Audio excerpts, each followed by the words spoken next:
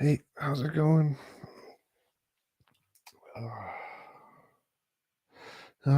Is my audio working? Yeah, audio seems to be working on the stream.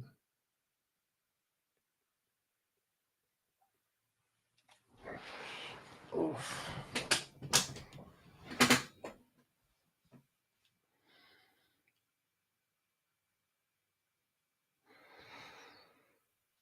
I just woke up a little tired.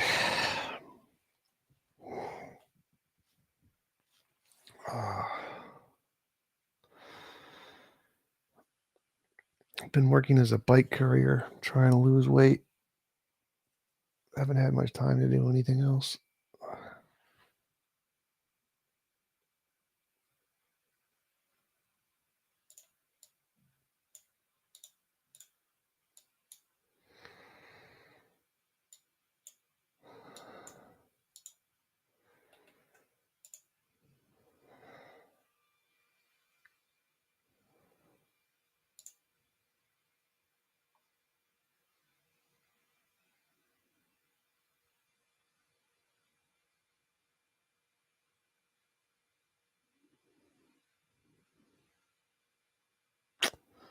No idea what that means.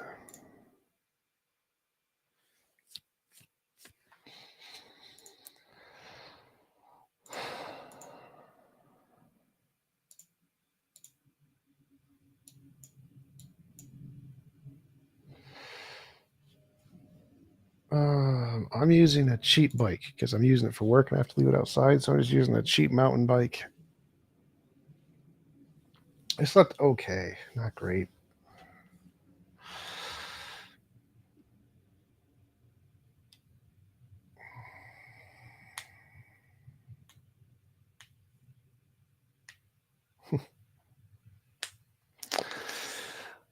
I guess they're tipping okay. And no, it wasn't really doing it for the money, mostly for the exercise.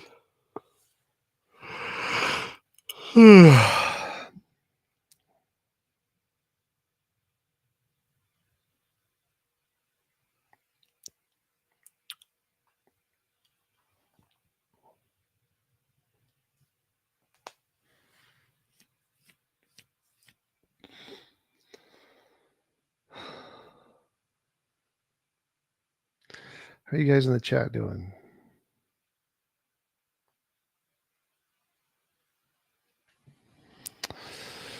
Need to wait for like Taco to get online to do like an add everyone or whatever.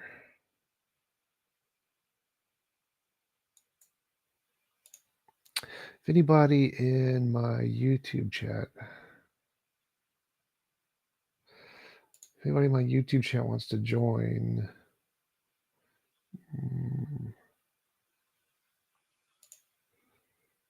there is a link. I don't even know if that works. I don't even know if that works. One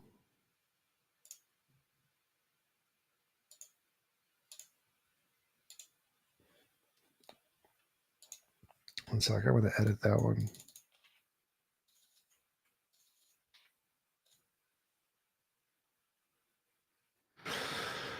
There we go. Now it should be working. Hello, T-Jump. I tried to get people to join. Does Islam make rational sense chat? But they said that you were. They said a whole bunch of things, honestly, that I can't repeat. Yeah, they are afraid of me. That is true.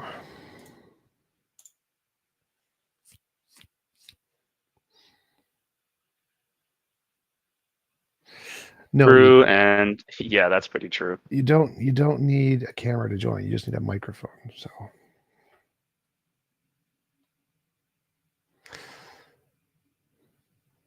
Hey, white boy, what's up?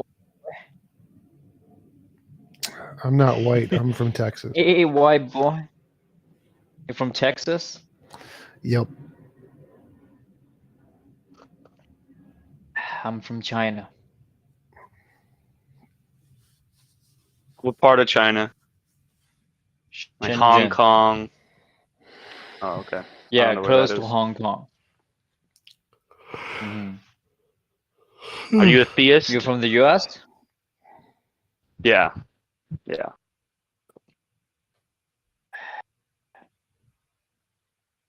I think I was a theist. Maybe 10 years ago. Maybe 8 to 10 years ago. Maybe 8 or 9 years ago, I was theist. But after that, as I grow, as time goes by, I gradually kind of converted myself, okay, into someone who believe in God. Okay? Heard you should debate T Jump. He's in the chat right now. It's his show, actually. T-Jump? Trump? What? I wasn't listening. He's the guy with the gigantic head as a profile picture. Hey, T-Jump, what's up? Not much.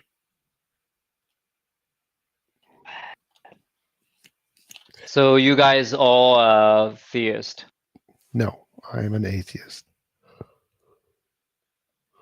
Theist? A- What's the difference between atheist and theist? Atheist says there is no God. Theist believes there is a God. Hey, Viola, I am very tired right now.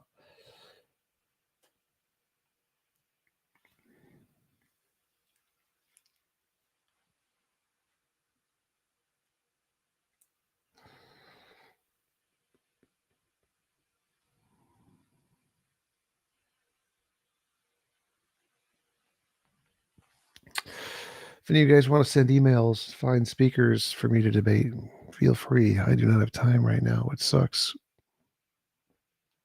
Yeah, no one's biting, so I tried in all Oh the my religious God, chat. I confused these two words. I confused theist with atheist. So atheist is someone who does not believe in God. Right. A means not. So if you put A in front of something, it means not that thing. Okay. Facts. I'm gonna go try to hunt down more people. I'll be right back. Appreciate it.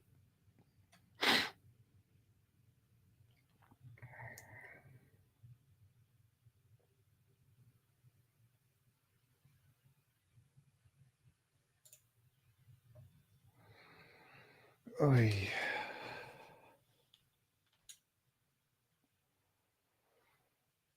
If anyone has any questions, philosophy, politics, religion, raise your hand.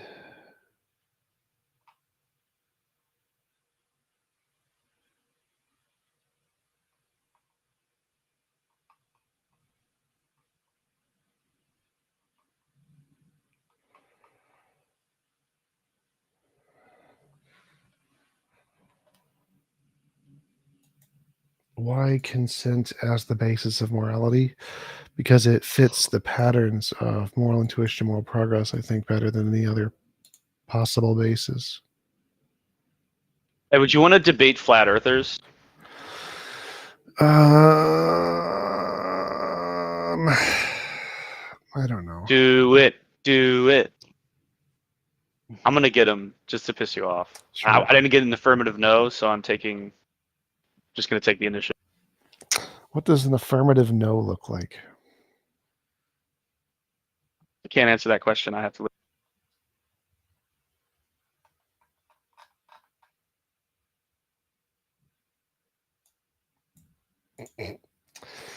That makes sense. Hamza is afraid to debate me.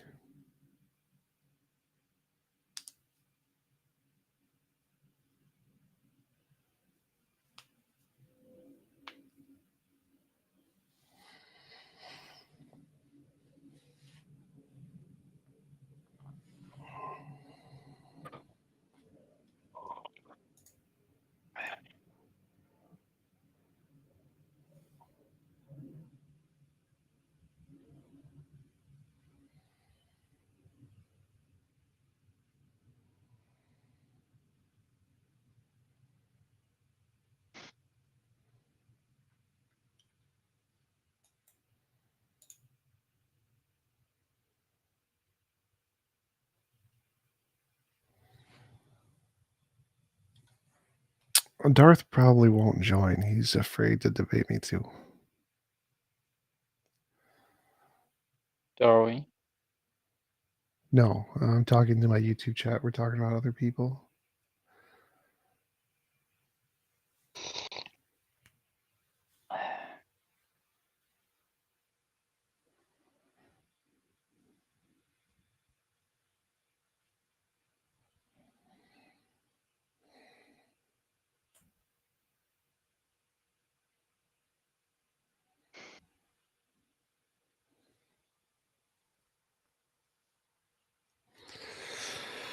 Books might recommend I have a list of a suggested reading list on my Discord somewhere. They're not, I think there's some books on there, but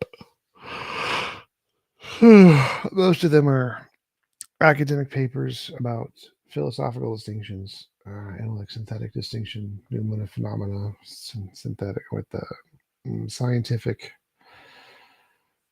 versus manifest something. I forget what they all are. Why aren't all the chat showing in both places? Deprogrammer, what both places?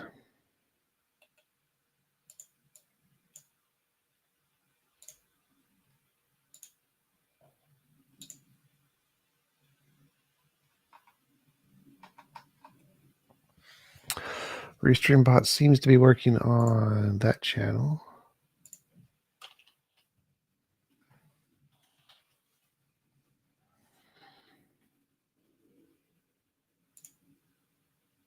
It's working on Twitch.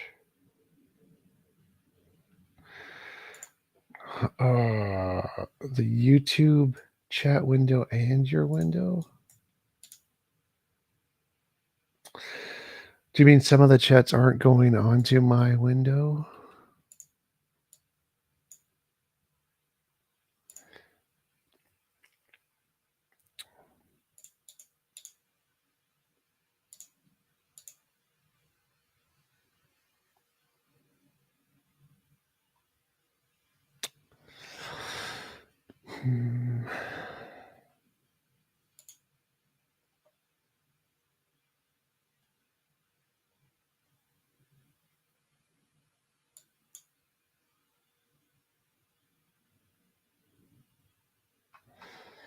Content live.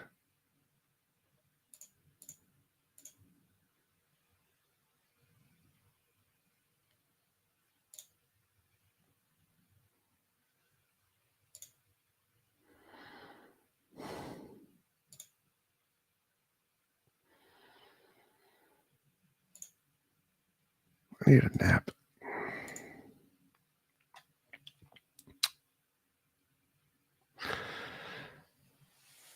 Hey, Amy, how's it going? Silverhawk, I cannot hear you. I'm doing pretty good. How are you? Very tired. I got another About job the as same way. a bike courier, so I've been doing lots of biking, trying to lose weight. Really? Yep. Hey, T. Jump. I saw your video with Daniel. Cool. And have you moved out of your mom's basement yet? I was never in my mom's basement. We're on the video. No. Yeah, I remember you saying, "Mom, I'm working." From the phone, maybe. But did No, you were like how I yelling at her. crushed Daniel because he got owned, destroyed? No, I remember you got kind of emotional. He got destroyed. Anyone else?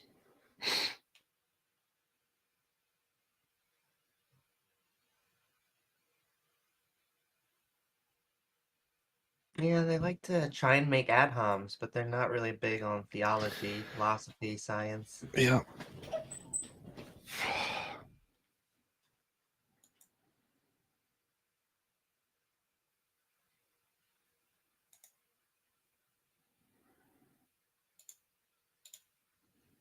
I guess I'll keep on saying it.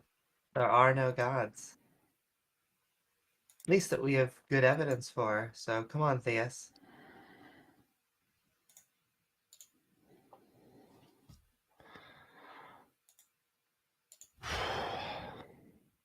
Do you have the ability to at everyone, Amy, in Discord? This Discord. I don't think that I do. Mm-hmm. Hi, Ava. Did you have a question? Hi. I guess my question is like, so what's your like, I guess, overall thesis, Mr. T Jump? You just don't believe in any celestial, like, overall being, right? Yeah, I don't believe in any gods of any kind. I think they are imaginary beings. Yeah. Okay. So you don't even believe in like souls or any of that stuff? Nope. Don't think they have any Mm. difference. Okay, but like, okay, but like, what if you meet someone and like, you know, they're like snake energy? No, they're what? Snake energy. I don't think that makes any sense. Oh, come on, dude. You know what I'm talking about. I have no idea what you're talking about. When you meet someone and you can just get the sense that they're a snake. You That saying they're dishonest? no, that they're like, yeah, they're like bad people. Like you can get a sense that their soul is icky. I think that's intuition, and it comes from physiological reactions with your eyes and your ears and pheromones. It doesn't actually have anything to do with soul energy. Okay. Interesting. So who are before I jump out, who are some like people that you like recommend reading from then? Are you like a Darth are you like a Richard Dawkins kind of guy or like a Sam Harris or like or you're a intellectual? I would recommend reading philosophical distinctions like the Newman of phenomena distinction, the analytic synthetic distinction, a priori, a posteriori, scientific versus manifest image. That's the biggest contributions in philosophy. Interesting. And I said that'll be my last question, but I actually do have like one last question, right? Because you warrior bros when it comes to atheism sometimes have this really cringe take where you pretend that when it comes to Abrahamic religions, you think Islam is the worst of them all. Do you believe that? Probably. Why? It has the most detrimental impacts on societies and cultures. You can say that, like maybe today, but you don't think historically that was like Christianity or like Judaism or whatever? Oh, sure. Yeah. I think maybe Christianity's probably killed more people over time. So if you're doing like a cumulative case over history, Christianity would probably be worse. Okay. I mean, and then like, okay. So you're just doing it on who kills the most people. You don't want to look at the nuance of it, right? Like, fucking Israel is like, you know, supposed to be a fucking like, I don't know, first world country. No, I don't think it is. And they kill innocent people like fucking every day. But okay, that's all I wanted to know. That's all you really need to know about you. Thank you. That one's, I don't think so. So Israel as a country, even though it does do lots of immoral things in Palestine, it does far less immoral things than what pretty much any other country would do. So like if America was in Israel's place, there would be no Palestine. They would have just wiped it off the map a long time ago. Or if Russia or if China or if any other country was in Palestine's place being rocketed by, or in Israel's place being rocketed by Palestine, they would have just destroyed Palestine a long time That's ago. a really spicy take, babes. It is, but do you think it's wrong? Yeah. Yeah, I think it's completely wrong. I'm Palestinian, right? Yeah. So I see the shit that Israel has done. I've seen it firsthand. Sure. The only reason why it hasn't fucking like killed like every single person there yet is because America has like told them not yet. That's genuinely the only reason why. No, America has definitely not said that. But do you think other countries kill more innocent civilians than Israel? I think other countries are much larger, and Israel's. Naam. I'm sorry, my mom needs me. I have to hop out. No problem. Bye. Well, my main point would just be, is she religious or not? Because Israel tends to be more secular. I want countries to be more secular. I wish the Middle East would all become secular governments. Hello, T-John. Hey, Okay, I was looking over something regarding your moral view recently, and I was going to ask you this question. Under your moral theory, how do you be able to resolve a case where a murderer wants to kill someone? How do you resolve that case? will only applies to yourself and your property. So if you will to do something to someone else's will, it is not immoral for you to be unable to do it. So let's say, for example, so you think that if, for example, a murderer wants to kill someone and the person wants to die, that's not an immoral activity? Correct. If they voluntarily accept or consent to being killed and someone consents to killing them, then that is no immoral action is taking place. And in the case where someone does not want to be murdered by someone else, right? Do you think it is a case that that person is doing something which is immoral because they're imposing on the murderer's will? No, I answered that in the first question. So will only applies to yourself and your property. So if you will to do something to someone else, it is not an immoral imposition that you can't do it, because it will only applies to yourself and your property, not other people's property or their selves. Oh, so you're saying that in that case it wouldn't apply then, because like it's an inaction, not an action in itself.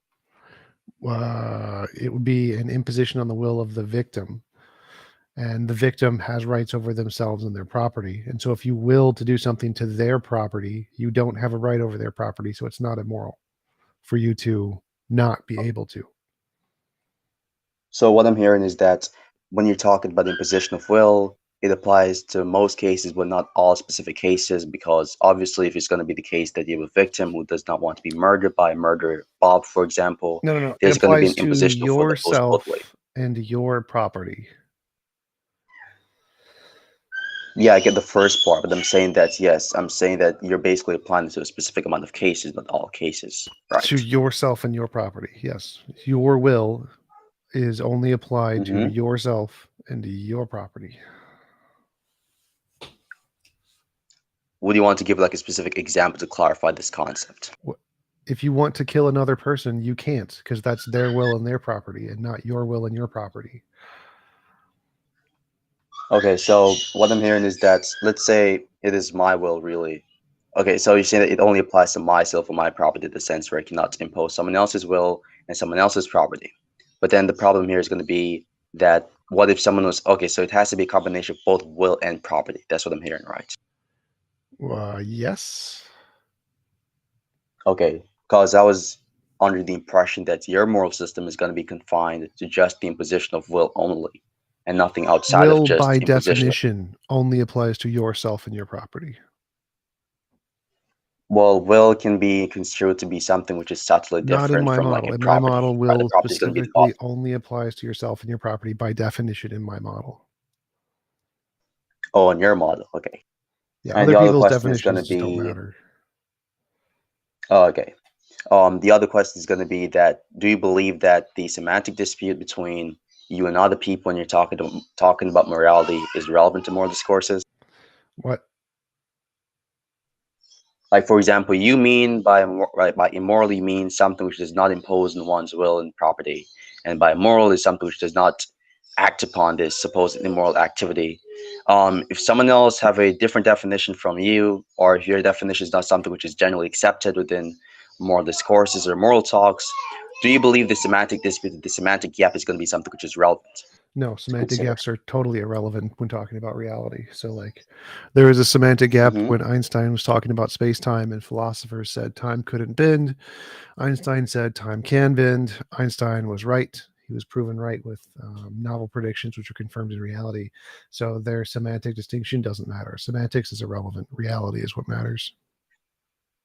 Is there any evidence for Einstein having a different definition from them, or just having a different Yes, they a literally posteriori the perspective of no, this definition? there's literally a different definition. Okay, so you don't think that Einstein and the scientists are the people who had a different perspective of time, both collectively agreed that time is a sequence of events? In that sense, my definition of morality agrees with everyone else's definition of morality because it's a definition of what determines what's right and wrong. So there's no difference there. No, because the definition of morality, even if you're trying to analyze what determines what is right and wrong, that's not to say that the thing that determines such, which is going to be the concept, is identical.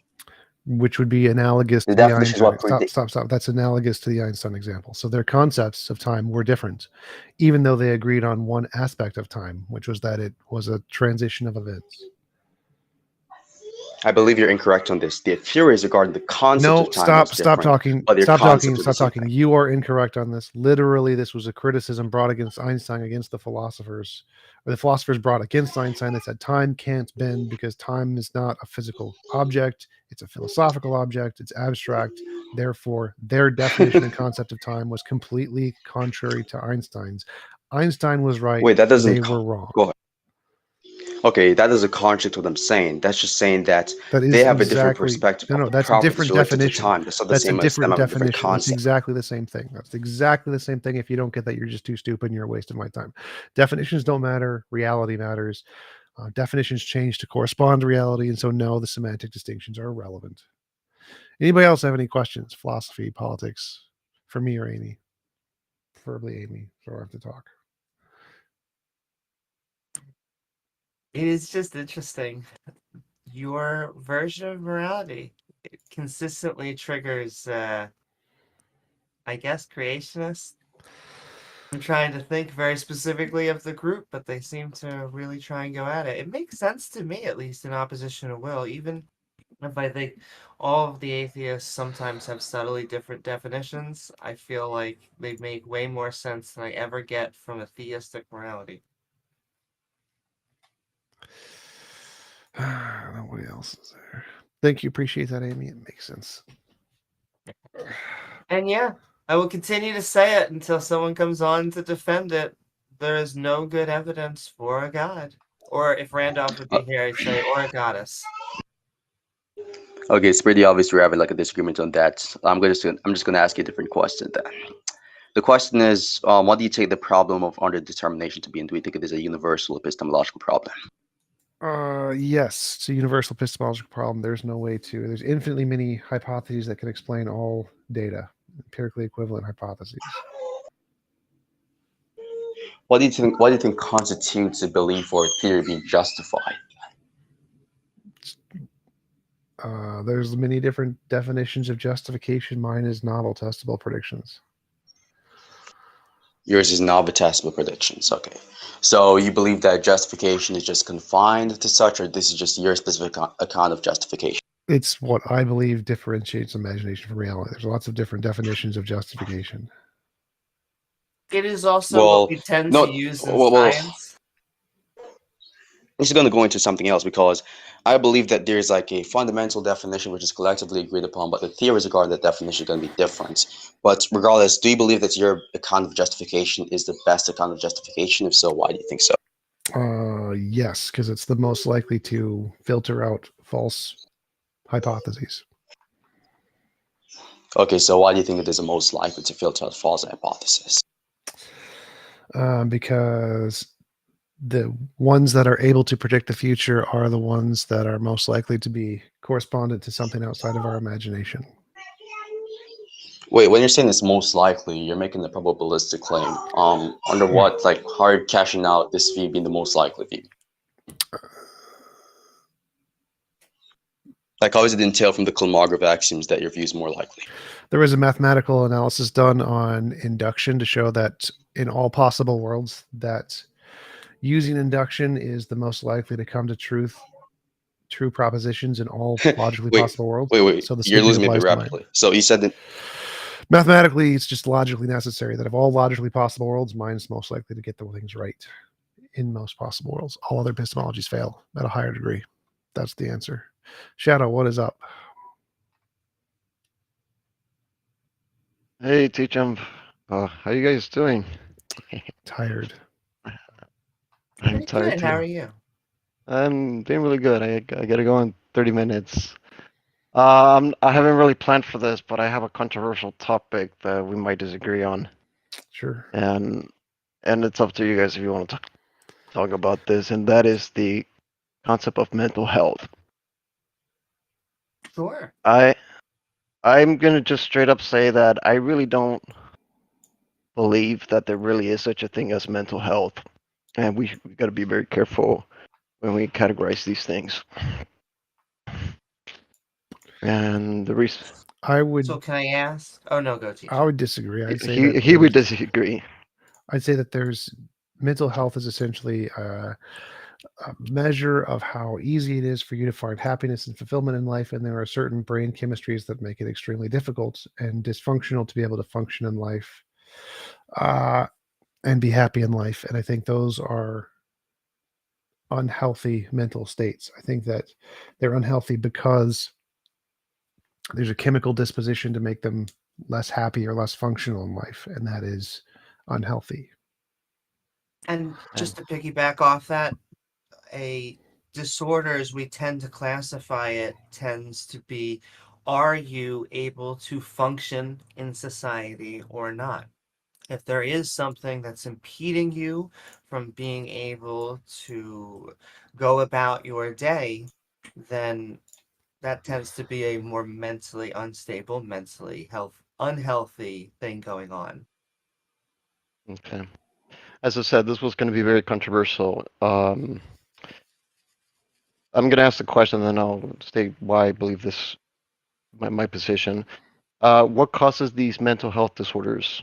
Like, do you think it's just like a genetic thing, or aging, or nutrition, or maybe it's just genetics, or what do you guys All of the think? above.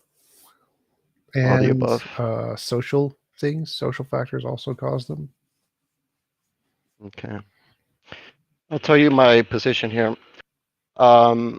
Studying anatomy or the neurology about the brain, there's a thing called neuroplasticity.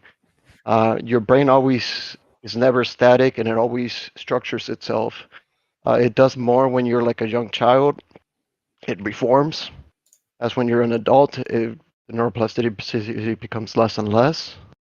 But the fact that the brain always structures itself, always changes, makes me believe that whatever you grew up in your past will ultimately be what affects you in your present.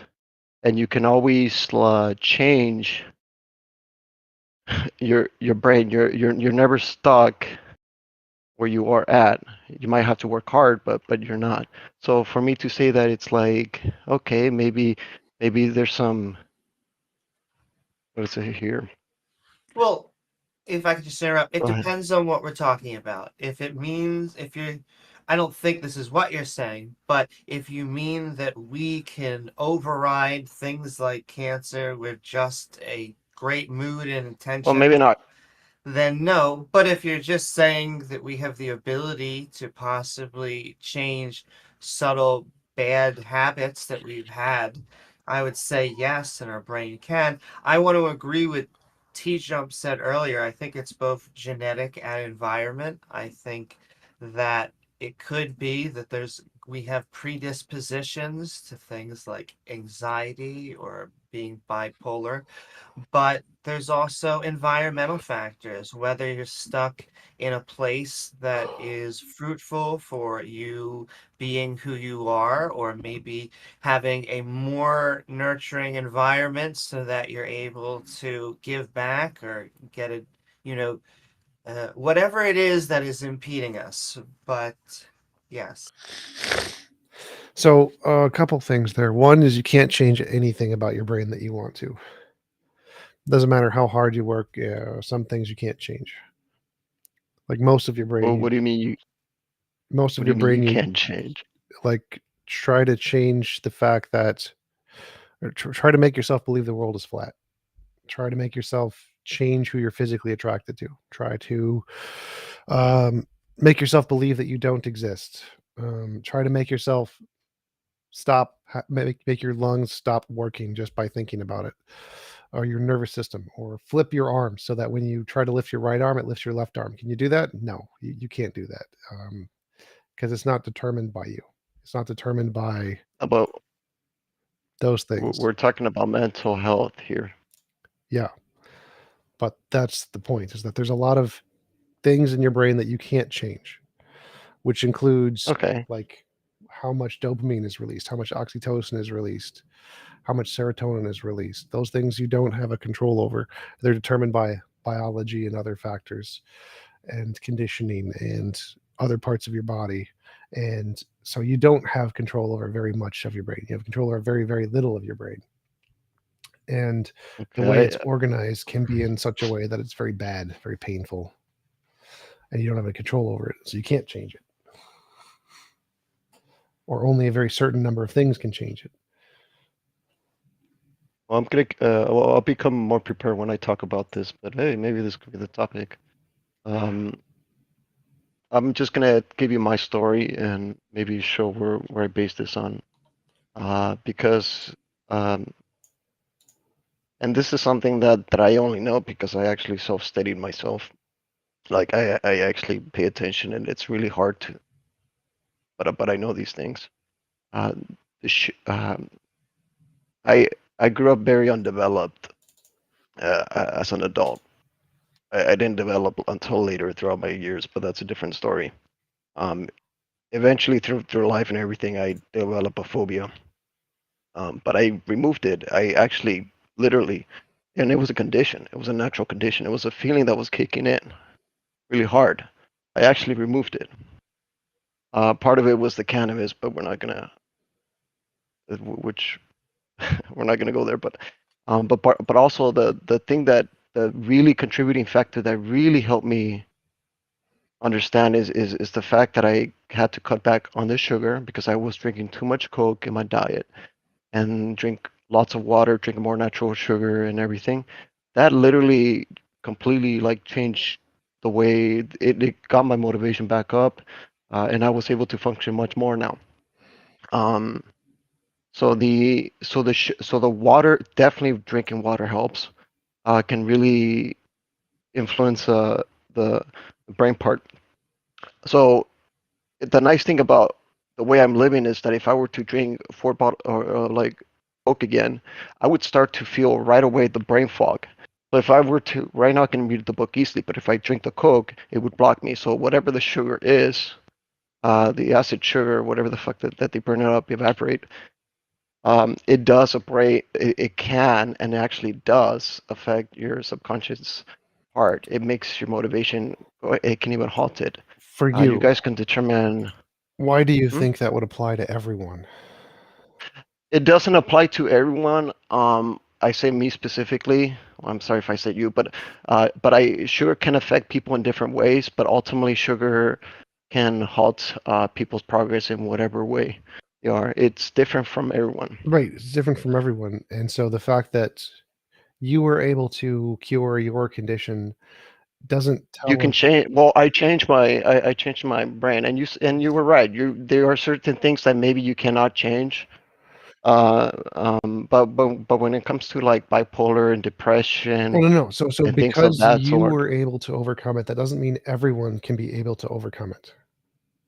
Well, and before you respond, I just want to point out what it sounds like what you were saying with a little bit of a dramatic tone was don't eat sugar, drink water, which I mean, I support that message, but I don't want to get it confused with like you do that and then the vast majority of people will stop having bipolar condition or No. anxiety. No, I just want they to have to separate work. out. No, It's a combination. They have to work with other factors as well, with whatever it is. well, I would So just no, I never say cutting back on the sugar will also help solve depression. I said that was my case. Sure. But So I'm glad it did happen to you. I think if, anytime you're taking in less sugar, I eat way too much sugar myself. However, uh, we should eat healthy And then if we're talking about mental health, you should see if that that could be a possible strategy that you put forth, along with, if that doesn't help, therapy, medication, or whatever a doctor recommends. Doctor. I'm sorry, please don't giggle after saying the word doctor. That I'm just sorry. I apologize. no, it makes me. We should talk, maybe talk about epistemology. Who knows?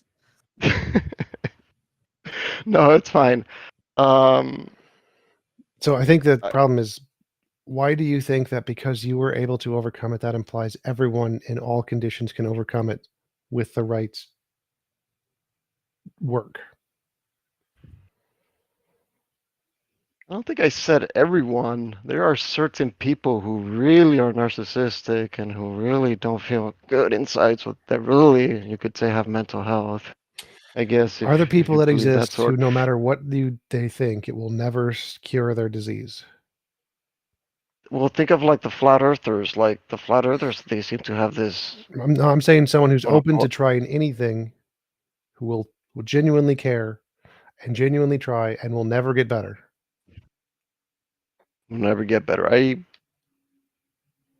better in their depression, better in their whatever it Yeah, is that they whatever the have. mental health I is. really disagree with that. But here's the other Well, that's thing the that kind main of point. So Here, wait, don't say other than that. Actually explain that.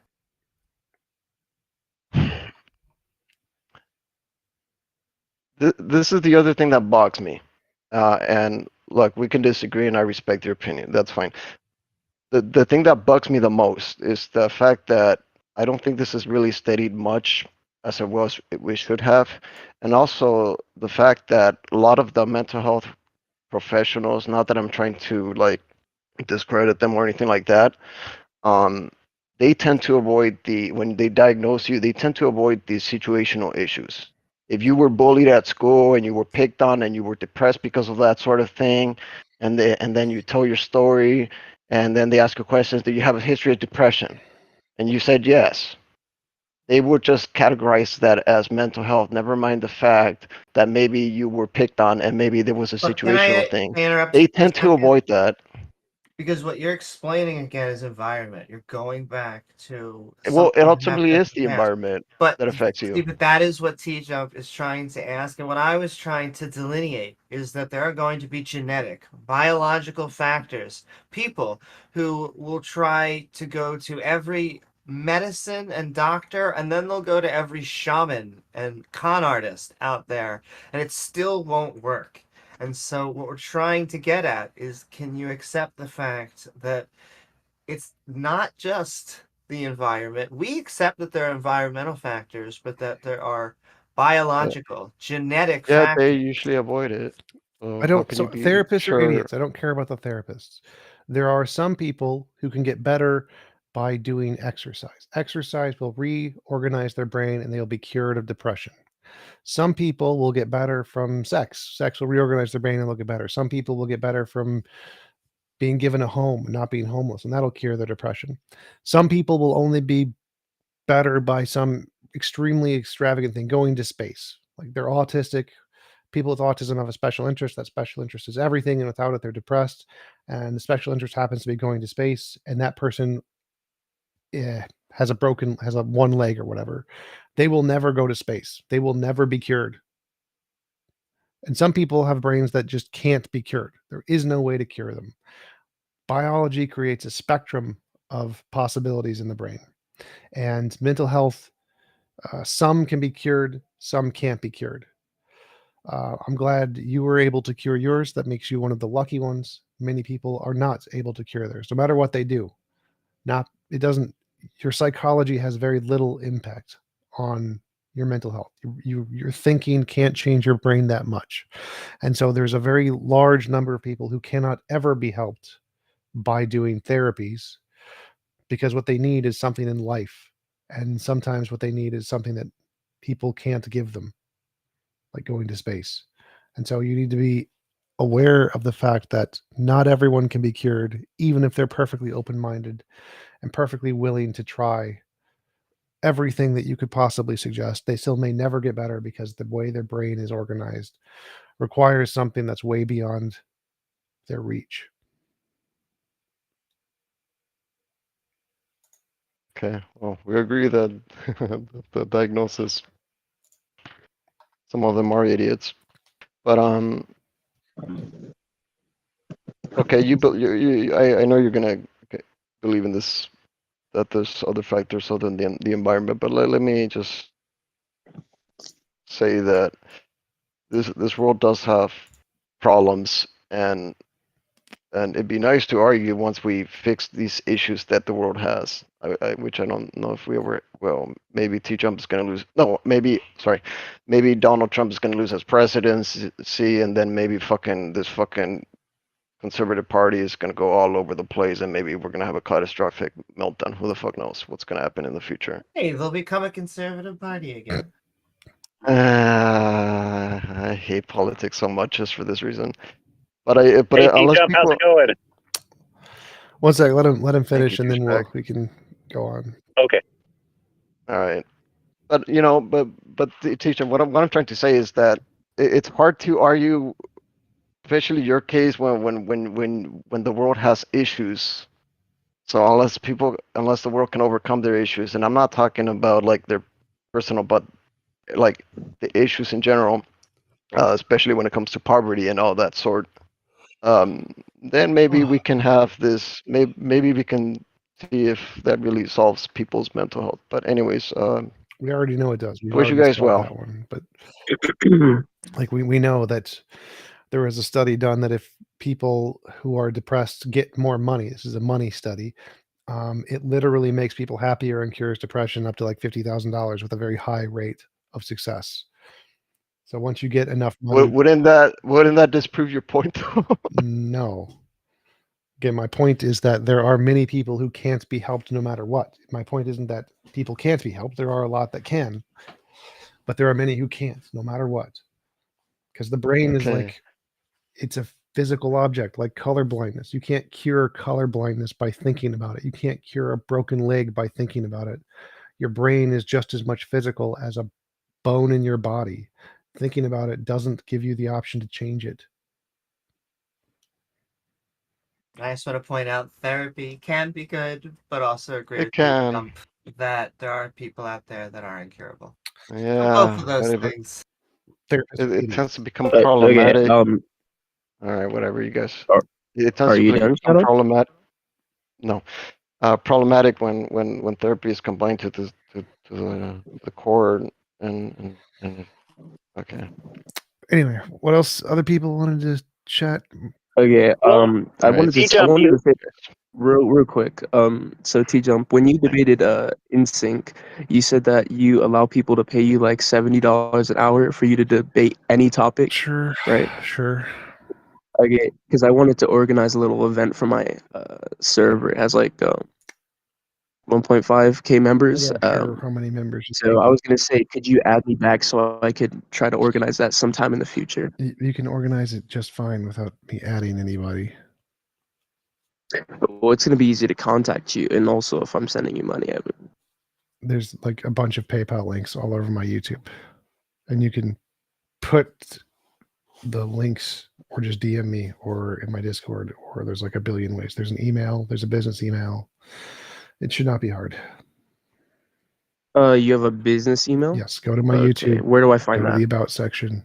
It says business email. Okay, cool. I was gonna ask, what's your take on abortion? Or actually, how does your model of morality respond to like abortion It's a specifically? justified immoral action. Killing anyone ever for any reason is always immoral. So killing the baby is immoral, but because it's in self-defense of the woman's body, it's a justified immoral action, like putting people in prison or self-defense. Okay. I guess I was gonna ask one last question before I drop down. But what was the best I guess argument for God that you've ever heard? They're all pretty terrible, but the best one Oh. was the best one was from a Hindu. He said that the Bhagavad Gita predicted the age of the Earth was 4.3 billion years ago, which is really close. So that's a novel testable prediction, which was pretty close to being correct. So that's probably the best argument or evidence I've heard for God. Actually, let me ask over a question. What do you think about Inspiring Philosophy's argument for God when you had debated him? It's terrible. It's always been terrible. It's an argument from ignorance. Would you say that your main argument was sort of appealing to the consensus of science? Yes, because his argument was cherry picking minority positions in science and claiming that they're supported because they're have scientific papers behind them. So just anybody can cherry pick scientific papers and try to make some ridiculous idea work. And so the best way to counter them is to say, okay, what is the consensus view on that position? Oh, it's garbage. That's the consensus view. Okay, stop cherry picking papers. But if you were to like use that logic in every instance, wouldn't you never change the consensus because you'd always appeal to the majority of what people believe? No, because the argument is only when you're cherry picking scientific papers in order to support a view, then you can use the consensus to say, okay, is that taken seriously in the field? No. So the consensus argument is specifically only used to debunk when people are cherry picking other scientific papers as if that's supported in the scientific field. Well, what do you mean by cherry picking? Like if Like you're just specifically with him. going through dozens and dozens of papers to find one that supports your pet idea, and then you use that as a reference to say, oh, look, my pet idea has a basis in science. Then someone can say, what's the consensus on that paper? Is it worth anything? And they can say, nope, it's garbage. And then they can show, oh, you've just been cherry picking your work to try to find things that fit your idea, but you don't actually have any support. So the consensus argument is specifically just to stop people who cherry pick data. Okay, so do you think it'd be a valid argument to appeal to the consensus if you weren't cherry picking? Like, let's say he didn't cherry pick evidence, but his I guess evidence was believed amongst like the minority of people in that field. Do you think it'd be a valid argument to just be like, okay, Well, the well, consensus more people believe isn't it? addressing the argument. It's not saying this argument is wrong. It's saying that only in the case where you cherry pick papers, that paper is not evidence. So it has nothing to do with Okay. addressing the argument. So if you had an actual argument, I say this argument is wrong because, and then if he's cherry picking data, then I'd say that data is wrong because of the consensus. Would you consider cherry picking ignoring opposing papers? No, cherry picking is specifically looking for papers that conform to your idea. Doesn't matter if you ignore other ones.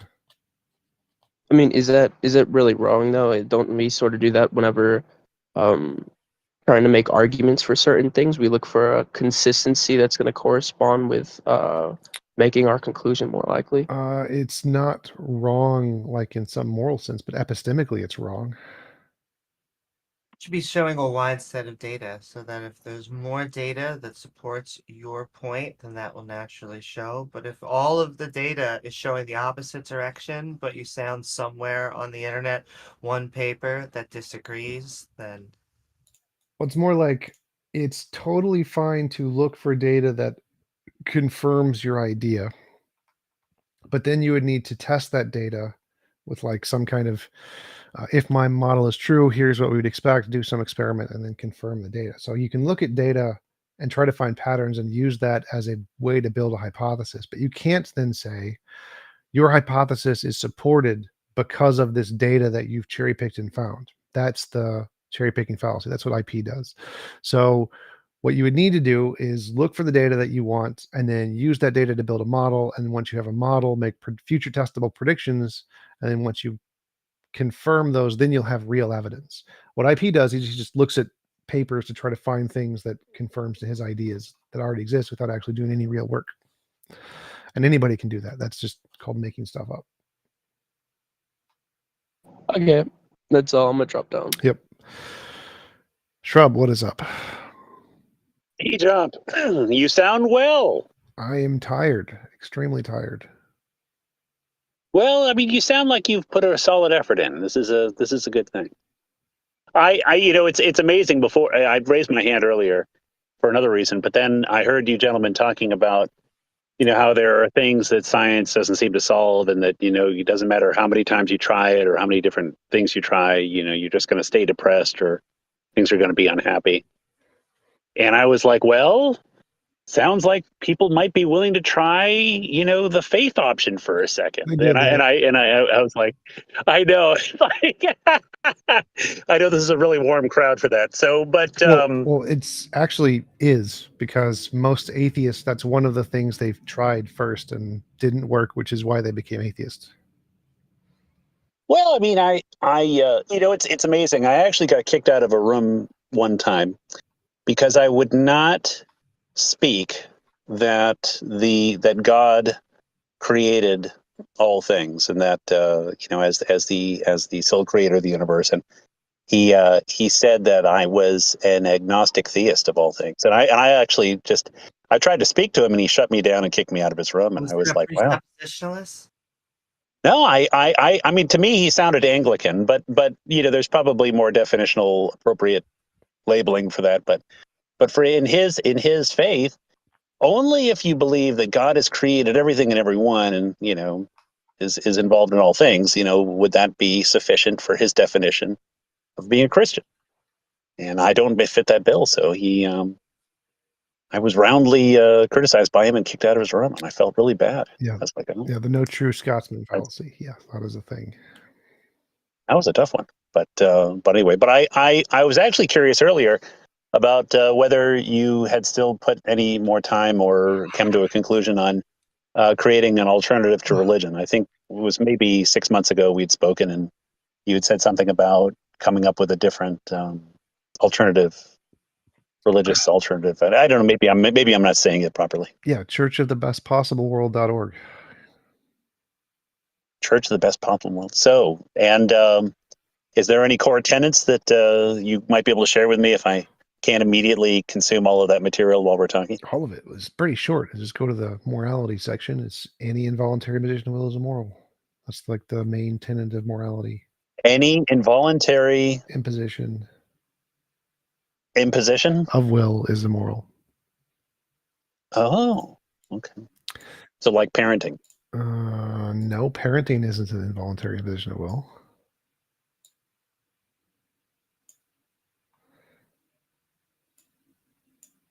Okay, that's all right. Well, I'll have to take a look. And so the URL one more time is what?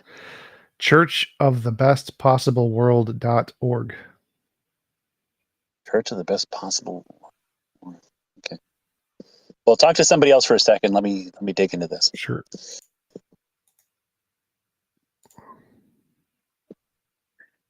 Hello. Hey. Hello. Wait, infinities. Okay. Tito, do you believe? Wait, I want to ask him something. Go ahead. Okay. Tito, do you believe in atemporal causation, like being able to move somewhere where time doesn't exist? Yeah. Do you think? Okay, thank you.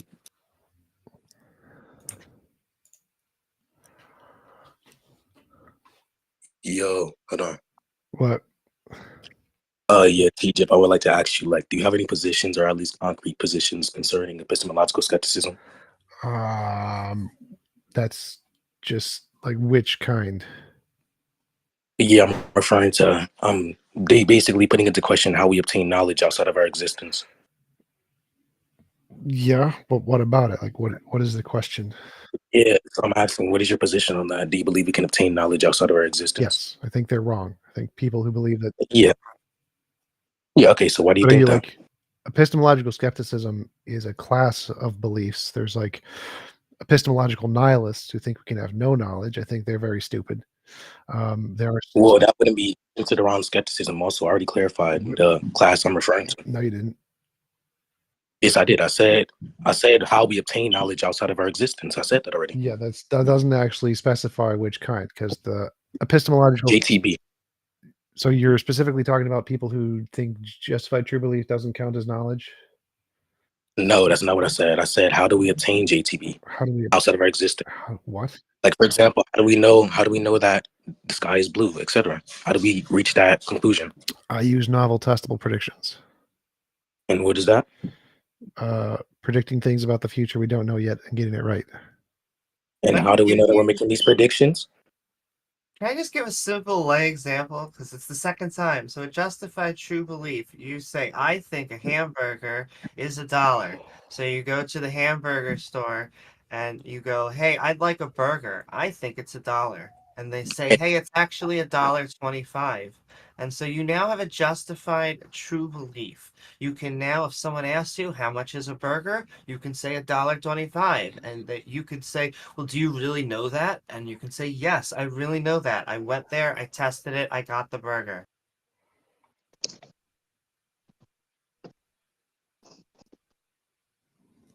My fault, I'm back. But yeah, what the analogy you just gave, I think that presupposes. That what presupposes? Okay, my fault. I think that presupposes the fact that we can actually obtain knowledge on that. To say I think, you would have to have knowledge on whether or not you're actually thinking this, or there's a thought process. No, That's the problem in the first place. no, that's stupid. Yeah, Thinking what do you think? thinking is a process that exists. So you don't need knowledge for thinking to occur. Thinking occurs, and then you have knowledge. How do we know that it exists? How do we know that it exists, though? No, We have to no, have no, knowledge no, on no, what no, we're thinking. no. You don't need anything. It's like a rock. Does a rock need knowledge to exist? No, that's not what I said. I I said, how do we didn't. I didn't verify say it thinking? was what you I know, said. Answer the question. I know, Stop. I know, Stop. I Stop. know, I know. Stop. Stop. That's not my position. Does Let me answer the question. stop? Let me answer the question. Does a rock need knowledge to exist?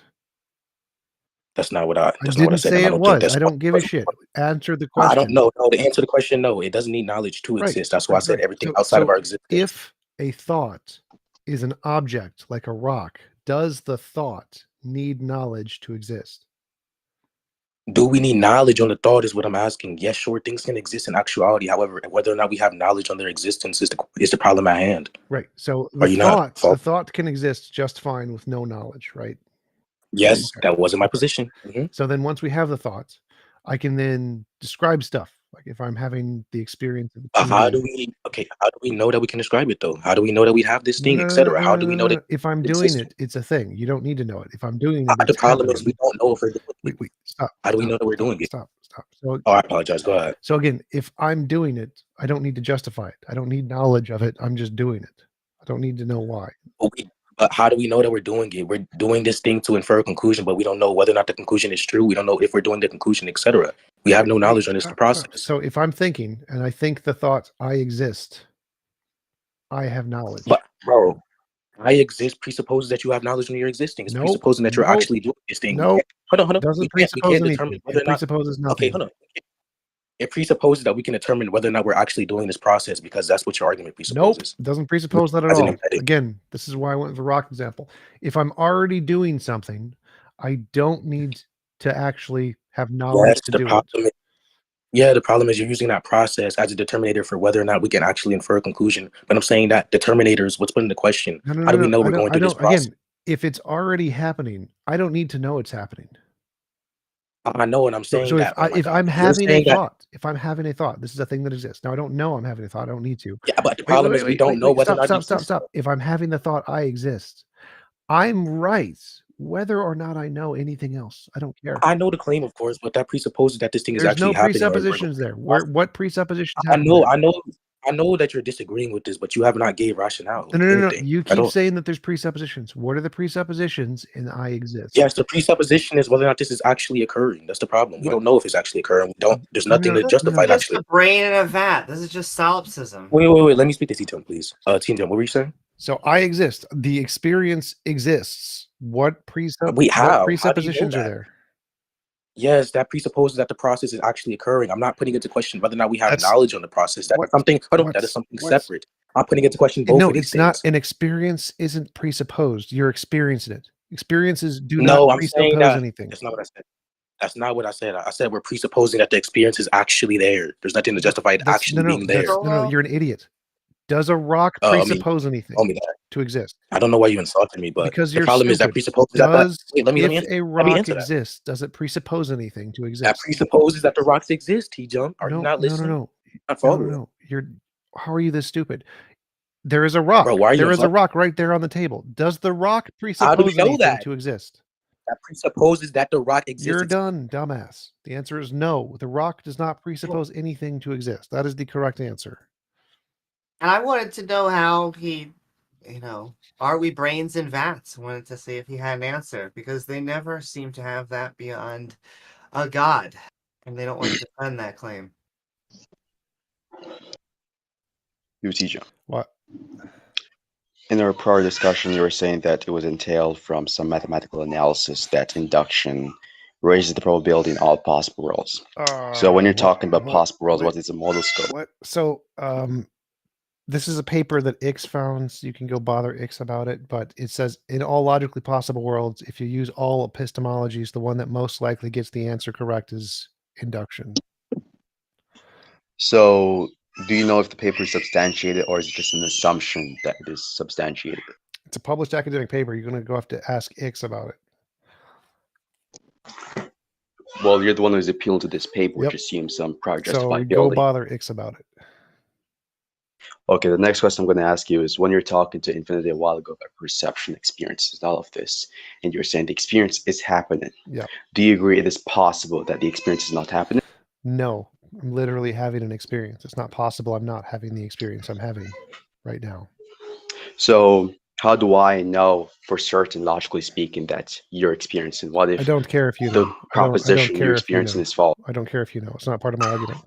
Okay, so what's the logical contradiction that under all perspectives you're experiencing? If I'm having an experience right now, then it's not possible for me to not be having the experience right now. I know this is your belief. I'm asking, like, what's the logical contradiction? P and not P can't both be true at the same time.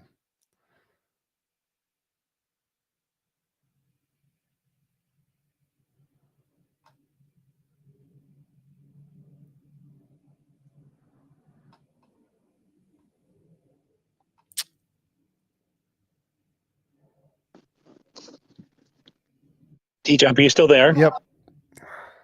You can still hear me?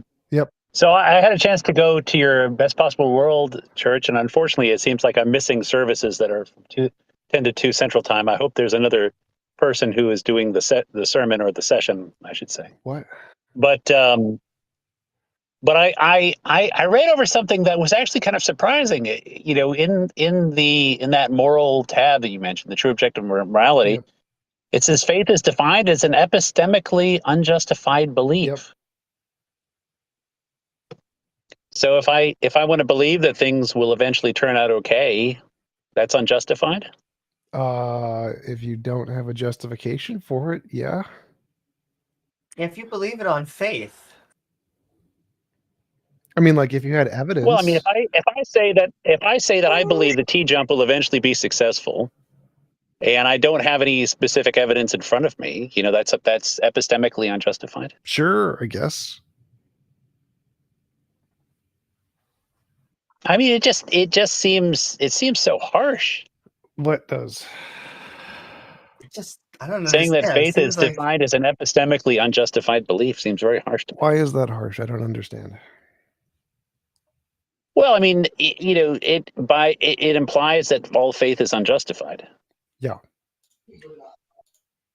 Correct the Mungo. That's pretty harsh. How is that harsh? Like if I believe my wife is going to stay married to me,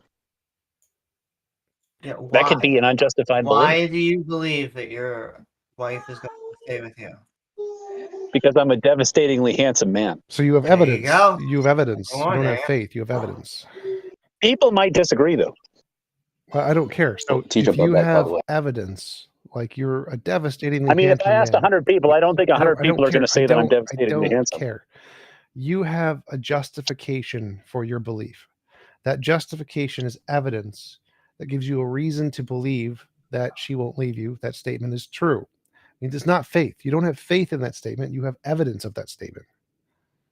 Bad evidence. Also, it doesn't matter if it's one. If there's 100 people out there, you only need one. So if I've seen faith work for people, then I have evidence. I don't know what you mean by work for people. No, if I've seen faith contribute to people's success, then I have evidence. That it contributes to people's success? Sure. Now that it's true.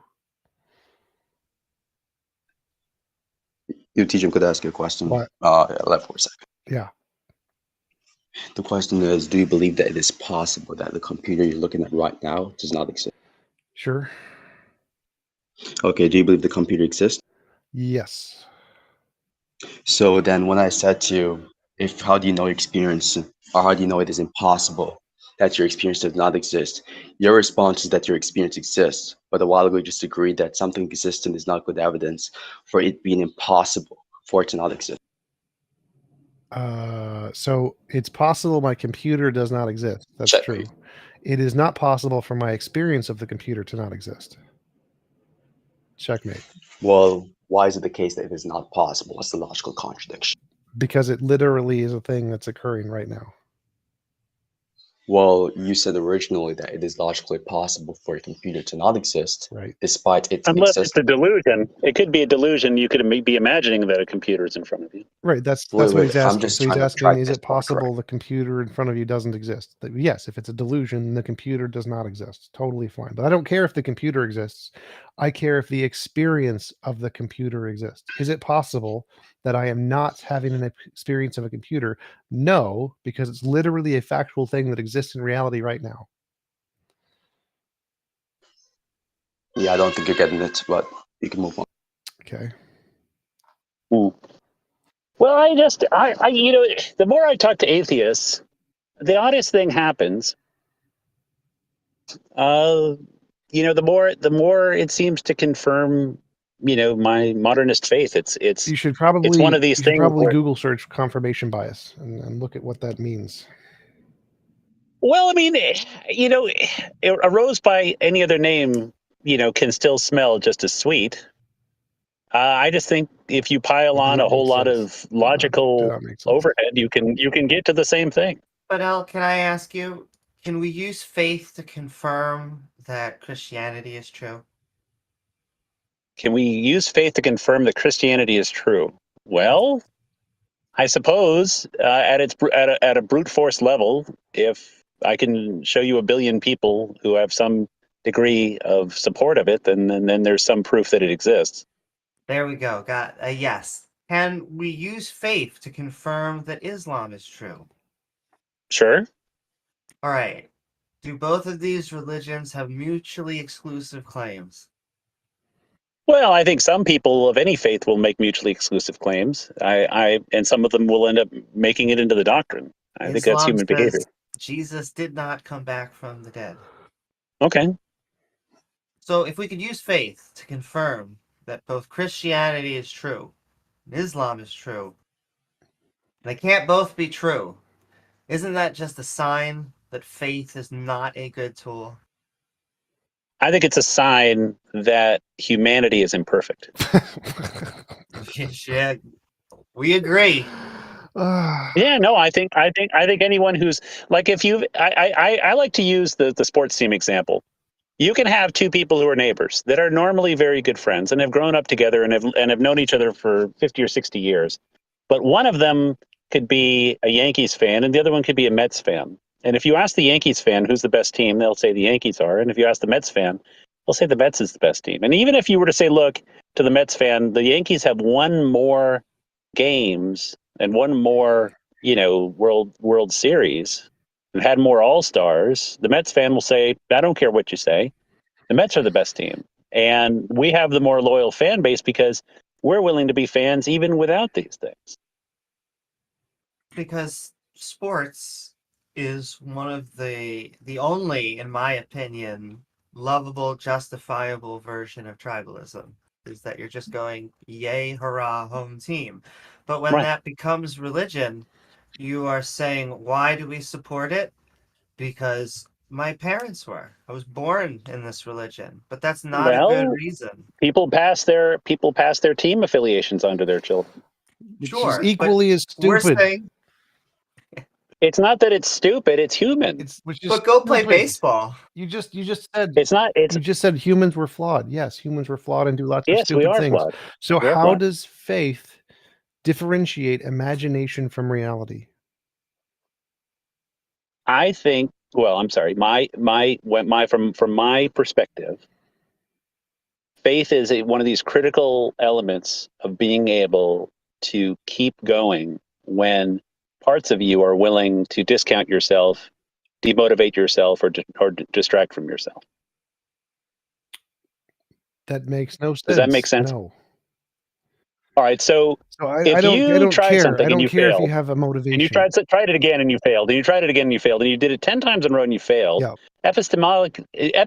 isn't epistemology going to tell you that you're a failure and that you should stop? Yeah. No, it's not You going to that say your it's experiment has gonna, failed 10 The times over? experiment, It has a success rate of 0. It has a proportional success rate of 0. Yes. I mean, what if you do it 30 times in a row? What if you fail 30 times in a row? Yes. Would you Try epistemology, something else. your epistemology would tell you you should stop doing that. That's not going to work for Yes, you, right? correct. But yet, a new teenager dunks a basketball every single day. What? A new teenager dunks a basketball for the first time every single day. Sponsored by Hallmark. Yeah, so that's not. No, I'm telling you. Stop. I mean, they will fail hundreds and hundreds of times in a row and never succeed. No, they're actually one making. They're day- not making progress on every single one of them. So, but if any one of them tried to jump to the moon, and there is a 100% failure rate, they should stop because it's not going Sure. to work. So, Well, I mean, I don't think it works in all cases.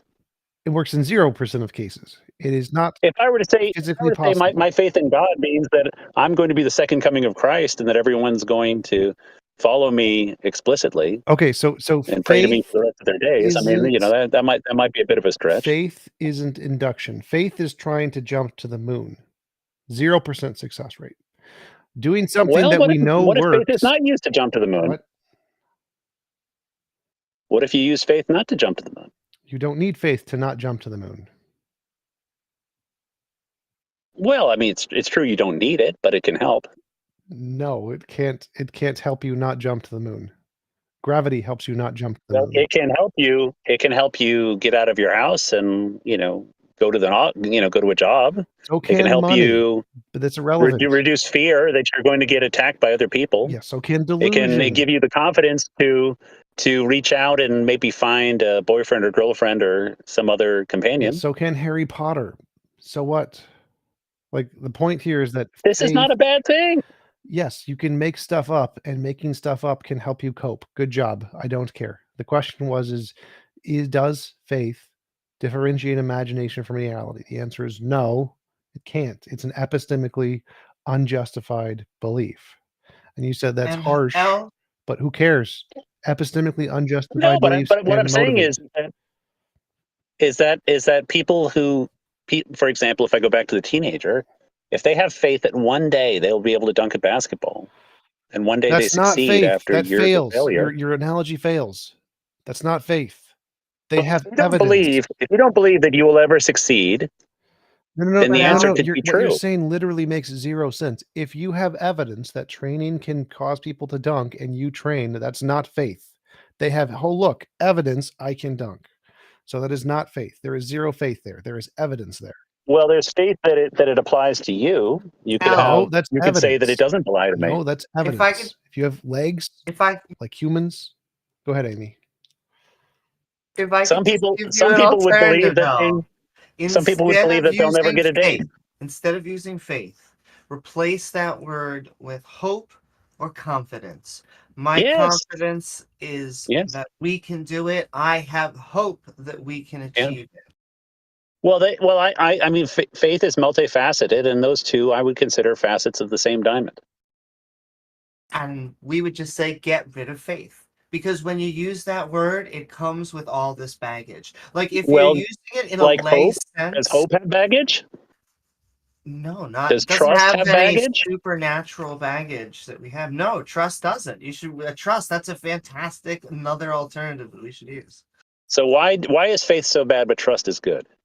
Because faith can get us to bad answers. When we're using confidence, when we're using trust, we generally have levels. I trust this person because etc etc etc. I have confidence that this will succeed because of etc etc etc. Well, forgive me for saying this, but to me, it sounds like you're splitting hairs. To me, it sounds like you have You have a negative brand association with the word faith. Yeah, well, yeah, we're saying that faith is bad. That is our plug. Okay. How does any of this Well, I mean, relate that's to your original claim that my statement, faith is an epistemically unjustified belief, is unfair? well. I previously had mentioned that, and I don't mean to just go over the same road again, but that if I could point to a billion people, of which a large number of them found some benefit from it, then that would be my argument. How does that make it not epistemically justified? If I have numbers, I have Numbers aren't some justification. epistemic No, argument. no, you don't. Well, if you can't cherry pick when numbers help you with epistemology and then they don't help you. Yeah, that's literally what math is. It is cherry picking which numbers help you and which numbers don't. Numbers don't magically help everything because numbers exist. So epistemically justified means that something is more likely to be true than not true. The fact that it benefits Okay. people does not make it more likely to be true. There are lots of things that benefit people that are completely untrue. Harry Potter. So your I don't know that belief, Harry Potter benefits anyone. I was actually it yelling for that man benefits to die. more people. I It really benefits, felt he deserved to it die. benefits more people than What? Christianity. But the point is Yeah, I that was actually bummed out when he don't resurrected care. himself after getting killed by He Voldemort. didn't resurrect himself, but I don't care. The point is that the number of people it benefits Well, is somehow not he a came back into justification. existence. He never left existence. So again, the point, the number of people it benefits has zero epistemic justification for it being true. Also, were you on Team Voldemort? The what? Just sounded like for a second. You're like, that dang Harry Potter, we'll get him next time.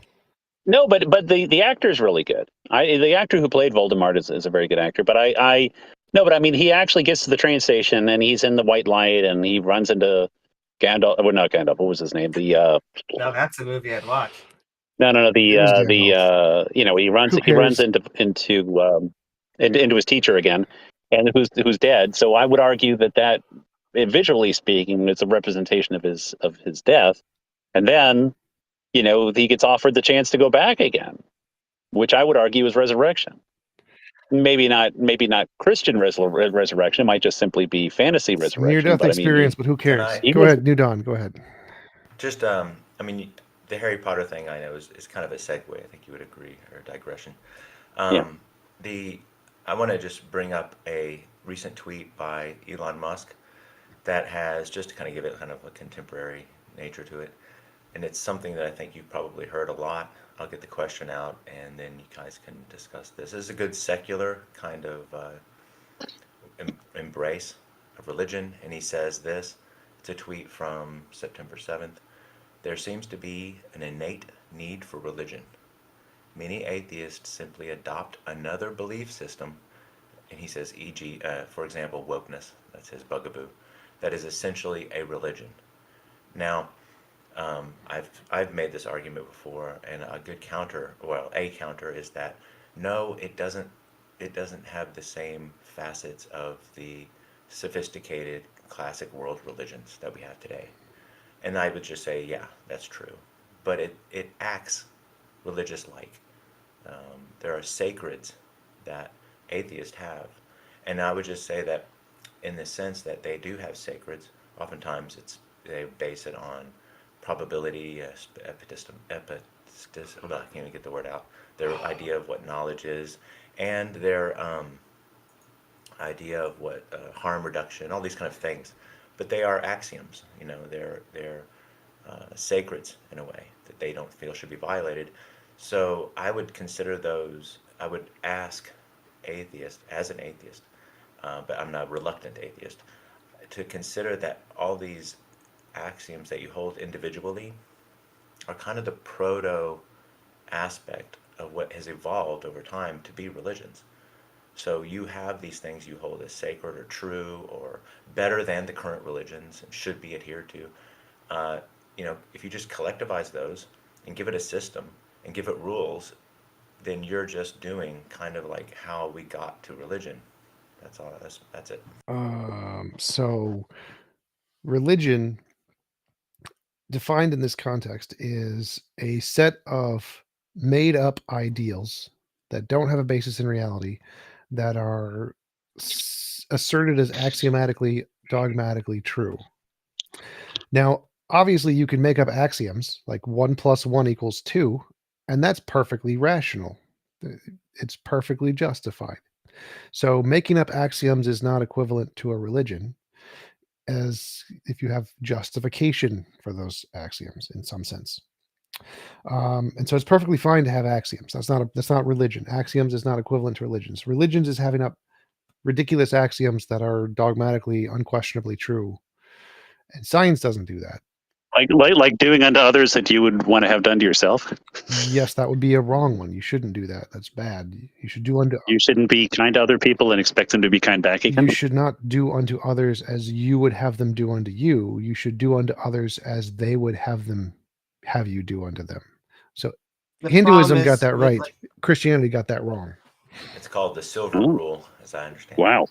because just because you like something, it's easy to say with just that axiom, but what if someone is a masochist and they like pain, and then you say, well, do unto others as you like done to yourself, and that means give everyone pain. And so you need multiple axioms to really get it moral. But is that the real is that the real definition of religion? That it's dogma and axioms that Well, are ridiculous? I'm I'm going pretty to sure use- that's not actually how religious people define. I don't think that's how religions have evolved. No, I was going part based off that- of. I was going based off Let's of your. find the Hey, John, dogmatic. I loved our chat, but unfortunately, I have a brunch that I've No arranged. problem. But See you later. sorry. I'll have to talk to you again another time soon. So, Take care. so Don, when you use the Elon Musk quotes, the definition of religion I was going with was his definition. What was he using the word religion to mean in that context? Well, I can't really get into his mind, but this is a common thread that some have discussed in this way, that there's an innate need for religion.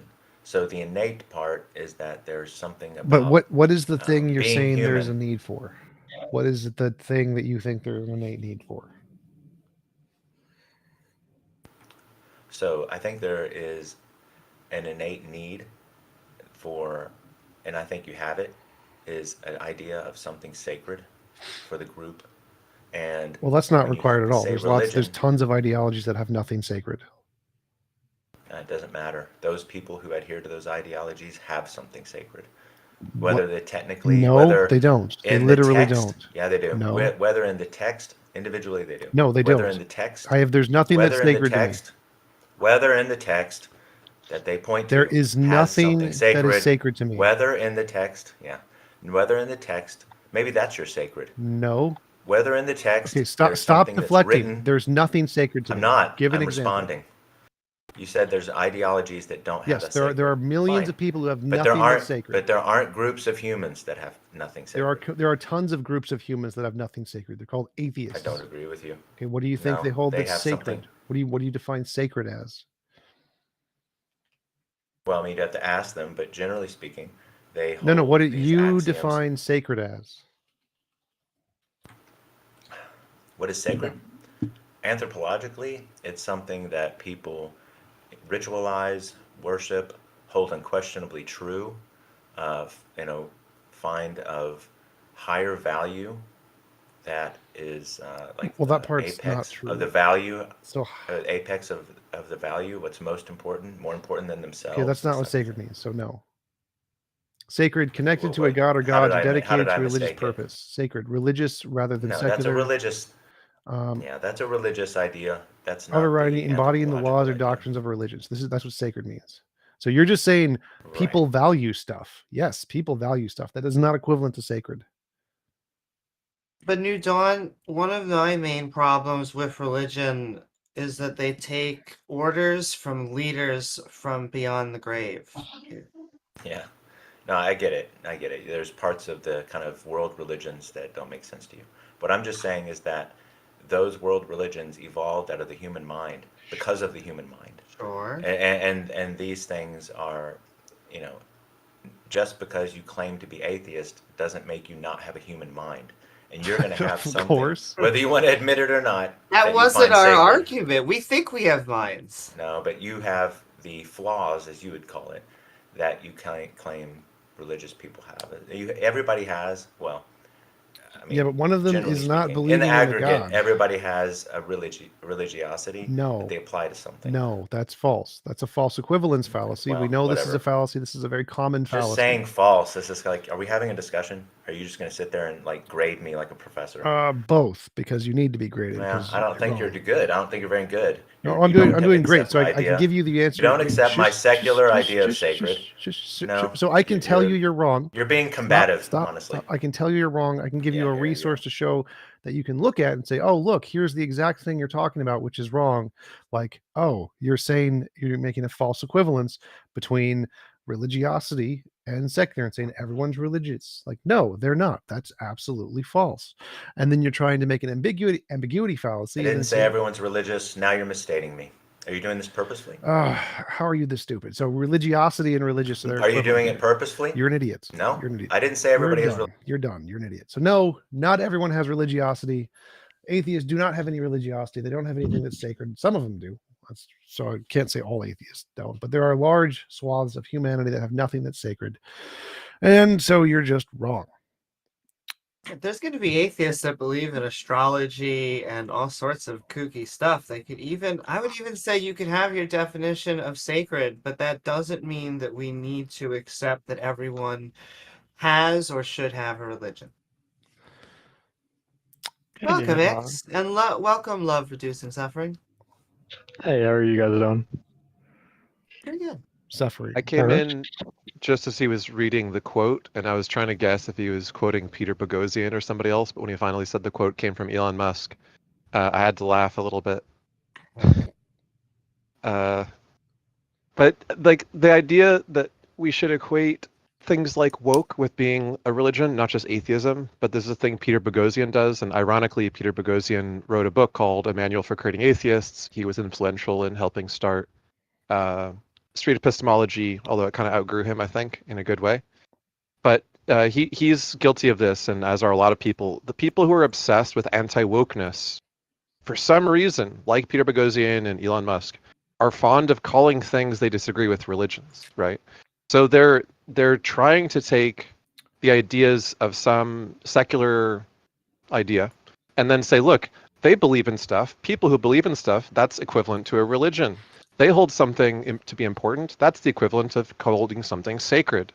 They don't like to be attacked. Therefore, they're trying to silence their critics and they're anti-free speech. And then the hilarious conclusion that they come to next is, we should take away their free speech. Let's defund all of their university departments and academic positions and ban them from schools. That'll show how pro-free speech we are. I think I partially disagree there. I think that the argument is something like, by the anti-woke definition, religion is defined as a set of sacred ideas that can't be questioned and are upheld even in the face of contradictory evidence or something along those lines.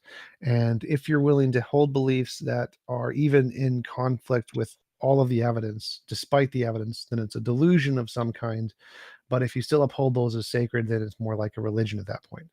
So I think the analogy they're making it makes sense in the fact that if you have a belief that goes against the evidence, but hold the belief in spite of the evidence because you hold it to be sacred or something, then I think that is rational to compare that to a religious belief, a faith-based belief. Yes. If they had a very straightforward factual case that actually went through, then maybe you could make that comparison, because there's many forms of skepticism that have related cognitive biases and so on. However, still not really fair to call it a religion. Well, because I think that's like the religion definition they're using, it comes from a specific anthropologist who happened to make a fairly broad sense of the word in his studies. And it was somewhat influential in anthropology. I forget the guy's name, but he was an influential anthropologist. The problem is that it's so vague that it literally includes like almost every political ideology that has any like core beliefs. And it's not helpful. It's the same thing as saying that, oh, it takes more faith to be an atheist than to be a Christian or something. It's like you're just misusing the word faith. And they'll be like, look, it's in the dictionary. There's sense 2 of the word, which means, just like so strongly held or something like that, or confidence. It's like, yes, but that's not what we mean when we compare it with religion. If you're making a religion comparison and you're saying that they both use faith, you're talking about sense 1, sense 2. It's equivocating on 2 different meanings of the word. And if you're saying that So sure, you can criticize people for being dogmatic, and you could say that someone has a dogmatic ideology without calling it a religion or faith or sacred, and that would be fair. But it's not fair to just use words that have specific supernaturalist connotations Well, I don't think for things that are totally religion not does supernatural. necessarily, because there are many religions that don't have supernatural aspects to them. Because religion isn't specifically confined to the supernatural, even though that's the general trend. I think that the focus on the religion ideology is more just having faith in something, having some kind of epistemically unjustified belief.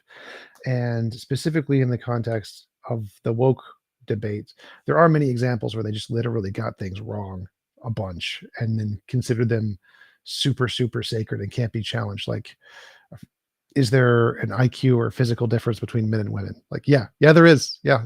I hate to break it to you. Men have an advantage if you let men or trans women compete in women's sports. They're going to win. They're going to win all of them. It's going to happen. And it's just a fact that there is not an equivalent physical and mental advantage between men and women. And many people in the woke community reject that entirely and think it's just socially constructed ridiculousness, and they are just factually wrong. And so they have a delusion about that, which they are unwilling to question, even in the face of overwhelming evidence that they are wrong. And so in that context, because they believe it's sacred in that sense, I think it's fair to analogize that to a religion. But those aren't the core beliefs of woke, right? Those are the common ones in some cases, some groups of people who are identified as woke. But it's the same with atheism, right? So if we said that, look, the majority of non-believers in the United States still hold some like vague supernatural beliefs, like they Sure. still believe in some kind of life after death or whatever, Sure. which I think is actually true. I It think there's a is, it large is, number that of is atheists, correct. and yeah, because people don't instantly jump from like I was raised Christian my whole life to grandma's not in heaven just because they think their religion is horse shit, right? And some part of them still believes that there's somewhere that grandma went because they're very emotionally attached to that idea and they were raised their whole life hoping that would be true in many cases, right? Yep. So I think it's unfair to tarnish an entire group with here's what the crazy people in this group think. Therefore, group is religion because I disagree with the crazy people in the group. And you could do this with any group and call them a religion just by picking one subgroup has a strongly held belief that you think is irrational. Now the whole group is a religion. Oh yeah, absolutely. also I would a agree. word- But I think that the difference there is that if you're focusing on the main tenets of the ideology, kind of a thing, and I think in wokeness, many of the main tenets of the ideology do. I don't even know if wokeness is a thing. It's not. It's mostly a derogatory term to refer to people on the left, but it's many of the ideas on the left do seem to disagree. Well, that's what I wanted to talk about, is that there's actually two definitions of woke. So if you are a liberal, being woke means just to be politically active and to stay politically active. Make sure that you're voting, make sure that you're staying aware of political issues, and that you are just trying to make sure that you're socially active. If sometimes it's now used on the other side pejoratively. And so they use that to mean in essence, a whiny liberal or a Yeah. dogmatic leftist. And It's so libtard 2.0. Exactly. It's just a replacement for libtard. That's all it is really in the modern usage. But I think But I yes, think the God main still does not criticism that they exist. have is correct, that there are many core facets of the far left ideology that are in complete disagreement with the facts, and that they are unwilling to engage in disagreement or criticism on those. And if you do, then you're a racist, sexist, homophobe, transphobe, et cetera, even if you're simply bringing up factual data that is inconvenient for them. And I think that is My a point, core thing that is a part of the far left community, which is very correct to criticize. but also using that definition, I just want to point out there are many on the right that would be very woke. These are the type of religious people that, they try and target children, for example. They want to get their God in school. And I guess it's this type of, if we were to use the word, right version of wokeism, that can we call that a religion at that The funny point? thing is, in their case, they even have a religion as the basis of it, but I still don't think it's fair to call, for instance, like the religious right, just quote unquote a religion, because there's a religious component of it, right? But there are plenty of religious people who don't hold to that religion and who have the exact same religion and don't engage in those political activities. So it's fair to say that religion is a component in the case of the religious right, but it's not just equivalent to a religion to believe their political ideology.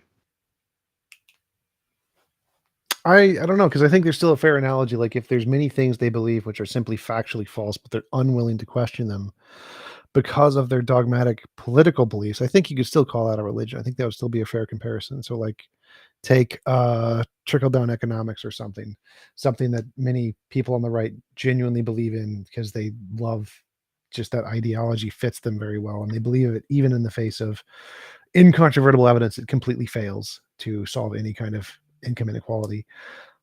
You could say that their belief in those kinds of economic policies, those kinds of conservative policies, is a religious dogma in the same sense that their religious beliefs are religious dogma, and in the same sense that the woke political beliefs are religious dogma. And I think that's a fair comparison. I think that being able to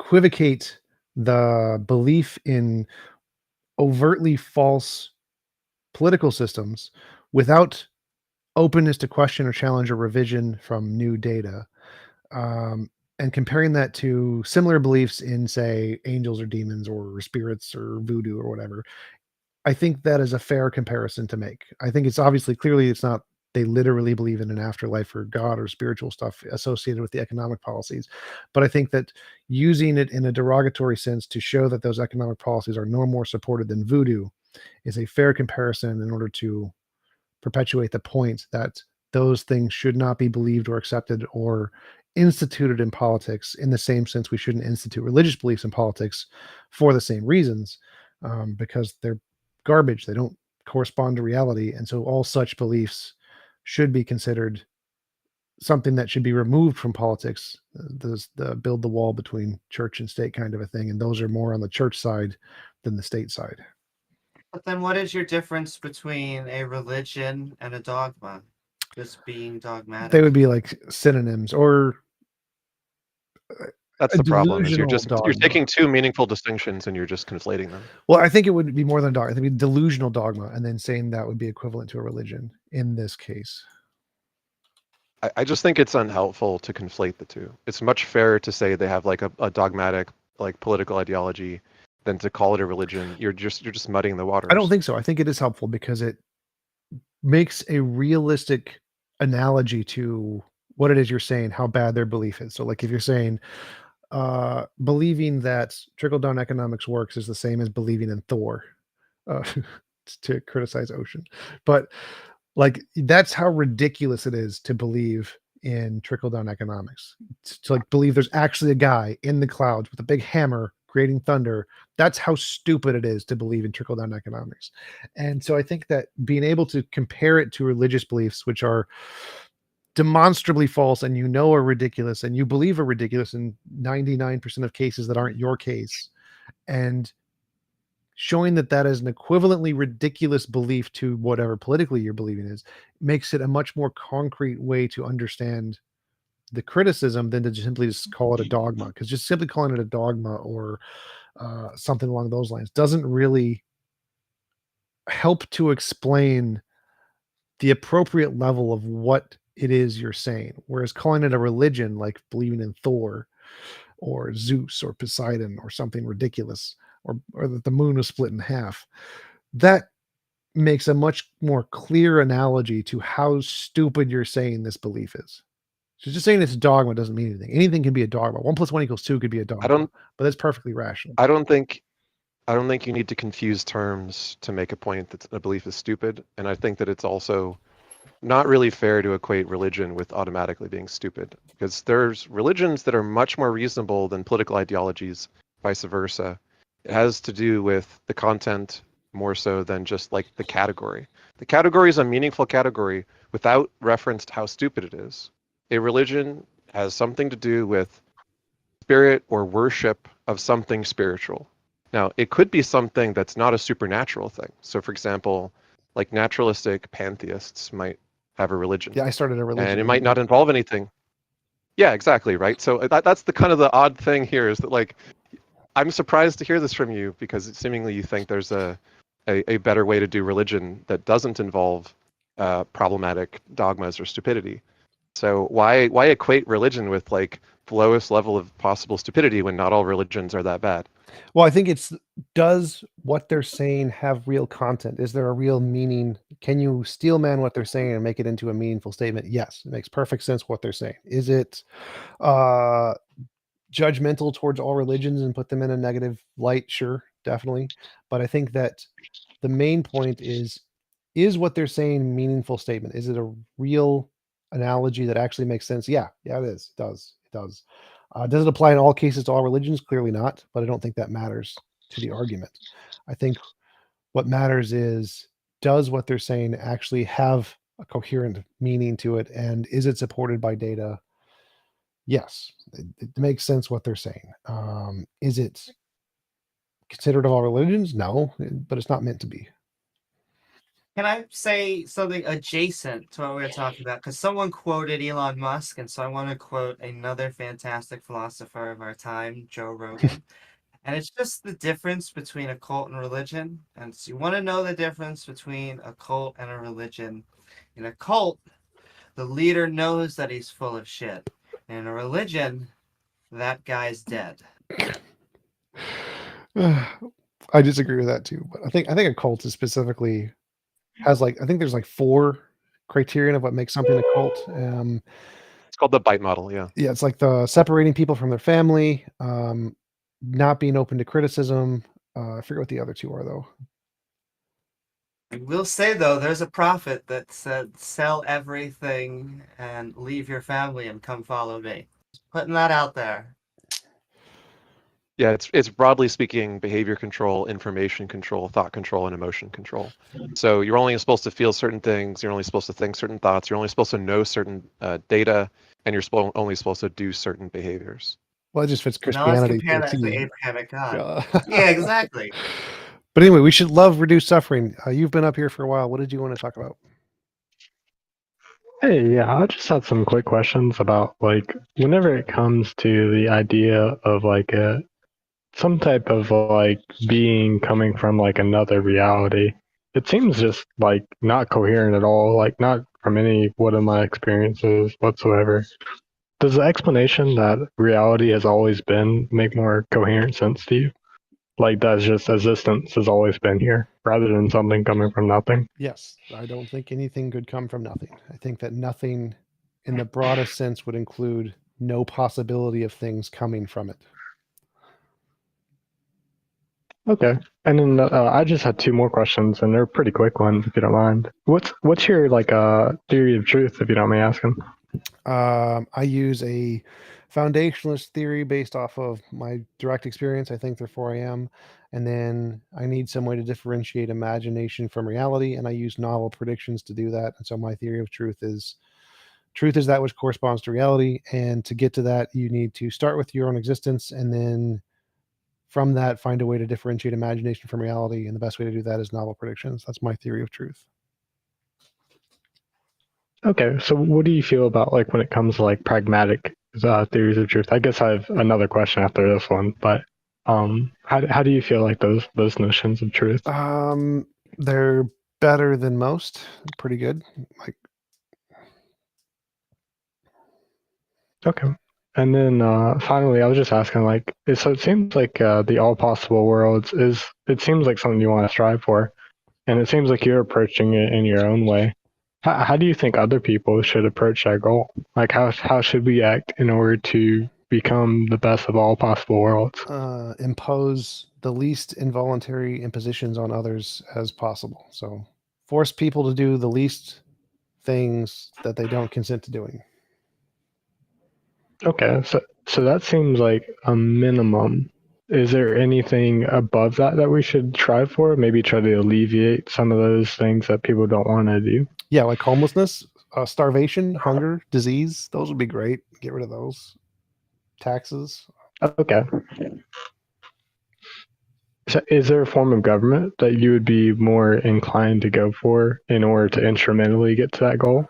I mean, I think a mixed economy is probably the most effective form of government. I think a mixed economy, particularly with the goal of evidence-based policymaking, would be the best option, which none exists currently because they all have their own stupid beliefs, their own stupid dogmas. But I think the best system of government would be an AI run, AGI run system of government that makes decisions based off of the evidence and nothing else. Okay, I think that's all the questions I have. I appreciate your time, man. Hello. Hey. I just wanted to ask a T-Jump. I saw your video where you were what is it called? Arguing idealism versus physicalism, and I was curious because to me it seemed that throughout that entire discussion, you're kind of like making fun of him. But like, what would you? I've had a bunch of those. Do you know which one you're talking about?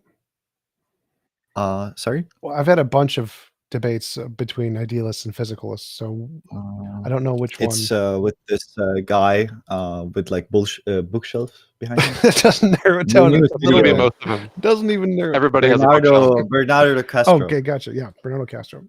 Yeah. So I'm referencing that. But what's your like best argument against idealism, like in general? Like what how do you It's post hoc. How do you like approach a person with that kind of an idea? It's post hoc, exactly like saying we're in a brain in a vat.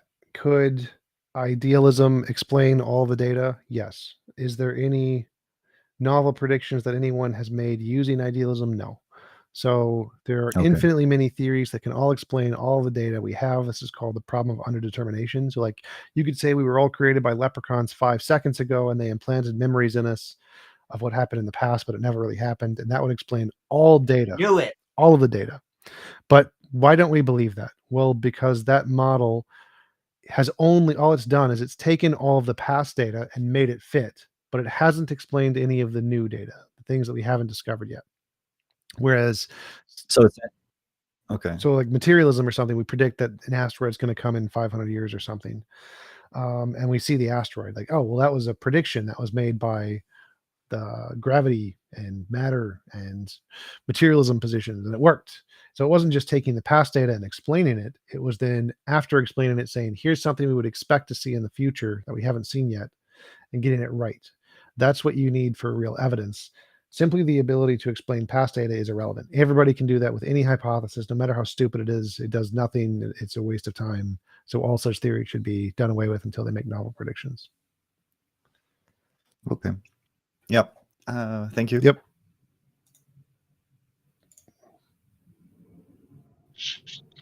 And that's kind of like, I forgot, that was one more question I might have, is like, how do you kind of deal with the how does your like metaphysical sense deal with consciousness when it comes to like physicalism? It's an emergent property of brains.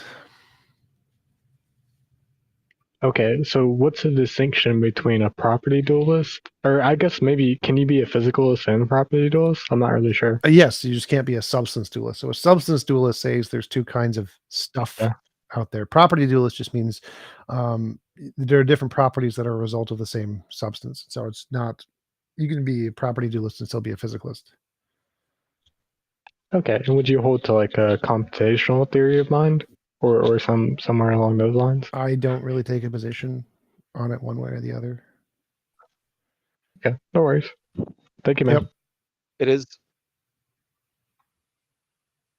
Go ahead, Ix. I was gonna say it is a consensus as far as cognitive scientists that the cognitive theory of mind is correct, and more specifically, not just that we need a brain, but we need neurons. Because even without a full brain, we can take individual brain cells and train them to do all sorts of tasks in the same way that we can take very small neural networks with just handfuls of neurons and train them to do tasks. And the amount of things that brain cells can do scales up with the more neurons you give them, just like the amounts of artificial neurons. As you scale them up and increase the number of layers, you can do more complex function approximations. And so it seems like they're doing an analogous thing. The things that make the brain specifically give rise to our consciousness probably have to do with like the size and complexity and fine details of exactly how the neurons are structured. But it seems like there's nothing about the brain that is not fundamentally embodied in our understanding of neurons. There's no like part of the brain that's not neuronal, essentially, right? So it doesn't seem like there's some huge mystery waiting to be discovered in the brain that's going to explain consciousness more so than if you understood like how the hardware of a computer worked and you hadn't worked out what all the software was, but you understood basically that software could be written. Sure, there'd be a lot of work to figure out the software, but you have the architecture right. And I think we have a consensus amongst cognitive scientists that we've figured out the architecture of brains.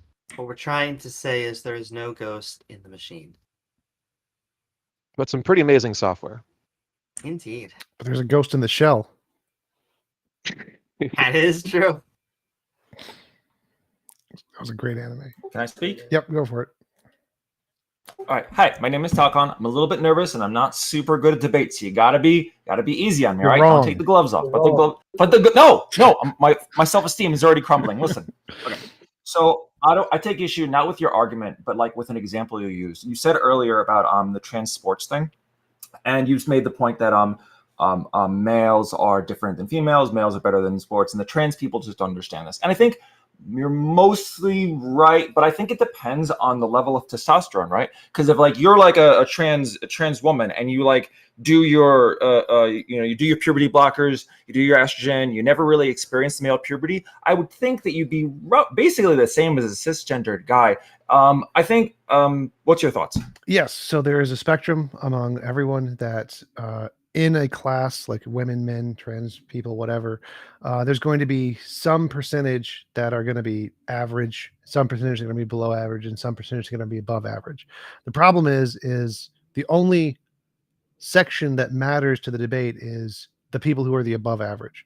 So like if we take the bell curve of intelligence between men and women, there are more men on the very, very stupid end, and there's more men on the very, very smart end. And more women are more typically in the middle.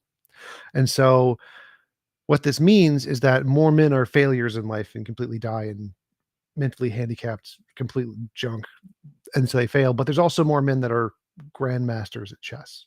And so no women can really compete at the men's level in chess. And so even though there's a spectrum, and the spectrum adds up to about average, so men and women have about the same average intelligence, because the spectrum is more spread out for men, and in a sport the only people who matter are the top contenders. The top contenders in chess are all men, because that spectrum goes a little bit further on the higher intelligence side for men. And so even though the average is the same and there's also more men at the stupid end, the result for a sport which focuses on the highest end of the spectrum is completely 100% dominated by men.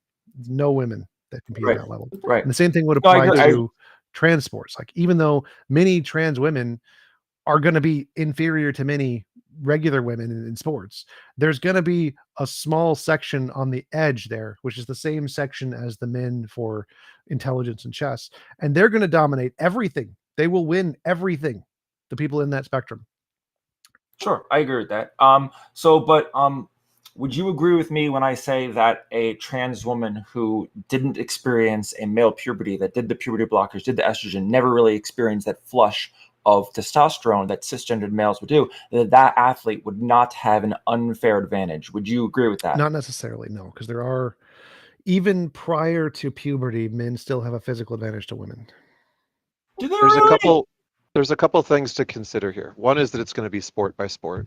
And so the differences that a woman who transitioned very, very early might experience, even though she didn't go through testosterone due to bone structure and a couple of other things, might be relevant in a combat sport, but not in a lot of like track and field sports. And one sport in particular that we know pretty well at this point is a pretty fair playing field for women who transition is distance running, right? So Right. Distance running, there's a like an evidence-based case that was accepted by the International Olympic Committee that said, look, women, trans women end up after X many months of hormone therapy being roughly in the same like echelon of women as they were when they were competing as men. A sport-specific thing. So we don't know for sure that there will be no differences, but we could at least do evidence based studies of people at those levels. And once again, we are talking about the upper level. So it's not like, as T-John pointed out, it's not that relevant to say, well, some women are anywhere on the spectrum or some men are anywhere on the spectrum. We know that like some of the top performing female athletes have high testosterone levels and like very like muscular athletic builds, just like with every sport. That some of the most outstanding performers have exceptional physiques and probably really good genetics and everything. Yeah. So one of the problems that's arisen is that the standards for saying that the participation in the sport are going to have a cutoff for testosterone has led to people like Castor Semenya, I think is one example, who are born female but who have high testosterone potentially being excluded from their own quote-unquote born gender sport just because they have the thing which is being tested for that trans people would have, but they just were born that way. So there's a spectrum of testosterone even amongst people born women, and it's a sport by sport thing whether it should be a competitive advantage or disadvantage. So you're but saying we could say that most Sorry, go ahead. I'm sorry. I was going to say, like, most sports, testosterone is an advantage, and in some sports, we've been able to show, like track and field, distance running, that transitioning the testosterone away eliminates the advantage. But I don't think that's the case in the majority of sports yet. I just want to clarify really quick that yes, there are a number of studies that shown that boy bodies have thicker bones usually earlier on in age, pre-puberty, and they have more, like, I forget what it's called, pre-pubertal growth or whatever in those years. So yes, male bodies still have an advantage pre-puberty. It's just not as much. I never heard that before. I'd have to look into that. Can you just name like one of the studies? I'm not going to litigate it like right now. I just want to like look in it, learn on my own time later. The male to female co-twin study from Oxford. And if you want to do the oh, here it is. It's the age of puberty determines sexual dimorphism in bone structure, a male to female co-twin control study. I googled male to female co-twin study from Oxford, the NIH.gov article PMC 736. All right, I'll look into this later. All right, and if you want to look into the distance running, look at Joanna Harper. She's one of the researchers who advised the IOC on the distance running. Okay. Sure. Well, it was nice talking to you. Have a nice rest of your debate thing. Thanks. I think I have another question. I can't raise my hand since I'm in the lobby. Is that okay? Yes. If you're already up here speaking, you probably don't need to raise your hand. Oh, okay. Since I was going to ask you this, since right now there's a lot of quantum mysticism floating around consciousness. Yeah. So a lot of people use that argument to kind of argue from a point of possibility. Do you see a future where that disappears, where we have a classical or quantum explanation of consciousness, and so that people who appeal to mysticism will have almost no say because people can defend it from a reasonable position? Do you think that future might exist, or do you think that will never happen? Yeah, it's going to be the same as everything. So like once we get a firm enough understanding of a particular field, people will stop using it as a god of the gaps. It's like people would use advanced mathematics, calculus, as a god of the gaps. Once calculus was invented, nobody understood it. Well, here's something we can't do. Well, calculus could probably do it. So anytime there's a new field that's discovered that isn't well understood, they use it as a god of the gaps to solve new problems, which is perfectly fine. You can try to use any new system to solve problems as long as you can test it. But then once the system is well understood, then people stop claiming that. So no one's going to claim that like calculus is going to solve quantum mechanics now, because we know calculus pretty well. We know what its limitations are. And so as we gain any understanding of any field, people stop being as mystical about it. It's only when it's new and spicy. Okay, but so hypothetically, maybe like a better system comes up and everybody starts appealing to that, right? Yep. It's also a matter of science education. So right now, a lot of people are suffering from some misconceptions that early science communicators perpetuated about what is claimed to be the observer's role in quantum mechanics. So the claim that you need an observer for quantum mechanics to resolve is unjustified, and there's actually a really sad example of this. There's an interpretation of quantum mechanics which has von Neumann's name in it, even though von Neumann didn't say what this interpretation says. It's the von Wigner. Neumann Wigner, yeah. So von Neumann Wigner shouldn't have von Neumann's name in it because von Neumann disagreed with it. Von Neumann said that some interaction at any point is responsible for the wave function collapse. Wigner said it's the brain that causes the wave function collapse. Somehow he was allowed to put von Neumann, who's a respectable scientist's name, on his theory. I don't know why, but the perception that that's a strongly evidenced or supported interpretation of quantum mechanics is non-existent. But anyone who wants to say that the brain has like a special role in physics can just point to this and be easily confused by it. So this is kind of a mistake among scientists in letting a person sort of attain too much clout at a point where something which wasn't well understood was still in its early days. Anyone was allowed to hypothesize whatever they like, but there's no evidence that the Wigner interpretation is likely correct. Granted, we're in an underdetermined state where we don't know which theory of quantum mechanics or which interpretation is correct, but there's like literally zero reason to think Wigner is. That's an unfortunate situation to be in, where a lot of people, like the Deepak Chopras of the world, continue to basically make Wigner-based claims, even though Wigner has zero credibility. I thought it was Thank that von Neumann initially agreed with it, but then recanted later and said he was wrong to apply the micro quantum realm to the macro world or something. And that's why his name was on it, because he originally agreed. Part of his idea was used, but his idea specifically said that collapse could occur at any point in an interaction, not at the point of consciousness. He included the observer in the chain, and he said, it could be at the point of the observer, but it could also be anywhere else that an interaction occurs. Right, and I think he was in agreement initially, and then said he was wrong about that part. It couldn't be the observer later. So later, I think he disagreed, which is why, because he agreed initially, since it could be a possibility, that's why it was added in the theory. But later, he said no, it couldn't be the observer. I understand.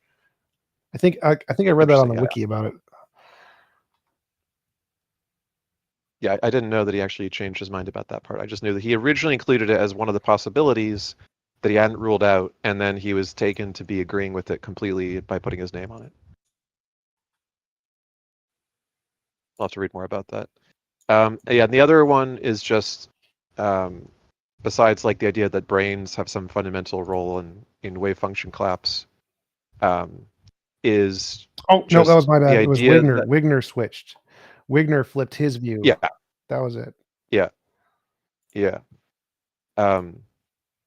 other one is just like the sort of spookiness of entanglement right now. So a lot of people are quick to make claims about discoveries about entanglement to say, oh, entanglement can travel faster than the speed of light. Entanglement can cause non-local action. There's no evidence from all the experiments that have been done that anything can be communicated faster than the speed of light with entanglement, or that any action at a distance faster than the speed of light occurs. The only thing that's been misconstrued as action at a distance is correlation at a distance, which says retroactively, if you look at the particles that are entangled, you can find a correlation in their states eventually, but there's no ability to communicate that faster than light such that it would have any action or convey any information that would be usable. So both of those claims about quantum mechanics are popular amongst people that want to believe that psychic powers could move faster than light and really make sense and everything. And then the last is just there is a role probably for quantum mechanics in how the brain functions, in the same way that there is in the way how photosynthesis functions, how magnets function, which is to say that like any macro physical phenomena has a possibility of having something at the quantum level that's involved, but it doesn't get you from like the quantum or the microtubules in neurons might have some like large scale regulatory effect on brain waves to this is like an important part of how the brain works on the same level as like how neurons constitute the information network. We don't find evidence of that. There's like a weak evidence for Penrose and Hamarov's original hypothesis, which is that microtubules do some kind of quantum mechanical interaction with each other that has an effect on brainwaves, but that's an extremely weak effect. That might at most affect how you're feeling mood-wise, but it's not going to affect your ability to think at all.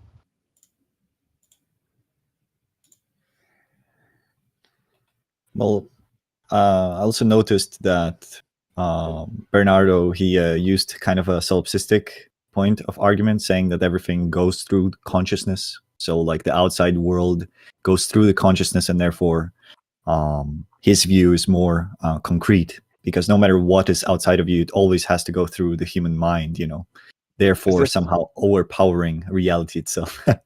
I just found it funny that he used that. I think I respond with the telescope argument. So just because you can't see other galaxies without telescopes doesn't mean telescopes are more fundamental than other galaxies.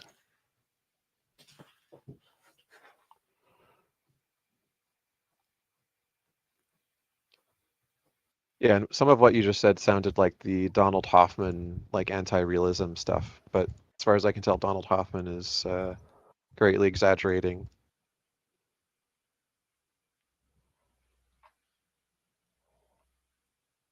Okay.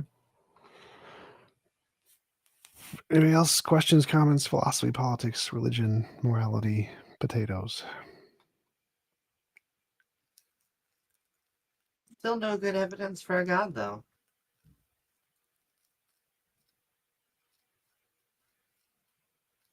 Sending love to everybody in chat. Don't forget to like, follow, and subscribe.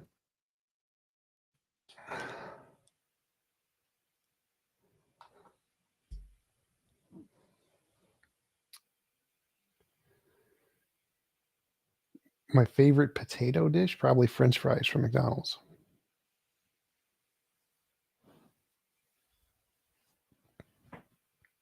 That is probably the best way to make potatoes. And there are so many ways to make potatoes. Grease-Up King is in the chat saying evidence isn't possible without God. Surely he wants to come up and prove his point. If he wants to, Well, and raise his hand. And if evidence isn't possible without God, why is there no good evidence for said God? At least none we've come across.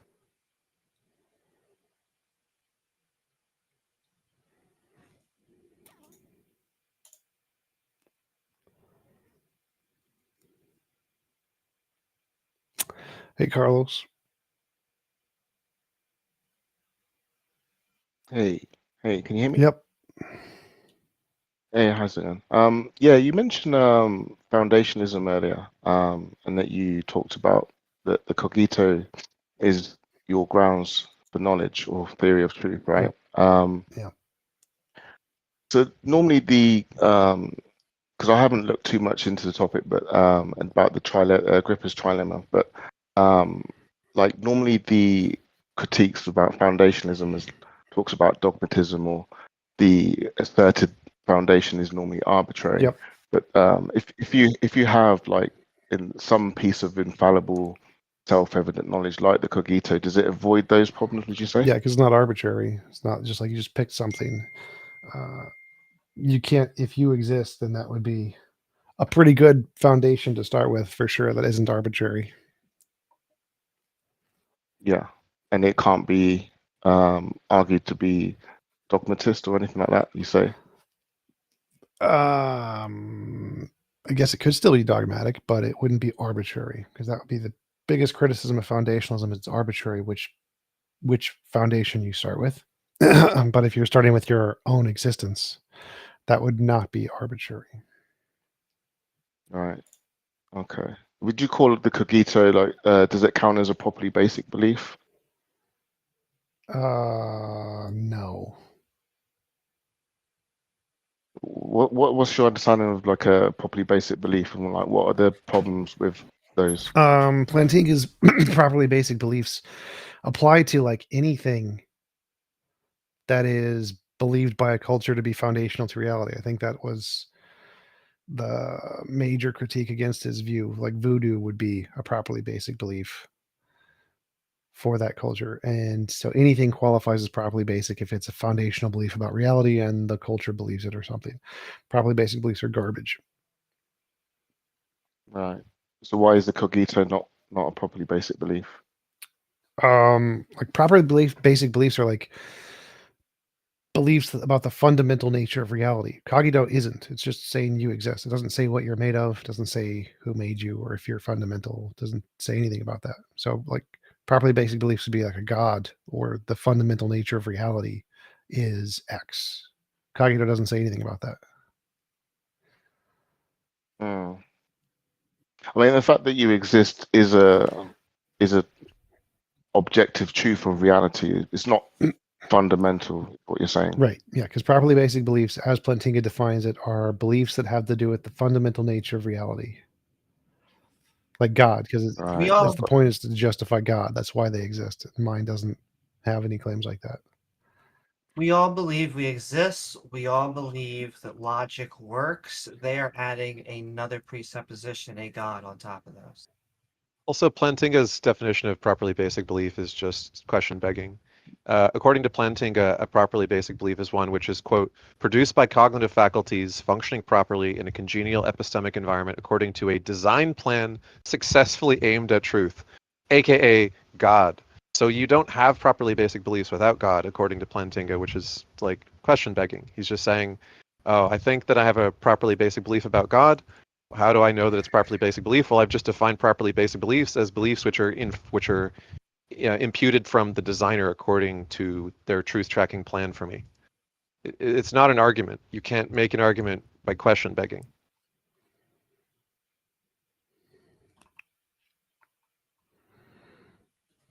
Yeah, that's cool. I think that pretty much answers that.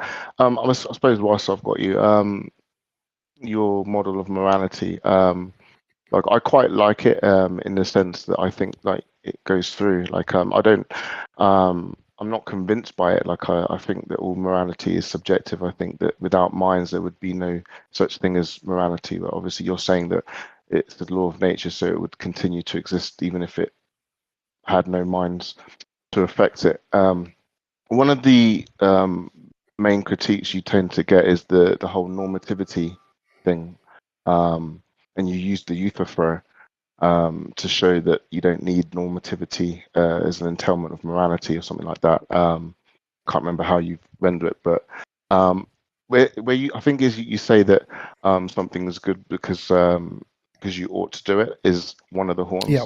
Has anyone ever given like a good explanation as to why they would think that horn makes more sense? Yeah, if you think oughtness is a fundamental aspect of morality. So like if you answer, is something good because you ought to do it or ought you do it because it's good? The Euthyphro dilemma is assessing the order of operations of the properties, essentially. So if something is good because you ought to do it, then oughtness is a core feature of morality. And if you get rid of oughtness, things stop being moral. But pretty much nobody says that. Doesn't even make sense to say that.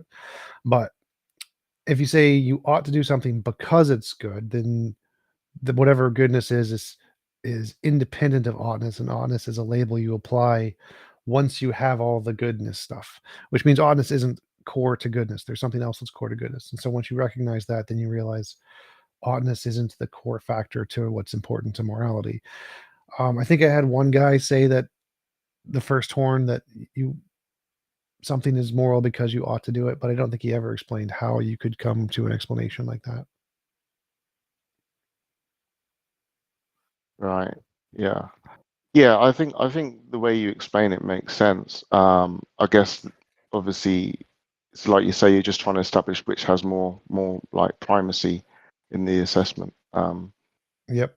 And I guess when it comes to oughts, there could be other things that you ought to do that have nothing to do with morality, which is why you wouldn't say something is moral because you ought to do it. Is that essentially what you're concluding? No, that would not prove that oughtness wasn't entailed in morality. That would just show that oughtness was a bigger category. But so mine is that if you think of it in terms of like whatever morality is, you put a bubble around it, it has a whole bunch of properties inside. Is oughtness inside the bubble or outside of the bubble? If something is moral because you ought to do it, that means oughtness is inside the bubble of morality. It's one of the properties inside of morality. And so it would be required for something to be moral. Whereas if you ought to do something because it's moral, then there's the bubble of morality and all the properties of what makes something moral. And oughtness is outside of the bubble. It's not inside the bubble. And so it's not one of the things that makes something moral. It's a property that you label this bubble as after you already have all the properties of morality. And so the question is oughtness inside the bubble of morality or outside? If something is moral because you ought to do it, then oughtness must be inside the bubble. If you ought to do something because it's moral, then oughtness is outside of the bubble. Right. No, okay, that makes sense. I suppose one last follow-up to that.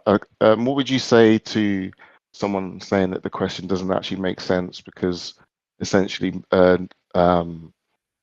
thoughts and morality are essentially the same thing? There's just a tautology, so you're not actually like saying anything. Like the question doesn't make sense. How would you respond to that? That would just be the first bubble. So oughtness is an entailed, like be the only property of morality. It's like the only thing. Then morality and oughtness would be synonymous, in which case it would be the bubble.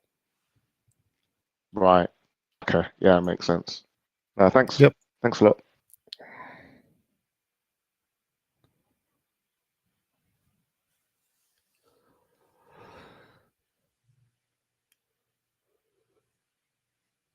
Hello. Hey. Hello. Hey, I can hear you. I have a question for IH. Okay.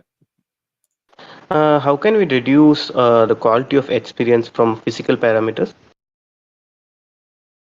So we have a couple routes. One is we can do a combination of experiential reports and physical observations, and we can conclude that there are correlations between those things. So it's the consensus of scientists that changes in what we call mind, which are things that users report about their experience, are supervenient on, in other words, they depend upon changes in things in the physical. So we've never observed a change in someone's mental experience that didn't correlate to some change in their physical state. So from that, we can conclude, based on the combination of experiential report and physical observation, that if we poke this part of your brain, you experience this mental thing. If you experience some mental thing when we're not poking you, we can detect what difference causing you. Specific patterns of neural activity doesn't explain the conscious state of experiencing an headache, or, for example. Yeah. In what? I didn't hear the last thing you said. Just studying, just knowing specific patterns of neural activity doesn't explain the conscious state of experience. What was the last word that you said? It sounded like hedeco or something. I didn't make it up. Yeah, for example, headache, taste, smell, or maybe anything like colors. Can you say the word slow? I just don't know what the word is. Yeah, what I'm saying is just studying the patterns of neural activity in our brain. All that. I heard all of that. Doesn't explain the conscious state of experience. For example, experiencing a headache, experiencing the taste. Oh, a headache. Experiencing. Okay, I got it. Yeah, Sorry. headache. Yeah. Sorry, that's a tricky word. Okay, so headaches. Yeah. So when we talk about pain, or we talk about other things that have physical correlates, we do find that there are observable differences in neural activity that correlate to those things. So I don't think that's the case. And also, we've been successful in decoding both images and verbal thought sentence reconstructions to a high degree of accuracy. So we can decode what you're seeing, imagining with your mind's eye. We can decode the words that you're thinking in your internal monologues, and we do so on the basis of neural networks that are trained to look at the existing fMRI patterns and then figure out from purely the fMRI patterns what you're thinking. So it is the case that we can look at a given set of neurons and tell that it is thinking thoughts or seeing images, which are two of the main things that we call constituent of our human experience, right? So I don't think it's the case that you couldn't tell. I don't think it's the case that you couldn't tell that neurons are experiencing things physically. I think it is the case that you are able to. Getting the exact details is difficult, and we're not at 100%. but it's not the case that you can't tell if neurons are experiencing something. No, actually, subjective experience, we all have subjective experience of certain, taste, certain feelings. So these kinds of, this materialism is all about, uh, charge, mass, momentum, frequency, amplitude. This cannot explain experiential states. You see, we can only Which experiential states? So I've already mentioned two. I've mentioned vision and I've mentioned thought. So both linguistic thought and vision have been decoded successfully to the point where we could tell if a person is awake or sleeping. We could tell if a person is thinking by reading the words out of their mind, and we can tell if a person is seeing by seeing the pictures in front of their mind's eye. So both of those things are successfully decoded right now. So what is it that's not included there? Do you think we could not decode? How it feels for me to eat an apple. For example, if you have a video camera, you can shoot me having an apple and then say, okay, this person is having an apple. That's an explanation of the activity that's happening. But that doesn't explain the experience that I'm having, while eating an apple. Yeah, so what happens when you eat an apple is going to physically correlate to an engram, which is to say, but some I'm having an combination. experience of taste, experience of, I get that. But what I'm saying is that we can decode that engram as you're experiencing it and tell in the future, if you ate an apple but we had no video camera, we did not know you were eating an apple, we would be able to tell that you were eating an apple just from your fMRI. Yeah, you can tell that. You can even while recording a video, you can say that, this person is eating an apple. That doesn't explain the experience of having an apple. But Anesh, if we start to just think about the experience of eating an apple, we are taking in things to our mouth. We are feeling certain pressures. We're feeling textures because consciousness is an emergent property of all of our sensory data being taken in. But it is all physical. No, Still because you haven't programmed explained the transition from chemicals to consciousness. Because chemicals, they don't reason, they only react. So without We explaining do have the a model. We do have a model of how chemicals can produce intelligence. Okay, so the part that we call consciousness appears to be the result of a particular arrangement of intelligence arising from neurons.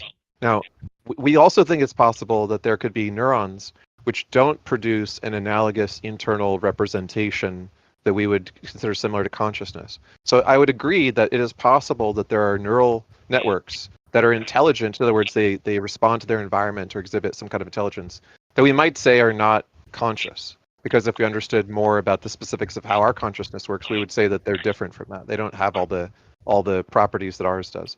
But it's going to be on a spectrum, right? Because we could take, let's say there's 10 properties that we find with our conscious experiences.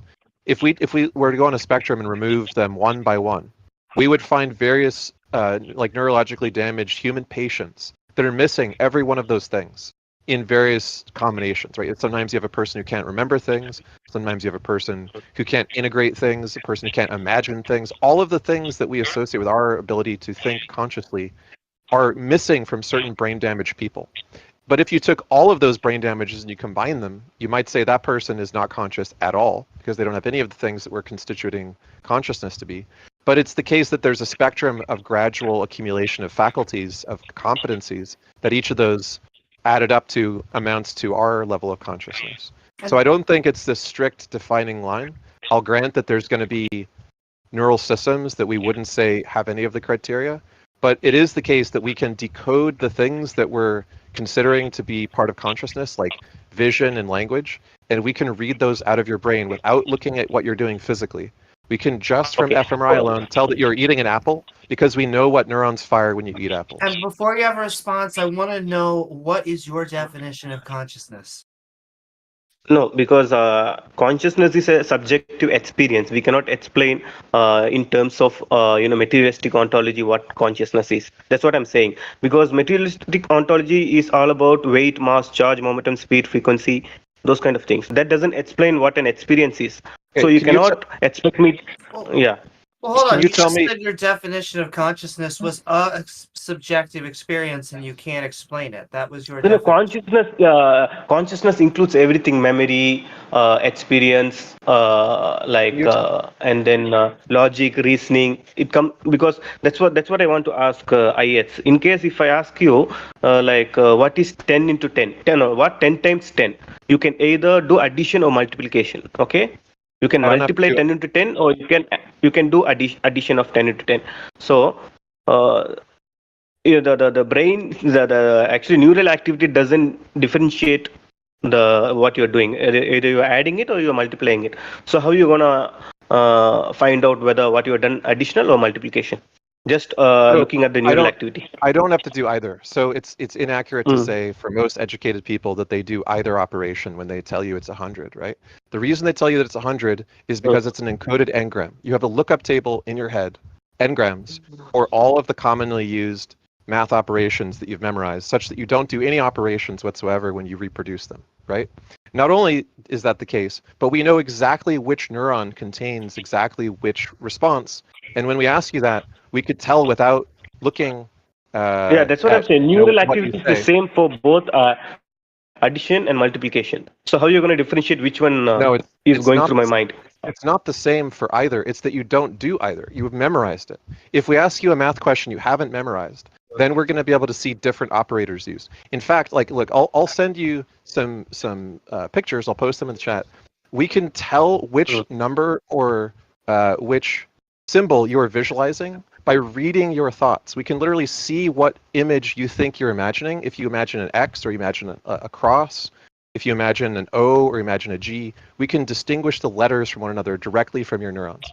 So what I want to ask you, because you keep going back to chemicals, is have you studied neural networks in any No, degree? I haven't studied, but nobody can explain how a You living haven't thing came out understood of them. dead. No, what I'm saying is, from dead object we cannot have something which is moving and living. Okay, Okay, so Anesh, I don't think you understand. I don't think you understand what you're talking about, and I'm going to try to explain it to you really briefly. And I'm No, going to I'm post a talking video. about the first living organ, the argument of first living organism. That I heard some arguments regarding that, but the transition haven't been explained clearly. Nobody could explain the transition, the first living organism. Okay, if you want After to, the big, yeah. if you want to change the subject to abiogenesis, No, we no. could do that. But I think it's a lost opportunity since we've identified that you have a belief about what neurons can do, but you don't understand them. So I posted a video for you in the chat. It's called "Why Biological Neurons Are Deep Neural Networks." Okay, it's by Okay, a I will go. YouTuber. It's by a great YouTuber named Artem Kirsanov. And what this video explains is that the things that neurons do are not explainable in like simple like chemistry terms. They're explainable in terms of how they approximate what we do in computers. So when we look at what neurons are doing, you could approach it from a purely chemical explanation without describing any of the emergent behavior, or you could describe what kind of arises from that chemical behavior. So we're not using a purely chemical explanation when we invoke what neurons are doing and how they're doing it. We're invoking an analogy to artificial neural networks in computers, and we're able to reverse engineer what the brain does by doing analogous things with artificial neural networks. When we take, Yeah. let's say, You're actually doing what the brain does, but there is already a structure for you to copy that. So what the I'm actually, saying, where does the structure come on the first place? what I'm saying is Because that, like, you're copying it from another structure or pattern. So yeah. yes, we're imitating it, right? So if I take Yeah, 1,000 artificial neurons, which are weights in a matrix in layers in a computer, and I use gradient descent so that I reduce the error rate. So over time, the more times it's subjected to data, the error rate goes down, the approximation of the input signal goes up, and eventually it's able to predict and recognize input signals with a high degree of accuracy. If I do that with 1,000 artificial neurons in a computer, or if I do that with 1,000 brain cells grown in a petri dish and attached to electrodes, they achieve the same result. Okay, they can both learn to play Pong, like the Atari video game, for instance, in approximately the same way by wiring themselves together in an analogous structure. So But we that we do none of that could create consciousness. If that could be done, you could have created conscious robots now. That haven't been done so far. Because we are consciousness is yeah. look. I need you to show that you understand what I'm saying before you say what it can't do. Okay? Because if you don't understand what it can do and you're making claims about what it can't do, I don't have any reason to think you have a basis for what you're saying.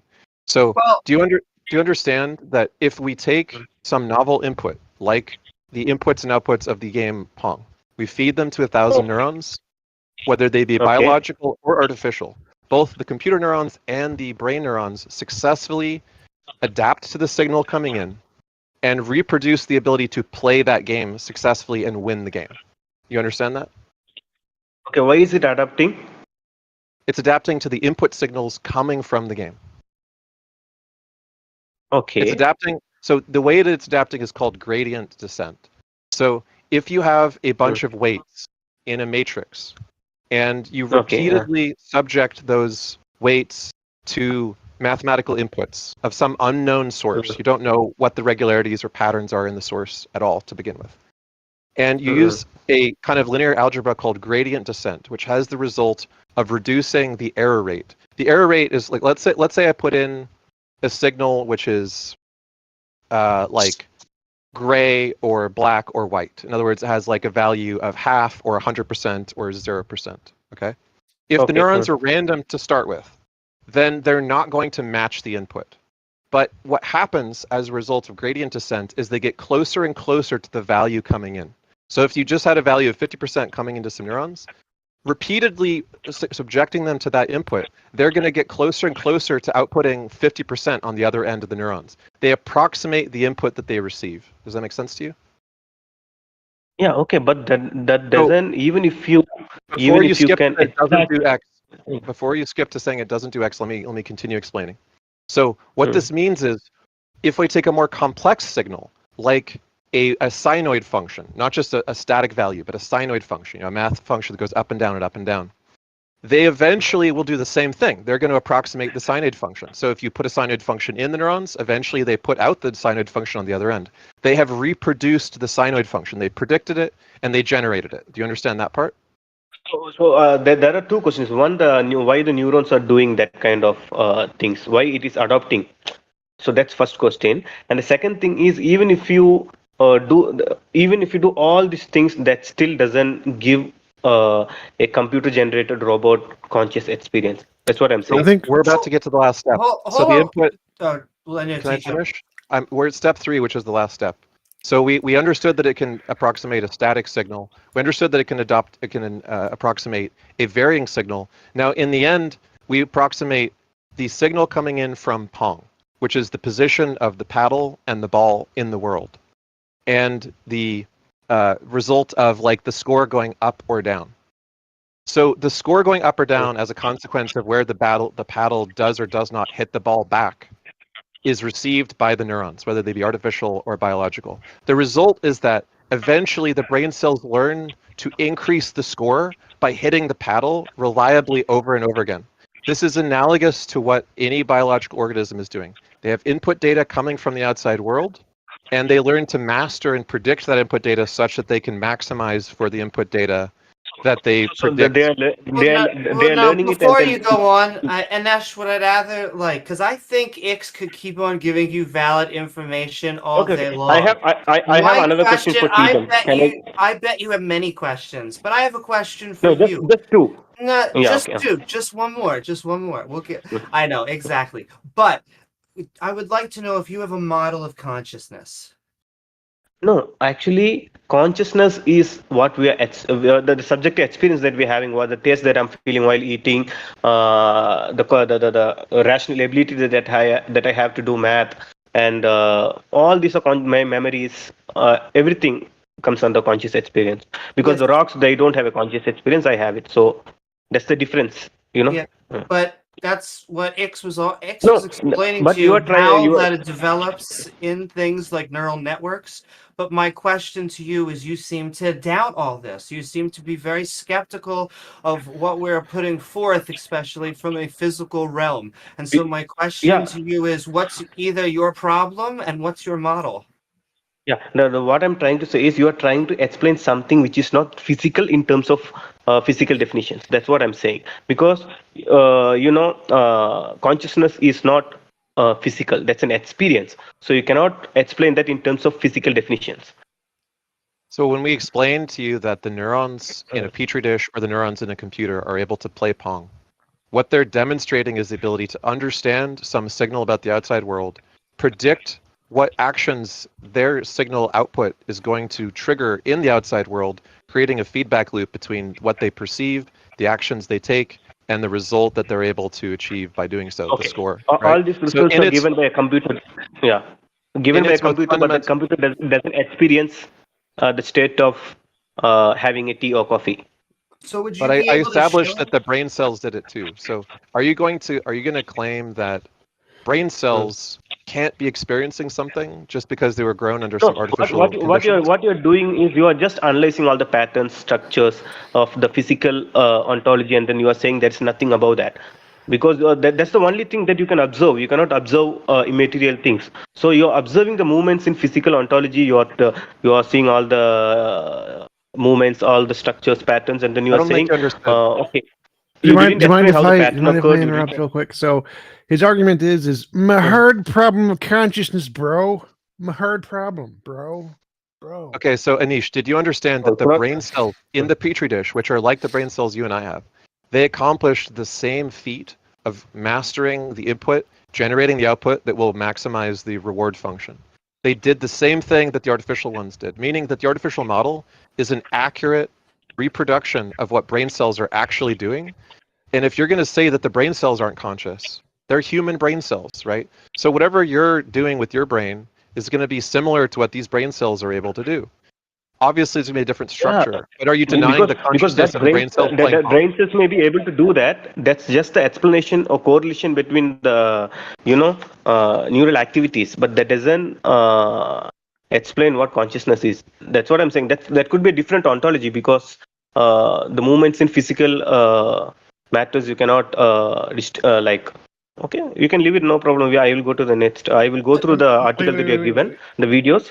I want to try to answer your question here. So, it could be the case that we're in the Matrix, right? Could be the case.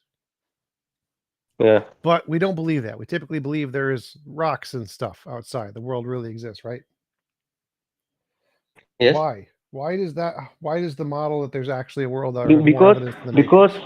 when we came into existence, we only have our perception to see the world, and through our perception, we can only see something to differentiate something from nothing in our materialistic ontology. That something must have some definable quality or attribute, such as weight, mass, charge, momentum, speed, frequency, amplitude, and only those things that are definable with such qualities can be observed via our perception. So anything that can be observed through our perception is limited. Okay, great. So why don't you think magical pixies are turning your TV on? Why do you think it's electricity and not magic pixies? No, magical pixies? Yep. No, what is your question? I didn't get it. Why do you think that your computer, the thing you're talking into right now, is run by electricity and is not magical pixies? Could magic pixies explain it? Yes. They could explain it. They could explain all of it. But we don't think that's the case. No, magical pixies are definable or observable thing. You can observe, define it, or observe it. It has limits. Why Obviously, do you what I'm saying, what electricity is running your TV, not magic pixies? No, that's why we have logic, because anything that is that could be proven logically should be believed. That's what I'm saying, because anything that is, you're saying everything should be proved inductively, but anything that comes under inductive. Stop talking. Why do you think your TV works by electricity and not magic pixies? But not by magic pixies, because I don't know, because the only thing that I can verify is through electricity. That's verified, but I didn't say magic pixie didn't do it. Perfect. So if we're trying to solve what consciousness is, we can do the same thing, right? We can only use things that we observe, like neurons. We can't use magic pixies because we can't observe those. There's no evidence of those, right? Okay. So Okay. what the best That's where the problem explanation of occurs because. consciousness is going to be neurons. It's going to be physics. It's going to be neurons. It's going to be physicalism Yeah, because we can but observe those. just because the only thing, we can perceive through our perception is a materialistic ontology, which could be just 2% or 5% of the actual reality. Because just because our perception only allows us to see certain things doesn't mean that's the actual reality. Right, just like You got your what I'm saying, perception right? allows you to see electricity. That could only be 2 or 5% of everything that's there, and maybe Yeah, that's there's what I'm magical saying. pixies doing it. But- You don't but- believe in magical pixies, right? Pixies are stupid. Not magical pixies, because there is no logical argument to insist that magical pixies did it. That could be some other energies apart from electricity. There could be some other thing We in don't another believe in any of ontology. those. We may not All know of that. those are But the wrong. only thing All we of can those observe is are electricity. wrong. Everything that isn't electricity is the wrong answer because we have evidence for electricity. No, electricity, we are observing it in That's the great. form That's great. of I don't care. the We have evidence of electricity. Yeah. We have no evidence of all of the other possibilities. Even if electricity is only 2 to 5% of what's going on, we have evidence of that part, and we have no evidence of the rest of the parts. And the same thing What's applies happening- to Okay, consciousness. We have evidence of You the have physical no parts. We way. have no evidence of the No, rest. the thing Sorry. that let me tell you something. The thing that you are defining as evidence is something that could be definable, explainable in materialistic ontology. Don't care about. I That's don't what I'm care. saying. I don't Anything care. that I don't care. It's anything that can differentiate imagination from reality. I don't care if it's spiritual or physical or idealistic. I don't care. Imagination. If that imagination is logically sound, and Means nothing. with Don't care deductive if it's reasoning, logically then sound. I don't care. But Anesh, if I could help you out, it's that you could do experiments. You could figure out what is going on, and that's the problem. Is you have no process of discerning fact from fiction. no, what I'm saying is all science is doing is just recording the patterns we see in Yes, the and world. you're doing nothing. Okay, we are noticing nothing. The difference is the scientists are doing something, which is evidence. You are doing nothing but making stuff up. That is good. That is good for us. Nobody's Stop. So if we're trying to figure out which one is a better explanation of consciousness, the scientists who are doing stuff in the material world, or you who are doing nothing but making stuff up, the scientists are better. No, I can't hear you properly. Sound is very low. Okay, we'll turn the volume up. So if we're Yeah, trying yeah. to explain consciousness, the best explanation of consciousness is the physical brain, because the physical brain and the physical world are doing stuff that we can test. There might be other stuff. Okay, Wait, do stop. you respect- Stop. There might be other stuff out there, but we can't test any of that other stuff. There's no evidence of that other stuff. Definitions, words mean nothing. Ideas mean nothing. All that matters is the testable stuff, and the physical world is testable and everything else isn't. So the physical world is the only plausible explanation of the brain. There isn't another one. Idealism is garbage. Okay, can I talk now? Yeah, if science is good. I'm not rejecting science. Okay, that is helpful for us to build flights and then all the developments in the world. But that doesn't mean there isn't anything in the actual reality of the world. Because the only thing we could observe is materialism. With using that, we can seeing the patterns and making predictions based on those patterns. We can do science and then build everything, infrastructures and everything that we have. But that doesn't mean there isn't any other reality about that. Right, I don't care. For I don't that, care. we But need wait, logical I deduction. agree, but Yeah. science, there could be another reality, but none of those have evidence. Those are all garbage, fairy tale Evidence, nonsense. yeah, we have consciousness. That's what I'm saying. We have consciousness. We couldn't explain the transition I from don't chemicals care. to I consciousness. don't care. Stop. So- Consciousness is an so- unknown. yeah. Consciousness, we don't know what causes it. One of the possible explanations Okay. is matter and materialism. Do we need to know how? Nope. We have no idea how it does. It doesn't make a difference. It's one of the explanations. All of the other explanations are garbage. They have nothing. They have no evidence. There's nothing. So the only explanation, the only contender that isn't a dumbass is materialism and physicalism. Everything else is stupid. Every other possibility is Okay, stupid. materialism, physicalism is good. Nobody's rejecting those No, it's the only ideas. option. It's good to It is survive. the only option. There is No, no it's the option one- B. No. So you're saying we actually came to this planet by chance. Okay, that natural blind process gave us the perception, but evolution doesn't give you the perception to observe the actual reality. Don't care. Why should evolution give you I don't the care. ability to observe the actual entire reality? Criticizing physicalism. Physicalism is the only option. You can present a different option, and you have to show that that option has evidence. Physicalism has evidence. And until you present an alternative that has more evidence, physicalism wins no matter how many problems it has. You can list all the problems you want. I don't care. It still wins. Physicalism wins. Physicalism explains physicalism wins. Physicalism wins. Nobody is against physicalism. Explain consciousness. It wins. And Nesh, before Okay, you respond, when you said it was not physical, you said as evidence for that we have experiences.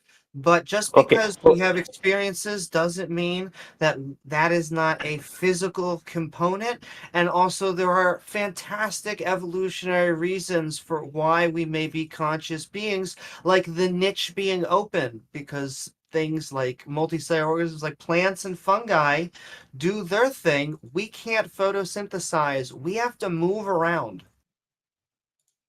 Actually, to explain the movements in the universe, to explain the patterns, all these limits, specifications in the universe, we could use this possible probability argument. If it is proven that it is impossible to have something immaterial from a material ontology, then if it's the probability is 0, we could use that argument as it's impossible to have it from materialistic ontology. No, One out of one. It's 100%. No, you can't. So that was an argument philosophers used to try to show that Einstein's model of time was wrong because it's logically impossible for time to bend. They were wrong. Logical arguments do not work when talking about reality. So no, you cannot use a logical argument to try to show consciousness isn't physical. You cannot do that. But even now they have refuted the time and space argument, saying due to that quantum something they have found out in quantum physics, and now they're saying the time and space is not as we thought. Your arguments don't work. You can't use arguments to refute physics. No, because I'm saying the more important thing is just because we can only observe the materialistic ontology Then through that's our the only perception. thing that has evidence. Everything else is stupid. Yeah, that's the only thing we have evidence for. But we are not entirely dependent on that thing. We have rational abilities. So logical deduction is one of the. You can't use rational ability to counter actual evidence. Your rational arguments are just things you've made up. No, mathematics is not a physical. Doesn't come under physical. In your head. Physical ontology. Mathematics is very important for our survival, isn't it?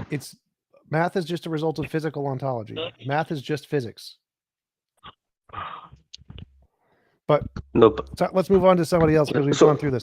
You keep bringing up the hard problem of consciousness. It's irrelevant. Best answer is physicalism. There is no other answer. Everything else is stupid. No, physical entities do not have standalone existence. They are not the primary layer of reality. Physicalism is the primary layer of reality. Best explanation. And next, Baked Alaska. What's up? Hello. Baked's been here for a while. What's up, guys? I also wanted to say your picture looks very much like a shark. Sorry. What's up? What's up, crew? Not much. What do you got for us? Well, the NFL season started today, so I'm not sure what I'm going to be doing with my day other than losing money.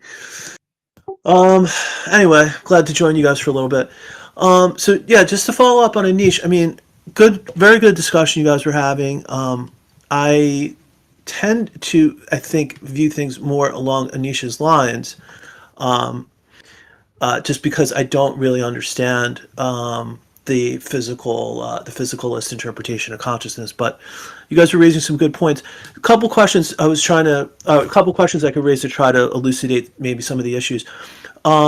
In terms of the predictions that are made by physicalism or materialism in regards to consciousness, are there any predictions that are being espoused by this view? Yeah, one of them, for example, is the free energy principle. So Carl Friston's free energy principle predicted that the fundamental mechanism by which neurons are able to achieve, adaptation to their stimuli is because of what he calls the free energy principle. In other words, they try to minimize disorder and maximize predictability. And the way that they do so can be understood in many different aspects of brain activity, but it's all following similar lines. Based on that prediction, the scientists in the Pong experiment who put the neurons in the petri dish and hooked it up to electrodes and an external simulation of the video game Pong used the free energy principle. The only input that was provided was randomness versus predictability. So in the event that the neurons successfully predicted where the paddle was going to go to hit the ball, they got predictable input. In the case where they did not go where the paddle was going to hit the ball, they got unpredictable, noisy input. As a result, with just that input, the neurons learned how to play Pong because they preferred the predictable input over the noisy input.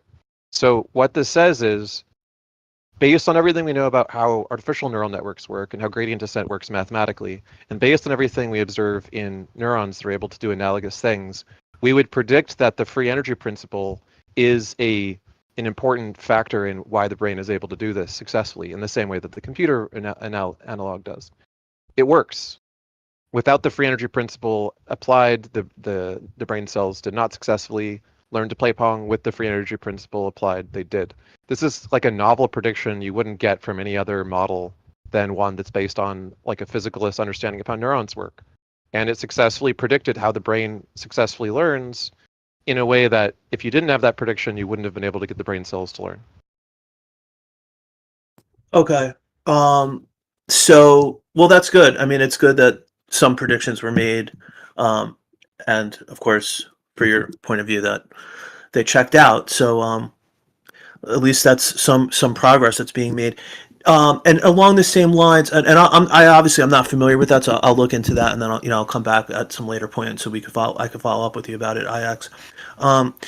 Along the same lines, how would you falsify physicalism or materialism, the physicalist interpretation of consciousness? How could that be falsified? Well, if the basic predictions failed, for instance, if it were the case that no artificial neurons would be able to approximate what biological ones do, or that biological ones couldn't be shown to do the things that they do in a full brain in any artificial arrangement, like in the petri dish, then it would cast doubt on the research program, right? Could be some other explanation for how consciousness works other than sufficient adaptation of neural networks.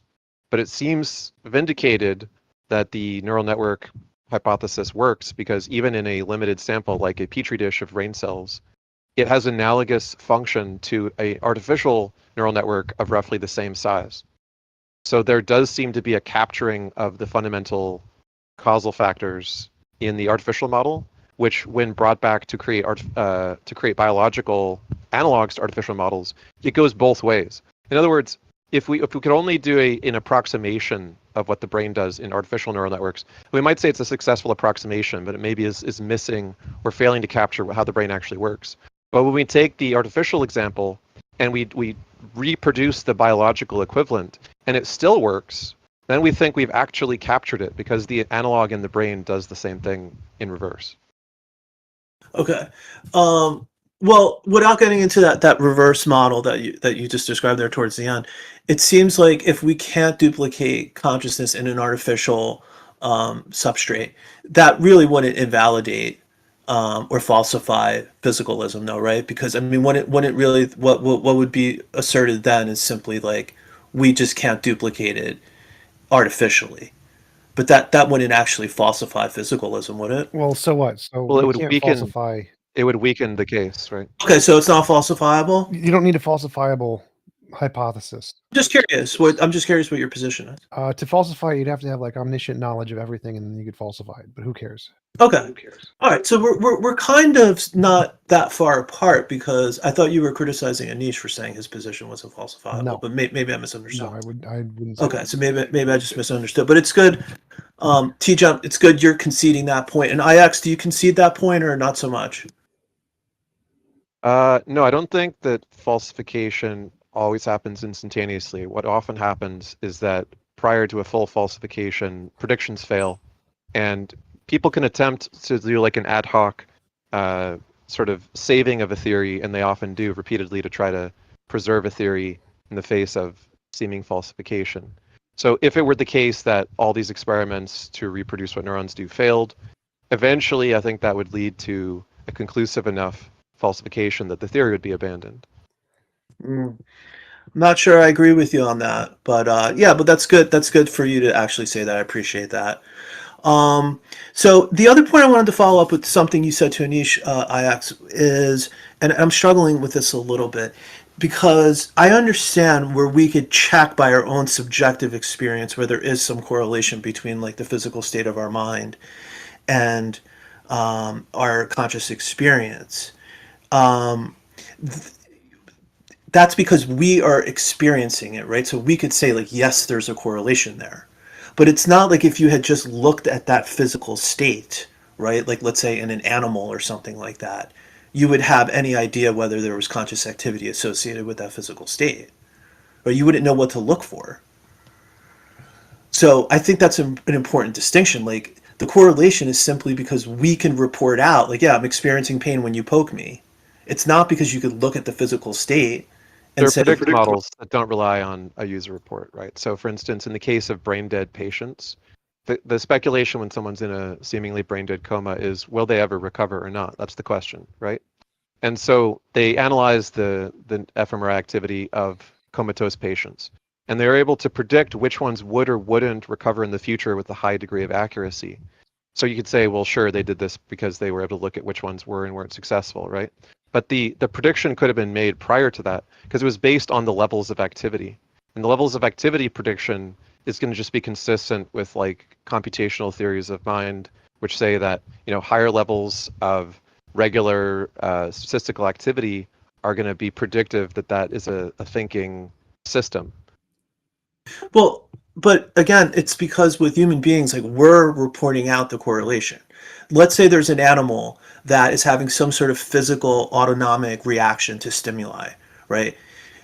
In that case, if you looked at the physical state of that animal's brain, how would you distinguish whether it's an autonomic reaction or if the animal is actually experiencing some sort of conscious pain? Hicks, after you respond, I just want to talk for a second.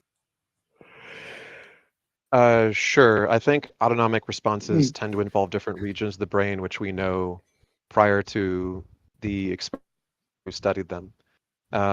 If it's an animal that we haven't studied, so we don't know much about its brain, then we might not be able to make that correlation. But the point is that we judge, in the example of like the petri dish, we judge the brain cells to be successful at understanding their environment. We don't necessarily know whether or not they have like a representation that's analogous to human consciousness, but neither do we when we have like all sorts of different like brain damaged people know like how many of those different kinds of brain damage would disqualify someone from consciousness entirely, which is to say consciousness is not a single like Boolean criterion. It's a whole set of competencies which people can lose by degree. So with some animal that we have no prior data on, like which parts of his brain do what, it would be difficult to ascertain whether it's autonomic or conscious. But it's also not going to be like an absolute either or thing. It could be a gradient where it's never fully conscious because it has like some lesser faculties than ours, even at its height of its, you know, waking activity. Well, and I just wanted to add on, and with agreement with everything I said, and that consciousness is a spectrum, we see it not only just in ourselves as just a system of aware, not aware. We can say within mammals, not just apes, but squirrels. We see that birds like ravens, and they have equivalent structures that seem to make them very social creatures that seem to line up with everything that we think about of consciousness. But even if we go all the way down to things like ants, they seem to also be social creatures. And so, is a sea sponge conscious? It's hard to tell, but I think that we can safely assume that it's not just humans, that it is a wide variety of other animals, and all the way down to some of them, I think, being sentient and even introspective. We're talking about other apes. Yeah, I would agree with that, Amy. I mean, like, you know, I think some animals are probably conscious as well. I just think that the issue is it's almost like we're working backwards from like the assumption that we are, and then when we experience like a correlation between like our conscious experience and some physical stimuli, we could report that out, and then that provides the basis to be like there is a correlation. But if we couldn't do that, how would we ever report? How could we ever state there's a correlation there? Like, it's not like we could just look at the physical state and be like, that physical state means there's conscious experience. We're only able to say that because we're physically telling the scientists that there is. So it is a subjective thing. It is happening through our eyes, but I don't think consciousness is as sophisticated of a system as some people make. It really is, are the lights on, are the lights off? And, we see this when people come back from seizures. We ask them questions, what day is it? Who's president? Just things that if they're unable to answer and we're not getting any results back, we're able to say that goes towards the other end of the spectrum. So, like, Amy, if you had to build a robot, right, and somebody asked you to build a robot that appeared to be in pain when something happened to the robot, like we would be able to do that, right? Because that's the typical thing that physics can do. But if they asked you to build a robot that actually experienced pain, we would be clueless on how to do that. We would have no idea how to do that. But that almost sounds like we're starting to get into things like a Turing test level. Are we just creating things that are going through a conditional path that print out a text string that says, ow, pain? Yes, I think that's going to be early level, but I think we're eventually going to get to points where we are creating synthetic and analogous parts to living organisms, and I think you're going to get what we would call a conscious organism. I think there's always going to be skeptics, even when things like this, if they happen, will say, well, that's not conscious, I'm conscious.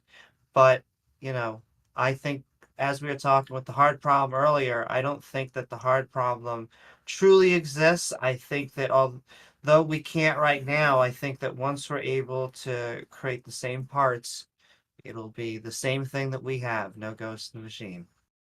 So I think part of the way I understand the hard problem is that we will need like an explanation, like why certain neural activity produces certain qualia, right? Like, so it's not even just like that certain neural activity produces the qualia, but why does certain neural activity produce the smell of a rose or the color blue? And we are just so far away from understanding that it's not even in the realm of anything that's within our possibility. I disagree. So there's a book called Plato's Camera. Have you heard of it? It's by Churchland. Yes. Okay. You're familiar with the stuff it has on like color perception, for instance? Yes. Okay. So have you actually read it? I have not. Okay. So the color perception neurocircuitry is innate. It's pretty analogous in like physical structure to like a color palette in a piece of art software, like an RGB palette, right? We have other examples of this for spatial reasoning. For spatial reasoning, we found that there's a toroidal schema that's used like a compass. There's literally a toroid of neurons that correlate to directional sensation and reasoning in neurons about spatial perception.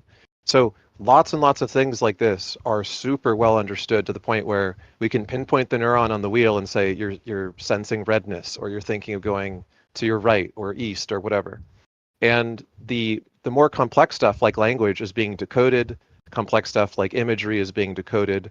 All of these categories, which are originally held to be ineffable qualia, are being decoded. And so this reduces these kinds of arguments to some kind of absurdity when all the things that are supposed to be private are not private. They're pretty well understandable and decodable. Yeah, but I'm not sure. I don't really understand how that's that addresses the objection. I mean, or the challenge, because the question isn't when you say decode, like it sounds like what you're saying is like there's a correlation between neural activity and some qualia, but the challenge is why does that specific neuron produce that specific qualia? And I would say it's trying its best to figure out a perception of the world. At least we're not collecting red, we're collecting the opposite, but that is just our brain's best interpretation of it. Mm-hmm.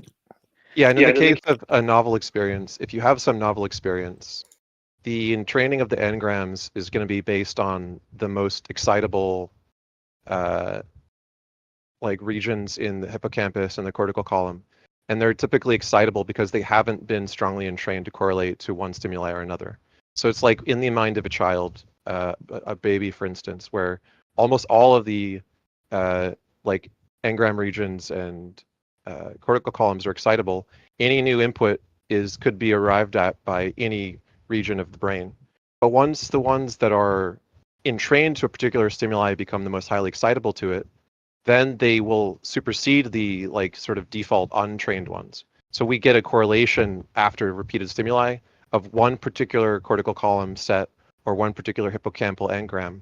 And that's what ends up being the analog of that experience. So it's not just arbitrary. We understand somewhat the mechanism by which particular regions get encoded to particular stimuli. I actually, so a couple closing thoughts. So Amy, something you had said earlier, like if we're working on producing some sort of artificial intelligence, how will we ever know? Let's say it passes a Turing test, right? How will we ever know whether it's conscious or not, or if it's just passing the Turing test and it's not conscious? So I'm going to give you an unfortunate answer. I think it's going to get to a point where we won't know. However, I think that you and other people, all of us, will be forced to act as if we are, because that is how our conscious brains act when another conscious mind comes in with something that is communicating to us as if it were conscious. And so it's easy to just think about it isolated in a chat box right now, and we go, ha ha ha. However, if we ever do have a combination of not just AI, but robotics, because right now there are, in my opinion, harder times in the physicality side, though I think we'll get over them. Just like having smooth movement, it's been hard to get robots to climb stairs and things like this. But I think once we tackle those problems, getting them not only thinking, but having some sort of a emotional system, we're going to act like the conscious. Hey, I'm sorry. Can I get my question in? Sure, go for it. I wanted to ask, with all due respect, what would it take other than a God showing himself to you for you to believe in God? Novel testable predictions. I'm sorry, I missed that. Can you say that one more time? Novel testable predictions. Gotcha. Can you give me an example of that? If I die and go to heaven, if Jesus rises from the dead, if there's another version of the Bhagavad Gita that's found that says DNA has a double helix, Donald Trump will be president, etc., etc. Anything that can predict the future before we know it and get it right consistently is evidence. Something that is unique that we can thus verify, not in the past, because that's easy, but into the future. Okay, that's fair. My other question was, why is it you guys always dodge Darth Dawkins? Is it because he destroys you in every debate? I've invited him on many times. He refuses to come on. I We just love presuppositionalists. They just end up getting banned from places because I don't know what it is about presups that gives him like that attitude thing. Do you think he has any rational debates where you're like, huh, he made a good point there? Well, he's made lots of good points that are semantic, but he doesn't have any philosophical grounds. Interesting. Also, I don't know if you noticed this, but his argument for God affirms the consequent. Does it really? Yeah. Google Darth Dawkins affirms the consequent. You'll find many videos of him repeating it over and over and refusing to change the argument. Okay, I will do that. Actually, I'll do that now because I was listening to him and I was like, damn, this guy, he's making some good points. And I said, you know, that T-Jump guy does that little show every Sunday. I said, why don't you join? And he said, well, every time I try to, they don't allow it. What? They're scared. That's a lie. I would let him on every single time because I get tons of views and donations. So I've never kicked Darth Dawkins ever. No, it could be Soros. Can I Sometimes say he something? kind of I'm fights sorry it. to jump in, but I have a point to make. I've been running the stage with these guys for, what, a year and a half now? I can send you screenshots of messages to Darth Dawkins inviting him onto our stage that we run now once a month. I can send you screenshots of him just not responding when he's responded to everything else I've sent him. Darth Dawkins is scared of T-Jump and the rest of the crew. Well, if that's the case, why don't you guys move down and talk to him then? He banned You me. say move down. He banned me. I'm on his shit list, so he bans me whenever I try to join his stage. Oh wow. Oh, well, that's interesting. But I very did not know that. specifically, Darth doesn't like to be places where he doesn't have admin control because he likes to mute people that he disagrees with. But, you know, we'd have him on here anytime. Okay. Yeah, I've had Fair play. 2 or 3 conversations with him. They're on my T-Jump Gaming channel if you want to watch them. And you can judge for yourself who's afraid of love to. who. I got you. Hey, I'd love to. I appreciate you guys letting me get those questions in because, you know, from what I've seen, I'm like, okay, he's a good debater. I get it. You know, now I will say there is a lot of muting and banning. Don't get me wrong. Okay, well, I appreciate you guys allowing me to say that. I'm gonna let him know that you guys invited him up. Sure. All right. So I guess you could add liar to the list of qualities that he has, since he's denied being allowed on the stage while being invited to the stage. Gotcha. All right. Appreciate it, guys. So, Tom, just so I can understand your answer to him, when he asked what evidence would you guys accept for the God hypothesis, your answer was novel testable predictions. What I don't. I mean, I know what you mean by novel testable predictions, but like, I don't understand what you mean. Like, do you mean if somebody like, can you explain the context of like how that would arise? Like, I'm not following. Exactly the same as any hypothesis. So I believe there is a magical invisible being named Bob. I pray to Bob for a gold brick. Gold brick appears in front of me every time I pray. That's great evidence of the magical being named Bob. Okay, but okay, so there's a couple. I would have a couple of responses to that. Like, one, it's good that you would actually count that as evidence. So you're not like a methodological naturalist. Well, I am a methodological right? naturalist. Methodological naturalism doesn't exclude the supernatural. Metaphysical naturalism excludes the supernatural.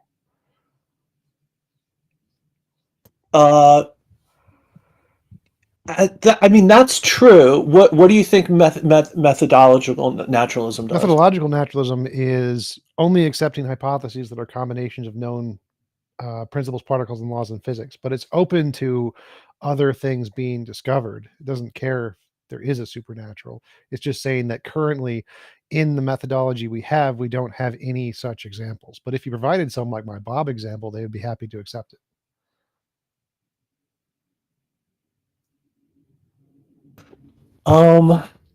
That's I'm not sure.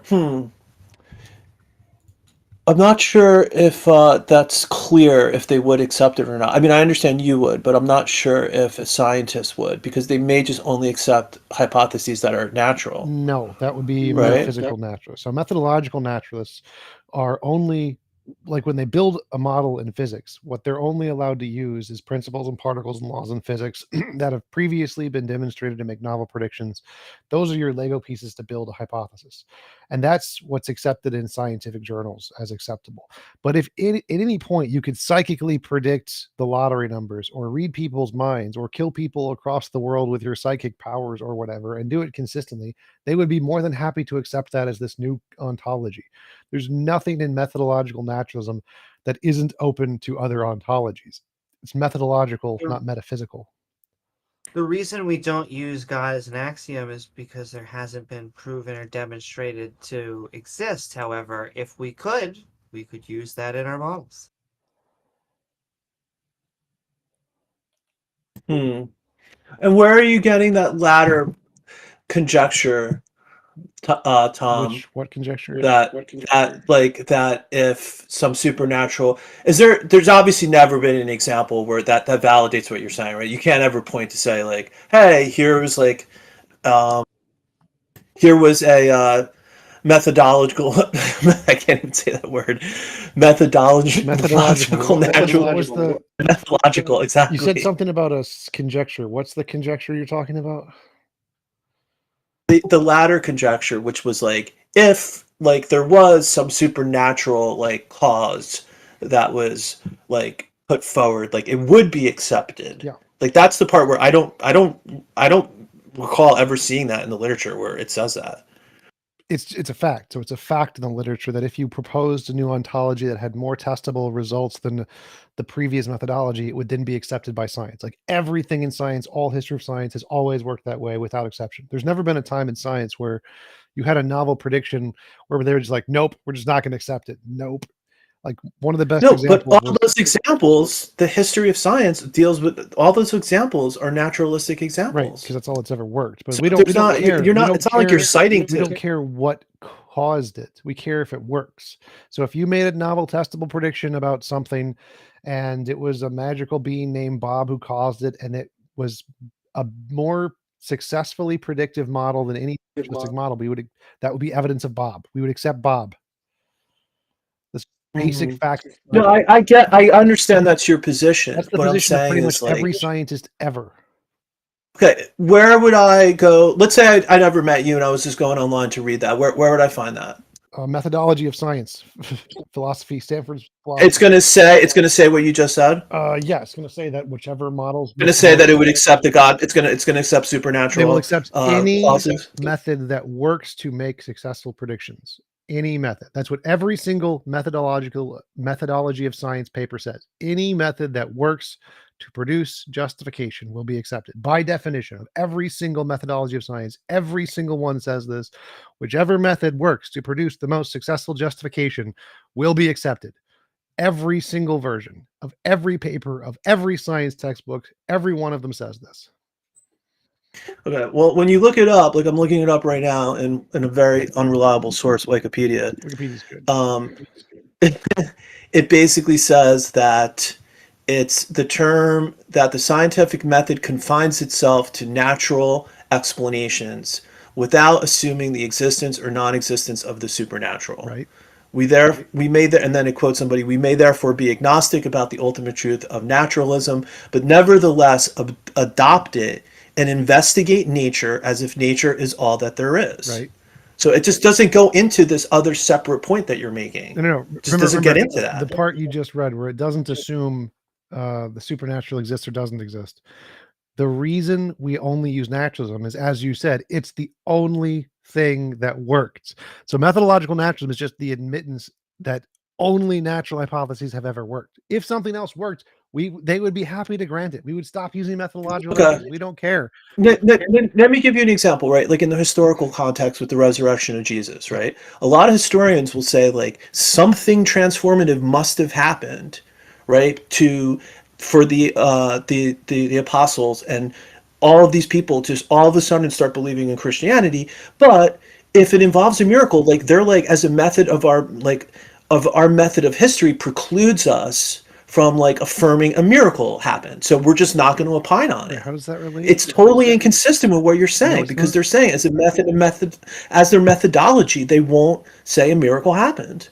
Right. So there's a couple things there. One, there's nothing about that event that would even imply a miracle happened. Like lots of people converting to a religious ideology is extremely common, happens all the time over history. Christianity isn't even the fastest growing ever. It's not even in the top 10 of the fastest growing religions ever. None of that's special. In history doesn't make novel predictions. History is explaining past things. It's post hoc. So nothing in history would be evidence of miracles. You would need novel testable predictions, which nothing in history can provide.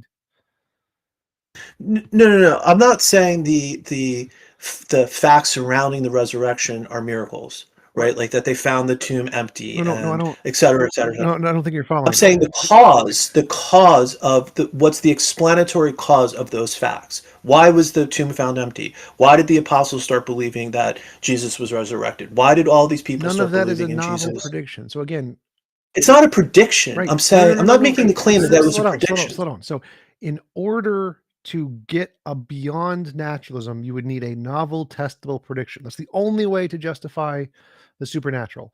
It's Looking at historical. So you're not going to have a prediction from history will never be able to provide a novel, testable prediction. That means you will never be able to justify miracles looking at history. History is post hoc inherently. So there's a specific I paper by agree. Mike Lacona where he specifically goes through this. It's the very first quote on his page on Historians and Miracle Claims, I think is what it's titled. Historians hold to it that the study of miracle claims lies outside of the bounds of historian acting within their professional capacity, something. And he goes through the entire paper of why they do this. History is only allowed to use combinations of principles, particles, and laws that have already been demonstrated because history can't demonstrate new ones. So history is irrelevant here. So if a new supernatural thing was discovered, like if Jesus came down again, we could then now use that once this Jesus guy was discovered and supernatural was discovered, we could then apply it in history to explain the resurrection. Until the time that the supernatural makes novel predictions today in the present, it will never be a valid thing to apply to history, just like unicorns won't. So you can only apply things in history that have already been discovered by novel predictions in the present. Yeah, no, I agree. Like that, it's not like history is different from what we were talking about. So I shifted into like a different domain, right? But my point is like the historian to me seems constrained by his methodology, not his metaphysical naturalism, but his methodology for interpreting historical facts. That he's not gonna then say that the cause was some miracle. Right. He's just gonna say I'm constrained. Like the miracle is not something like as you just read out, right? Like they're not going to report out like the miracle is the cause for these facts that we're aware of.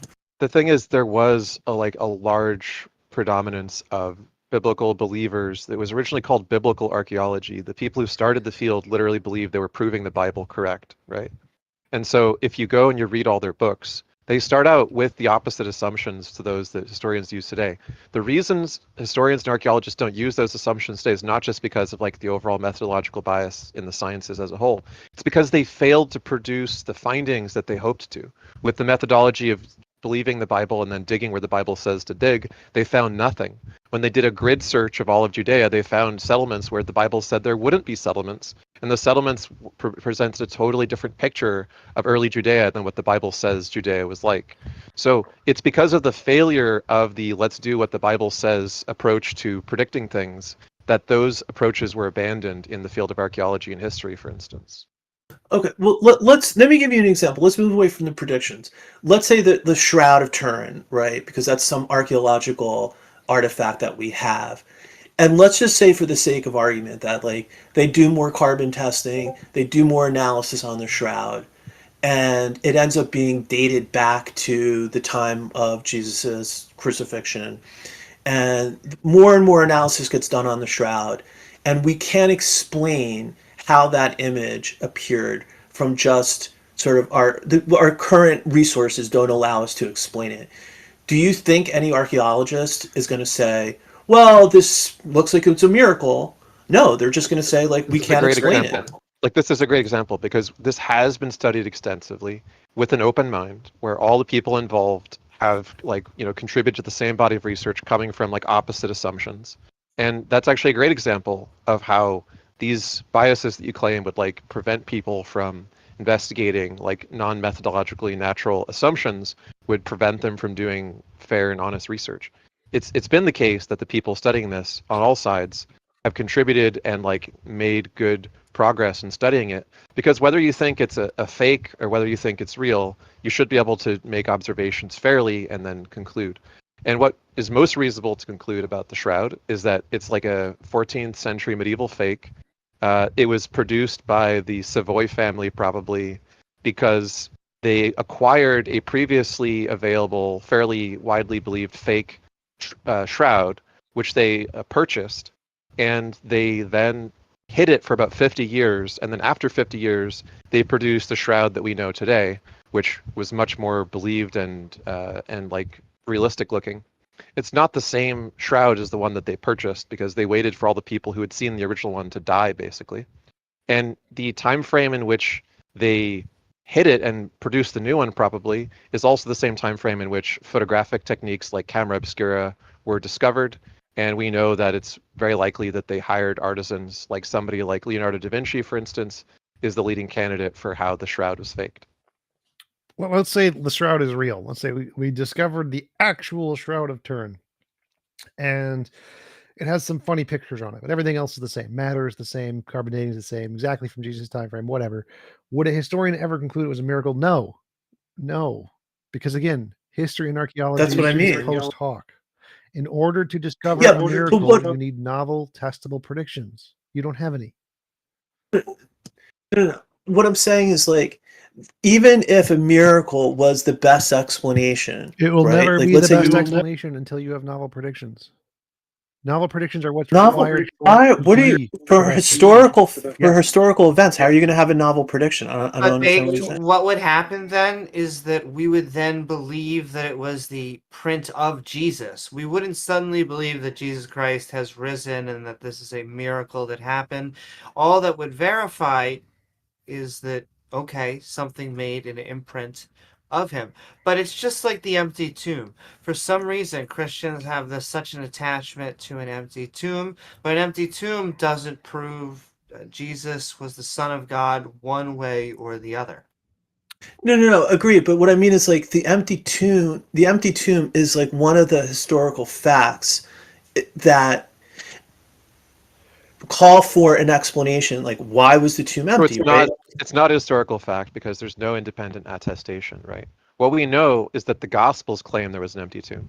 However, we also know that translation stories, in other words, stories about like divinely chosen beings ascending to the realm of the gods, were a standard feature of leading figures in the Hellenistic world, right?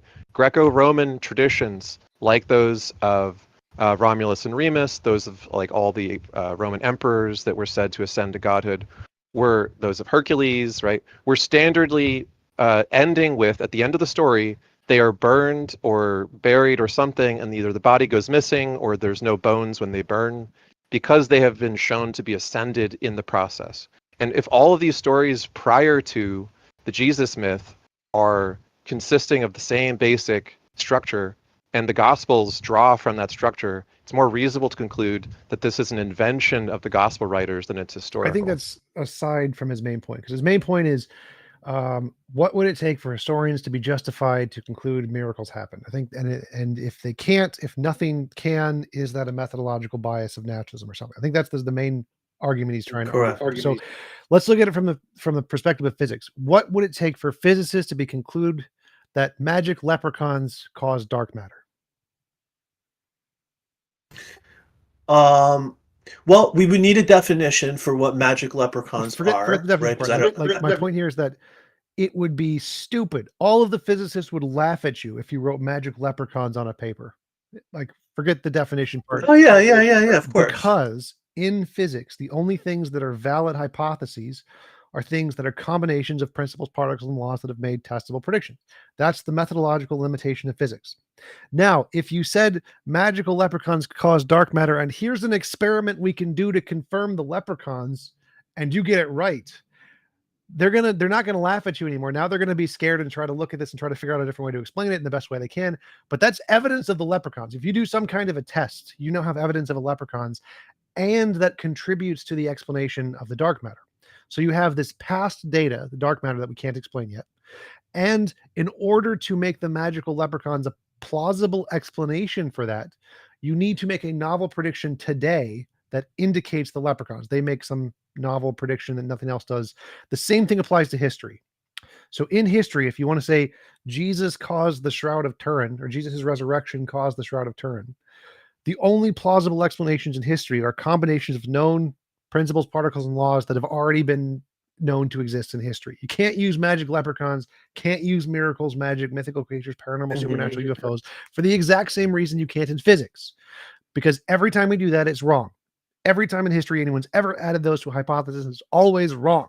But if you suddenly somehow got it right with those kinds of predictions and they made, or those hypotheses and they made predictions, then you could go back and after this has now been justified by novel predictions, you could then explain the past data with this new thing we've discovered. So if we discovered a unicorn fossil, we could then say that the books of the Iliad and the Odyssey where they mention unicorns, that may be an actual account of what happened because we have actual examples of unicorns. Therefore, that could be explained by not just being made up. Until the time we actually discover something today, some novel predictions like unicorn fossils, that will never be a plausible explanation of history because history is not allowed to input new ontologies. This is the difference. And so this is not a methodological naturalism difference. This is just the basic way we use any kind of epistemology ever. You're only allowed to use combinations of known principles, particles, and laws when explaining past data. When trying to explain new data, you can use whatever you want, make up whatever you want. And if it makes predictions, it works, and that's great. But when explaining past data, you're never allowed to use things that haven't already been confirmed.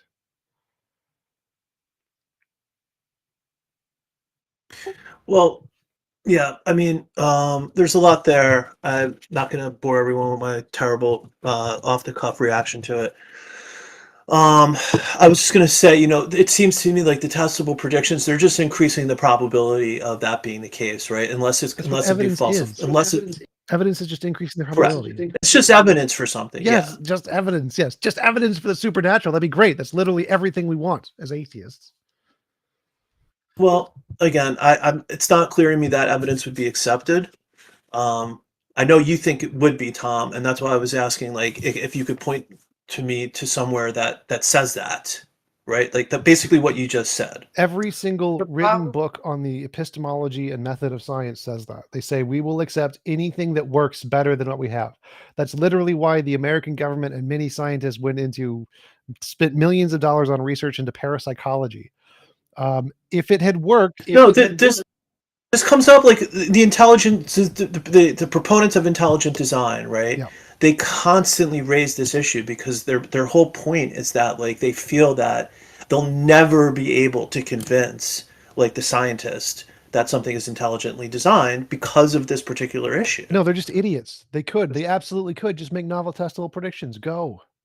They have. No, they haven't. In Signature in the Cell, Myers makes which 10. is a book. There's 10 of them. They're all absolute garbage.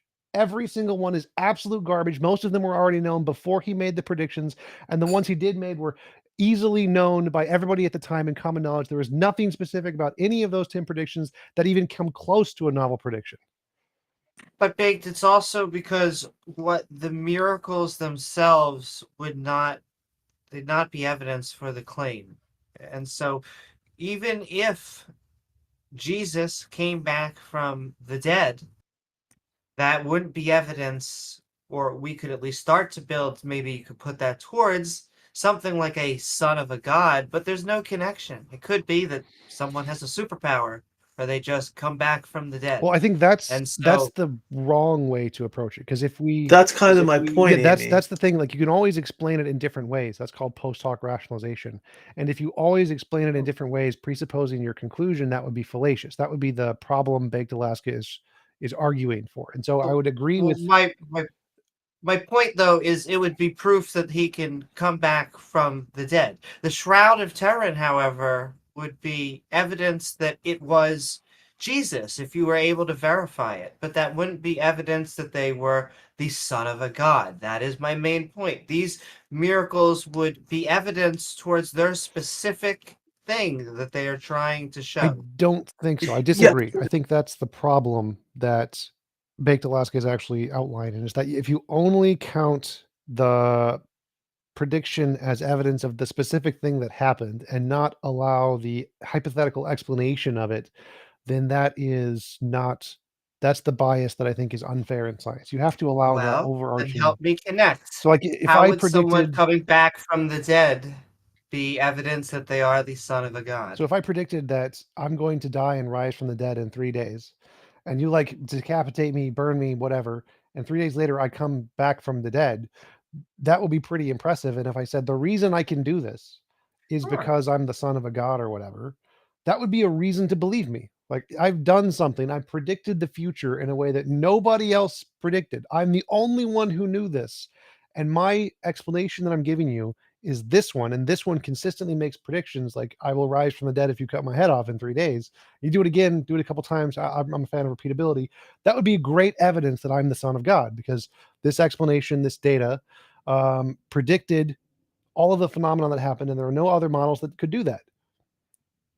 I completely disagree. You're just asserting that the explanation is that you're the son of God. We now have a phenomena, you resurrecting from the dead. The thing that you haven't proved is that you are the son of a god. You're not drawing a connection here. Well, so if I am able to predict the future, that I will rise from the dead, and Sure. I'm going to claim that my ability to do this comes from my being the son of a god. Maybe I'm lying or something, but that doesn't matter. And No, that's the whole point. no, that wouldn't make a difference here. So say Bob, my friend, says, I believe him. He's the son of a god. I also predict he's going to rise from the dead in 3 days. That would be that hypothesis that I'm the son of the god has given my friend Bob the ability to accurately predict the future. So now, even if I'm lying and I'm not the son of God, I'm just an alien or something, his hypothesis that I'm the son of the god has given him the power to accurately predict the future, that I'm going to rise from the dead in 3 days. And he got it right. The hypothesis isn't that, once again, the hypothesis you'll resurrect from the dead. There is still no connection being made. So we could Because say I'm the the son of sun God. will rise. So if we say the sun will rise in a set of days, you're saying because of this prediction made, it can be made true every time. We could also say, hey, listen, we know this because he's the son of God. Yes. So, like, if I predict that's he's the silly. son of God, therefore he will rise from the dead in 3 days, and I get it right, that hypothesis that he was the son of God gave me the ability to predict the future in a way that no other hypothesis did. Therefore, because that hypothesis allowed me to predict the future and get it right, that's evidence of that hypothesis, because it allowed me to predict the future. No, it's evidence of him being able to. You're not really giving a mechanism. So how did he come back from the dead? I don't need to know that. You don't need to know Nope. that. You can So, just let's say I it's have the a son magic of a 8 ball god. that I can just shake and Just it have gives to me believe random him. messages. If the magic 8 ball gives me the lottery numbers and I buy a lottery ticket and I win the lottery, then I shake the magic 8 ball again and gives me the lottery numbers, buy a lottery ticket, buy the magic, and I win the lottery again. Am I justified in buying a lottery ticket with the next numbers it gives me, even though I have no idea how it works?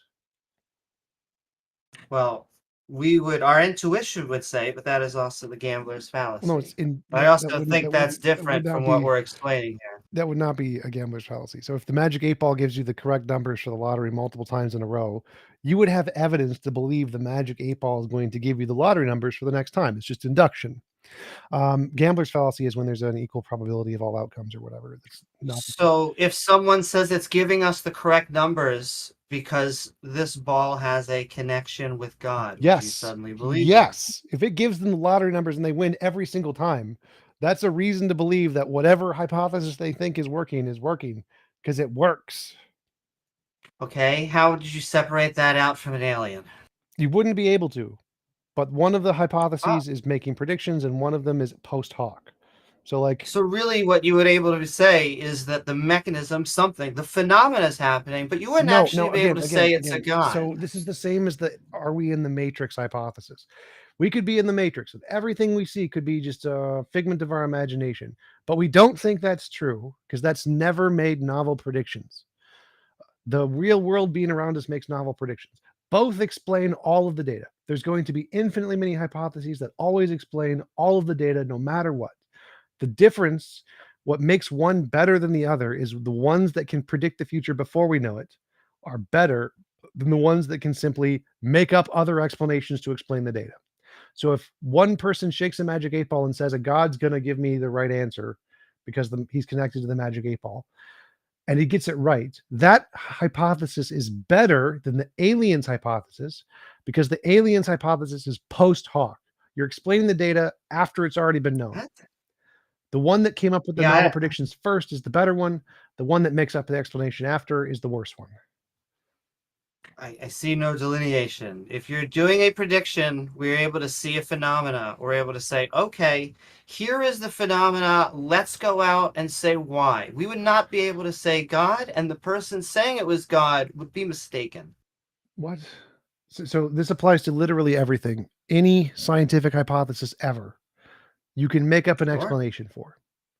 And there's always going to be infinitely many other ways to explain the data. Always, no matter what. Always. The Earth goes around the sun. Magical pixies. Magical leprechauns. Fairy dust. There's infinitely many ways to explain all data. There is not a single piece of scientific data that can't be explained by alternative explanations. Everything can always be explained by alternative They're explanations. also just making it up. They have no reason to say it's a God. Doesn't make a difference. So why do you think that they have a reason It to doesn't say make it's a God? difference. The way they came to the hypothesis is completely irrelevant. Don't care. What matters is does it work?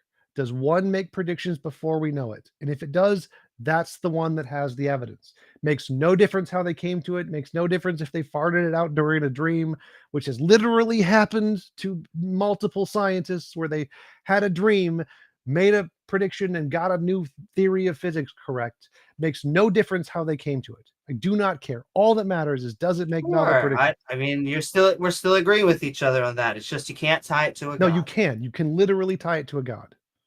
How? By making it up. If you had a dream, God told you this, and We you get agree it right, again. that's evidence of God. No, it's just making things up. No, this is the part where Baked Alaska's criticism works against you because your epistemology excludes anything that you don't already accept, which doesn't work. Fundamentally, epistemology completely fails every single way you think about it. It does not work because you have to be Sure, open to anything potentially being the cause.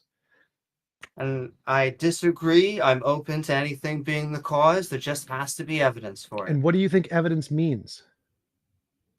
Something like a novel testable prediction, something that we can emulate. Those are the things I'm giving you. If I have a magic 8-ball that gives me the lottery numbers, that's a novel prediction. Sure, and then we would have a phenomena. But Right. then you can't just actually assert that it's God because you are getting that. No, that's the part that I think you're missing. Why having just a novel prediction is nothing.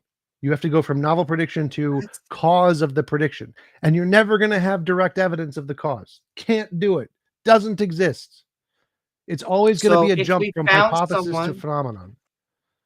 So if we found someone that was resurrecting from the dead, we would be able to say, hey, this person resurrected from the dead. I don't know why they're doing it, but now we can take it on and start to figure out why.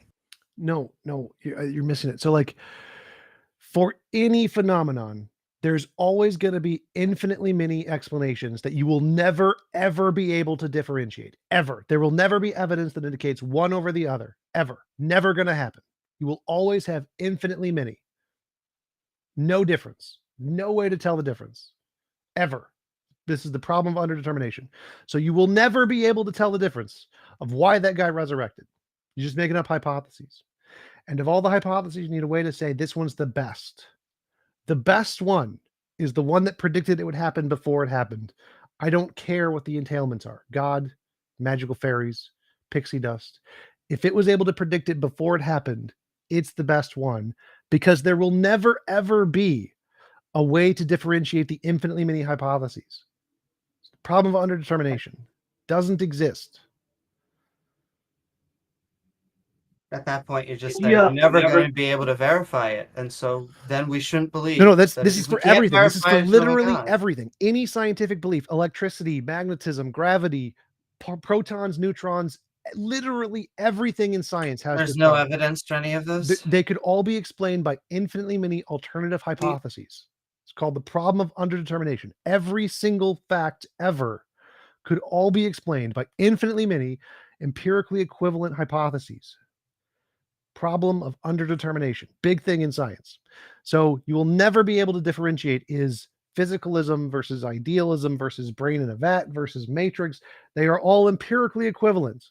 The differentiating factor is that one of them was able to predict things before we knew it, and all of the others were only able to explain them after we knew it. That's the factor. Novel prediction is the only thing that makes it a more reasonable to believe. So if you had a magic 8 ball that you think was connected to God and it could accurately get the lottery numbers every time, that's a reason. That's a really good reason to believe in God. I'll give you a better example. Let's say we have a Bible and the Bible said God created the world. It's like exactly just the Christian Bible, but it said DNA is a double helix. Earth is 4.5 billion years old. Universe is 13.8 billion years old. Donald Trump will be president in whatever year. And it got all of those right. And it was written 5,000 years ago. That would be phenomenal evidence for Christianity. It could have been aliens who wrote it. Sure. Could have been a time traveling merchant leprechaun who wrote it. Doesn't matter. It is phenomenal evidence to believe in Christianity if you have a book that is claimed to be written by God, that has all the novel predictions for thousands of years and gets them all right. Phenomenal evidence, even though it could still be explained by a bunch of other things. It would be fantastic evidence. It is something we never find throughout any of the religious texts. Well, why would that not apply to Jesus, right? Like, that's the whole basis of Christianity. Like, it wasn't that some random person got resurrected. It was a vindication of the claims that Jesus made. Like, Jesus made these radical claims, and then all of a sudden he's resurrected. Yes, that would be Why great is that evidence. not? That would be great. So, like, if Jesus Yeah. predicted he'd rise in 3 days after he died, and then he died and rose in 3 days, that'd be great evidence. That's a novel prediction. Absolutely. Jesus was making claims that he was the Son of Man. He was the Son of God, right? And then he's resurrected. Yes, so if That's that a total happened- validation of his if that claims. happened, And in the first gospel, which claims that, it just says that they went away scared to tell anyone, right? So it deliberately dodges making the kind of claim at the time that it was made that would have lots of witnesses that could corroborate it. And it instead hides behind the idea that, well, the people who saw the empty tomb went away and told no one. And then it's only later that they made up a fake ending to Mark where they changed it to say, no, then he appeared to people and like did a roadshow of like having Thomas, touch him to verify and everything.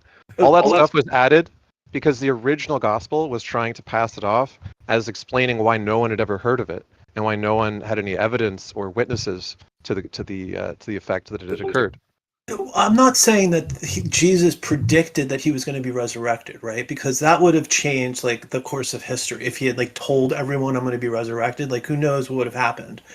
I'm saying that his entire claim was divinity, right? So he was making radical claims that were totally unprecedented. And then his claims were validated but if you think the resurrection They're not actually historical. happened. They're not historical. What's not historical? The first gospel, Mark, doesn't say that he reappeared. It just says the tomb is empty. But they didn't tell anyone about it, right? It's only later when they think that enough people aren't around or enough people believe in it that they then upgrade the claim to say, oh, and then he did a roadshow and appeared to people. They literally changed the ending of Mark to do this because it went from being an unbelievable historical farce to, okay, well, now enough people believe it, we're going to upgrade the claim to say he really did resurrect, right? The claim that he resurrected is not believable. It is not even in the original But that's not that's not the consensus of New Testament scholars, like what you're saying. Like the consensus of New Testament scholars and calling that the mainstream or something is like asking what's the consensus of witch doctors, right? They're not going to be able to agree on a consensus where the majority of the consensus relies on people who will be fired from their job because they have a faith statement for the institution they work at where they're literally fired if they say anything heretical. The consensus of historians is Jesus did not rise from the dead. No, they don't take a position. No, on that. they do take a position. Right. That's what I was saying earlier, right? They do take a position. Historians do take a position. Miracles did not happen. They are not a plausible. No. You're first. That was Hume's argument, and that's been totally discredited, no, that was not right? Hume's argument. Hume's argument was that miracles are the least plausible by definition. That's a different argument. In history, miracles, magic, mythical creatures, paranormal, supernatural, UFOs are not plausible explanations of anything in history because historians are not allowed to posit new ontologies, just like physicists aren't, just like in law you aren't. The only people who can posit new ontologies are people in physics and chemistry and biology doing new research today. Historians can't posit anything new by definition. They're post hoc explaining things. They can't get anything new. Historians don't. What you're saying is absurd, right? You're saying that the historians have taken a collective view on what did not happen, not what did happen. What? That's what you're saying they're doing. Those are the same thing. No, they don't do. No, they're not. If they don't get into like falsifying like theories and things like that. If one thing They just say, historians going to say like, here's what the evidence is, right? Like, let's say JFK's assassination. They're going to say we have evidence that there was a gunshot and the bullet trap. They don't get into saying like we therefore exclude like this conspiracy. They don't do that. They just tell you what they just report out what the evidence The point is. is that the Gospels are not historical documents. They're literally. Yes, they are. They're no different. They're no different than any other writings. They're full of legendary and literary techniques and structure which do not comport to what we consider to be historical independent accounts, right? They're analogous to the stories of Romulus and Remus, the stories of Hercules. They have you're taking the mythology interpretation, and that's widely been discredited by scholars. That's right. Historical fiction can be based on a subset of historical facts without being historical in character. Well, more right? importantly, like there are actually the most credible historians of the time period included myths like the origin of Romulus and Remus making Rome as fact in their history. So they were not intended as mythological. The best accredited historians always included myths in their history at that time period, and it wasn't until much later that we got rid of that garbage. So no, they are equivalent. Also, there's a separation between mythicists, as in people who do not believe that Jesus was a real man, and then just thinking that his resurrection was mythical.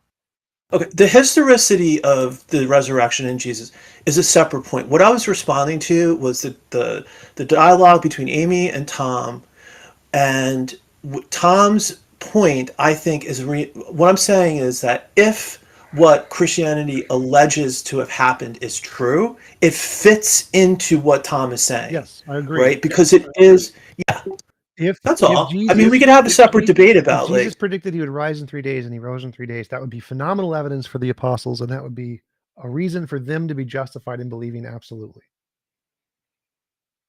Yeah, and Jesus, told people he was the Son of God, and so when he was resurrected, assuming that actually happened, it's a validation of his claim. No, if you didn't actually make the prediction, that wouldn't be a validation. Well, it's not a direct prediction, but it's basically the only explanation that makes any sense. That isn't right? the thing. We have abundant evidence that translation tales about hero figures like having ascended because there's no body to be found afterwards was a standard trope of hero fiction at the time. So it's more reasonable to conclude that it was added to the story as a hero story than it was a historical event. But also, Baked Alaska, we have on one side a mass grave, or the body being cremated, or ascending to heaven where he reigns supreme as king. Don't you think that the first two might just be, at least until there's good evidence, more likely? They're more likely if you don't have a view on whether God exists or not, or if you think it's highly unlikely that God exists. But if you think it's more probable than not that God exists, then him raising Jesus from the dead is not. It's not a stretch, right? It's like because God could do anything. I think the question is more based off of all of the past evidence we have of all history right now. Physicalism and all those other things are far more plausible than God. Therefore, based off of all of the evidence, God is the least plausible definition because it has the least evidence of those other alternatives. Exactly. I think you have to, when the claim is something metaphysical, right? That is which is something that exists outside of physical reality. You can't judge the evidence for that claim like you would judge the evidence special for pleading. It's called special pleading. It is a form of special pleading because it's a special hypothesis. There's no such thing. Right? It's not the same. It's not like it's being proposed as like some new element on the periodic chart, and then you're like, well, what's the evidence for it? right? Because then I'd agree with you and be like, yeah, we should just treat this like any other hypothesis that's being put forward. This is like the cause of the entire universe. Doesn't make a difference. So how could that not make a difference? How could the If I claim that there's the magical nature of pixie the leprechauns on a higher dimensional plane of magical Pooville, that doesn't make it excluded from all of the bases of evidence that we already know work.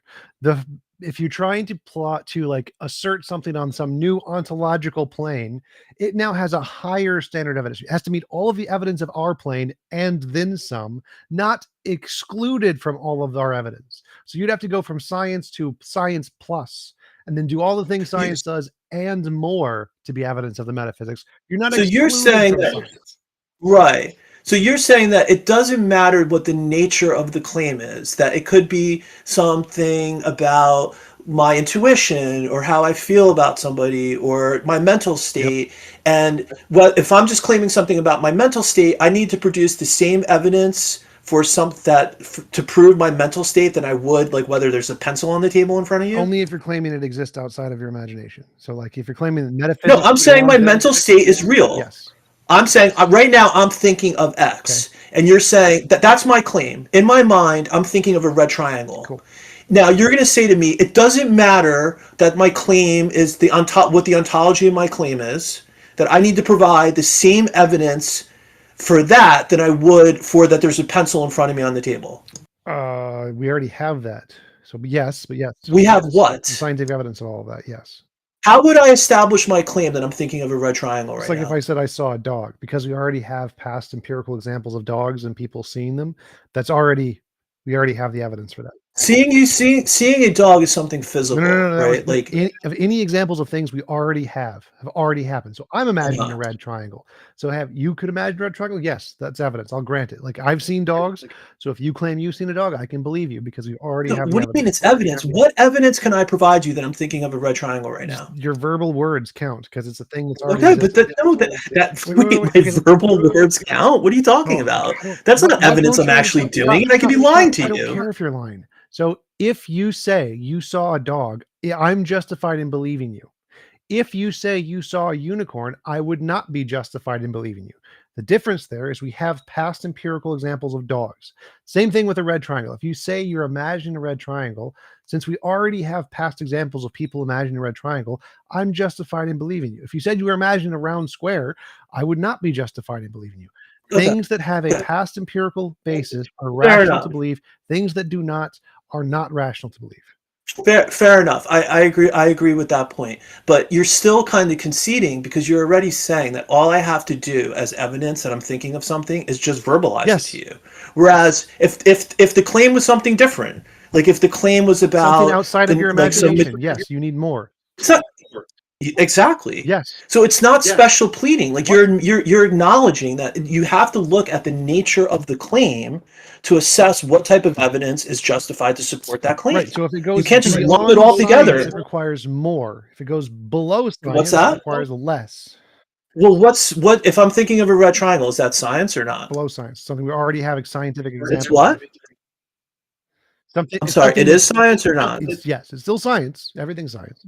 Okay, so all I have to do is just tell you that I'm thinking because we've already have past examples that have been scientific. I know that, but what I'm saying, like, if the claim was like there's a unicorn in my backyard, because we already have past examples of red triangles being imagined in people's brains. We have neurology, fMRIs of people imagining red triangles. We have tons and tons of past empirical evidence of red triangles already existing, and you're saying you're doing a thing that we have millions of examples of and have already been demonstrated to exist empirically via science.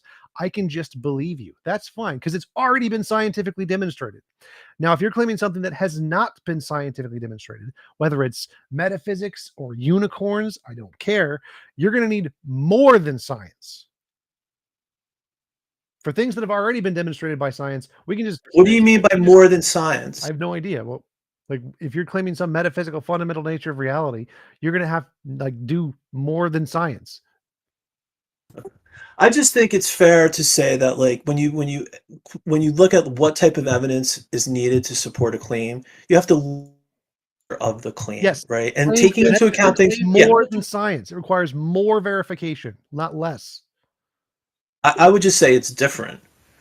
I don't think you could quantify whether it's more or not less. the- It's just of a different Science is degree. how It's you- of a science different is how you nature. differentiate imagination from reality. There is no physical universe, non-physical universe. Science is anything that can differentiate anything that exists independent of your imagination, of any category. Physics, metaphysics, supernatural, ontological. Science is everything, anything that could ever differentiate anything that exists from your imagination. Anyway, I lost track of what we're debating, but anyway, guys, I will depart on that happy note. I enjoyed the talk. Hope we can pick it up later. Yep. I'll ask on the subject of the resurrection, since you brought it up. I posted a video with Richard C. Miller, who's a scholar who studied translation fables, and he explains how the resurrection story fits into the background of Hellenistic translation fables. All right, cool. I'll check that out, man. Yep. Later, guys. Yep. Have a good one. All right, Frank, you said you got a question? Yeah. Hey, how you guys doing? Hey, X. Hey, Amy. And Howdy. hey, T-Jump. So I was talking to Jen the other day, That was a and mistake. I don't know if you we were doing a stage on one of our stages, and basically my question is like, and I came to me some sort of like realization of like the fact that matter could be an illusion created by a mind, because she believes in like a universal mind, right? So I guess my question is, how do you prove physicalism without presupposing it? Because like that's what she said. She said that we were making a circular argument. So I guess that's my question, Tom. Novel testable predictions. So physicalism makes novel predictions. Idealism doesn't make novel predictions. Physicalism is justified to believe. Idealism is not. Same reason we don't believe a brain in a vat. Yeah, but my guess, like, how would you differentiate between physicalism being an illusion created by a mind in that sense? Which hypothesis makes novel predictions? Whichever one makes novel predictions is the one that's rational to believe. Okay. I guess this is my other question. Amy, I like your cat, by the way, and I hope you guys have a good day, all right? Thank you so very much. Your cat? Yeah, I have 3 kitties. Moonlight, Penelope, and Buttercup. They're all I would say all cats are awesome. My cats are awesome too. CJ, what do you got? I had a sort of a thought experiment that's designed to sort of see where you land in regards to skepticism. I could probably do it very quickly, and I want to get your guys' opinion on it. For it. All right, so it's a hypothetical. Say you go to bed tonight, and before you wake up, you have a dream, very vivid dream, where somebody walks up to you and they gave you, say, 6 lottery. Let's say they say 6 numbers, and they say these are tonight's winning lottery numbers, 1 to 99, sort of thing. You wake up, you write it down, but you don't play it. You just go to work, come home, and you just say, okay, I'm just going to see. I'm going to see what happens when I'm going to turn on the TV. I'm going to see. I'm going to hold up that paper and just to see what happens. And lo and behold, it's accurate. It's 100% dead on, those 6 numbers in the lottery. And the question is, would you consider that coincidence? Maybe. I mean, I could consider it evidence of the hypothesis that somebody spoke to me in my dream or something. That'd be fine too. Amy? It's a beginning. Can it be happen over and over? But at least, I can't differentiate between coincidence or not yet. You'd be somewhere in the middle. Somewhere in the middle. It's not a coincidence that you would dream of lotto in the first place. Like I, for instance, have never dreamed about lotteries because I think they're stupid. Just like in terms of the odds of winning, like it's a sucker's trap, right? It's a fundraising technique. It's like taxation for the willing to give their money. But for a person who thinks about lottery, they're going to be much more likely to do the dreaming process about them. So it's not even a coincidence that they would be dreaming about lottery numbers in the first place. Well, I'm asking you personally, if you had that happen, would you consider that coincidence? No, because I just pointed out that like having a dream in the first place isn't just coincidental. It's explained by thinking about and being exposed to the stimuli in the past. I think right? he specifically if is talking we about the took- numbers. Like if you get the numbers right and they happen to win, is the numbers you dreamt of purely coincidence? Yeah, it could be, but it also could be the case that like you were exposed to something about the numbers and you may have forgotten it. So for instance, there's a large number of people who write songs and they get sued because the song turns out to be an existing song. And it's actually the case that they did hear the song, but they forgot hearing it. So it's more likely the case that you somehow heard what the winning lottery numbers were and forgot than it is that you just like randomly guessed. Well, I think in his analogy, they haven't been called yet. So you wake up and then they call. Right. You wrote them down on paper. Later on that day, you held up the paper just to see what would happen, and lo and behold, it's the same. But CJ, can I tell you it would be a stronger correlation if it was happening over and over? Yes. And it was just like every day, you're like, holy shit, every dream I have, I just go back and I win. Mhm. That would be a more strong phenomena because rare events happen all the time. So, and just to get the X, what would you, if you understand what I'm saying, like where would you fall in regards to that? So there's going to be a cognitive illusion that this is evidence of some kind of like predictive power, but unless there's some reason to think that it's not a coincidence, you would conclude that it would be. Oh, interesting. So you would say it's coincidence. You would pretty much be siding more towards coincidence than anything. Like thousands of people have dreams about lottery numbers. A lot of the people who are obsessed with lottery dream about it all the time because they're obsessed with it, right? So if we take all the people who dream about lottery numbers, eventually some of them are going to be correct, right? You're not going to conclude that just because you have dreams about lottery numbers that happen to be correct, that it's because yours have some explanatory factor that all the other dreams do not. It's only by ignoring the size of the sample. Like if you were the only person who ever dreamed about lottery numbers and you got it correct, that'd be evidence that there's some like very strong correlation. But if there are literally thousands of people dreaming about something and one of them happens to randomly get the correct result, that's a huge sample of unsuccessful ones. If you include the unsuccessful ones, then no, it's not a very impressive result. Gotcha. And if it happened more than once, then that might give you pause. Yeah, absolutely. If I got a correct result, if any one person got the correct result multiple times, we would conclude there's something very unusual going on. Interesting. Thank you. Thank you. Yeah, and I think in the past also there have been cases where the numbers were leaked or where there was otherwise tampered with, and that's why people won multiple times. There was an example of this with the Monopoly stamp game where you had to collect stamps to win, and the people who ran the game were leaking the stamps to their allies in an attempt to collude money out of the game. It wasn't a fair game. It was, in fact, a monopoly. Nice. Yeah. All right, I'll let you take some Theist callers. Cheers. I'm gonna have to go too. Gotta have to work. But Amy and Ix, you guys should now be admins or moderators for the stage or whatever, so you can let people up and put people down or whatever. All right, see you guys later. Bye.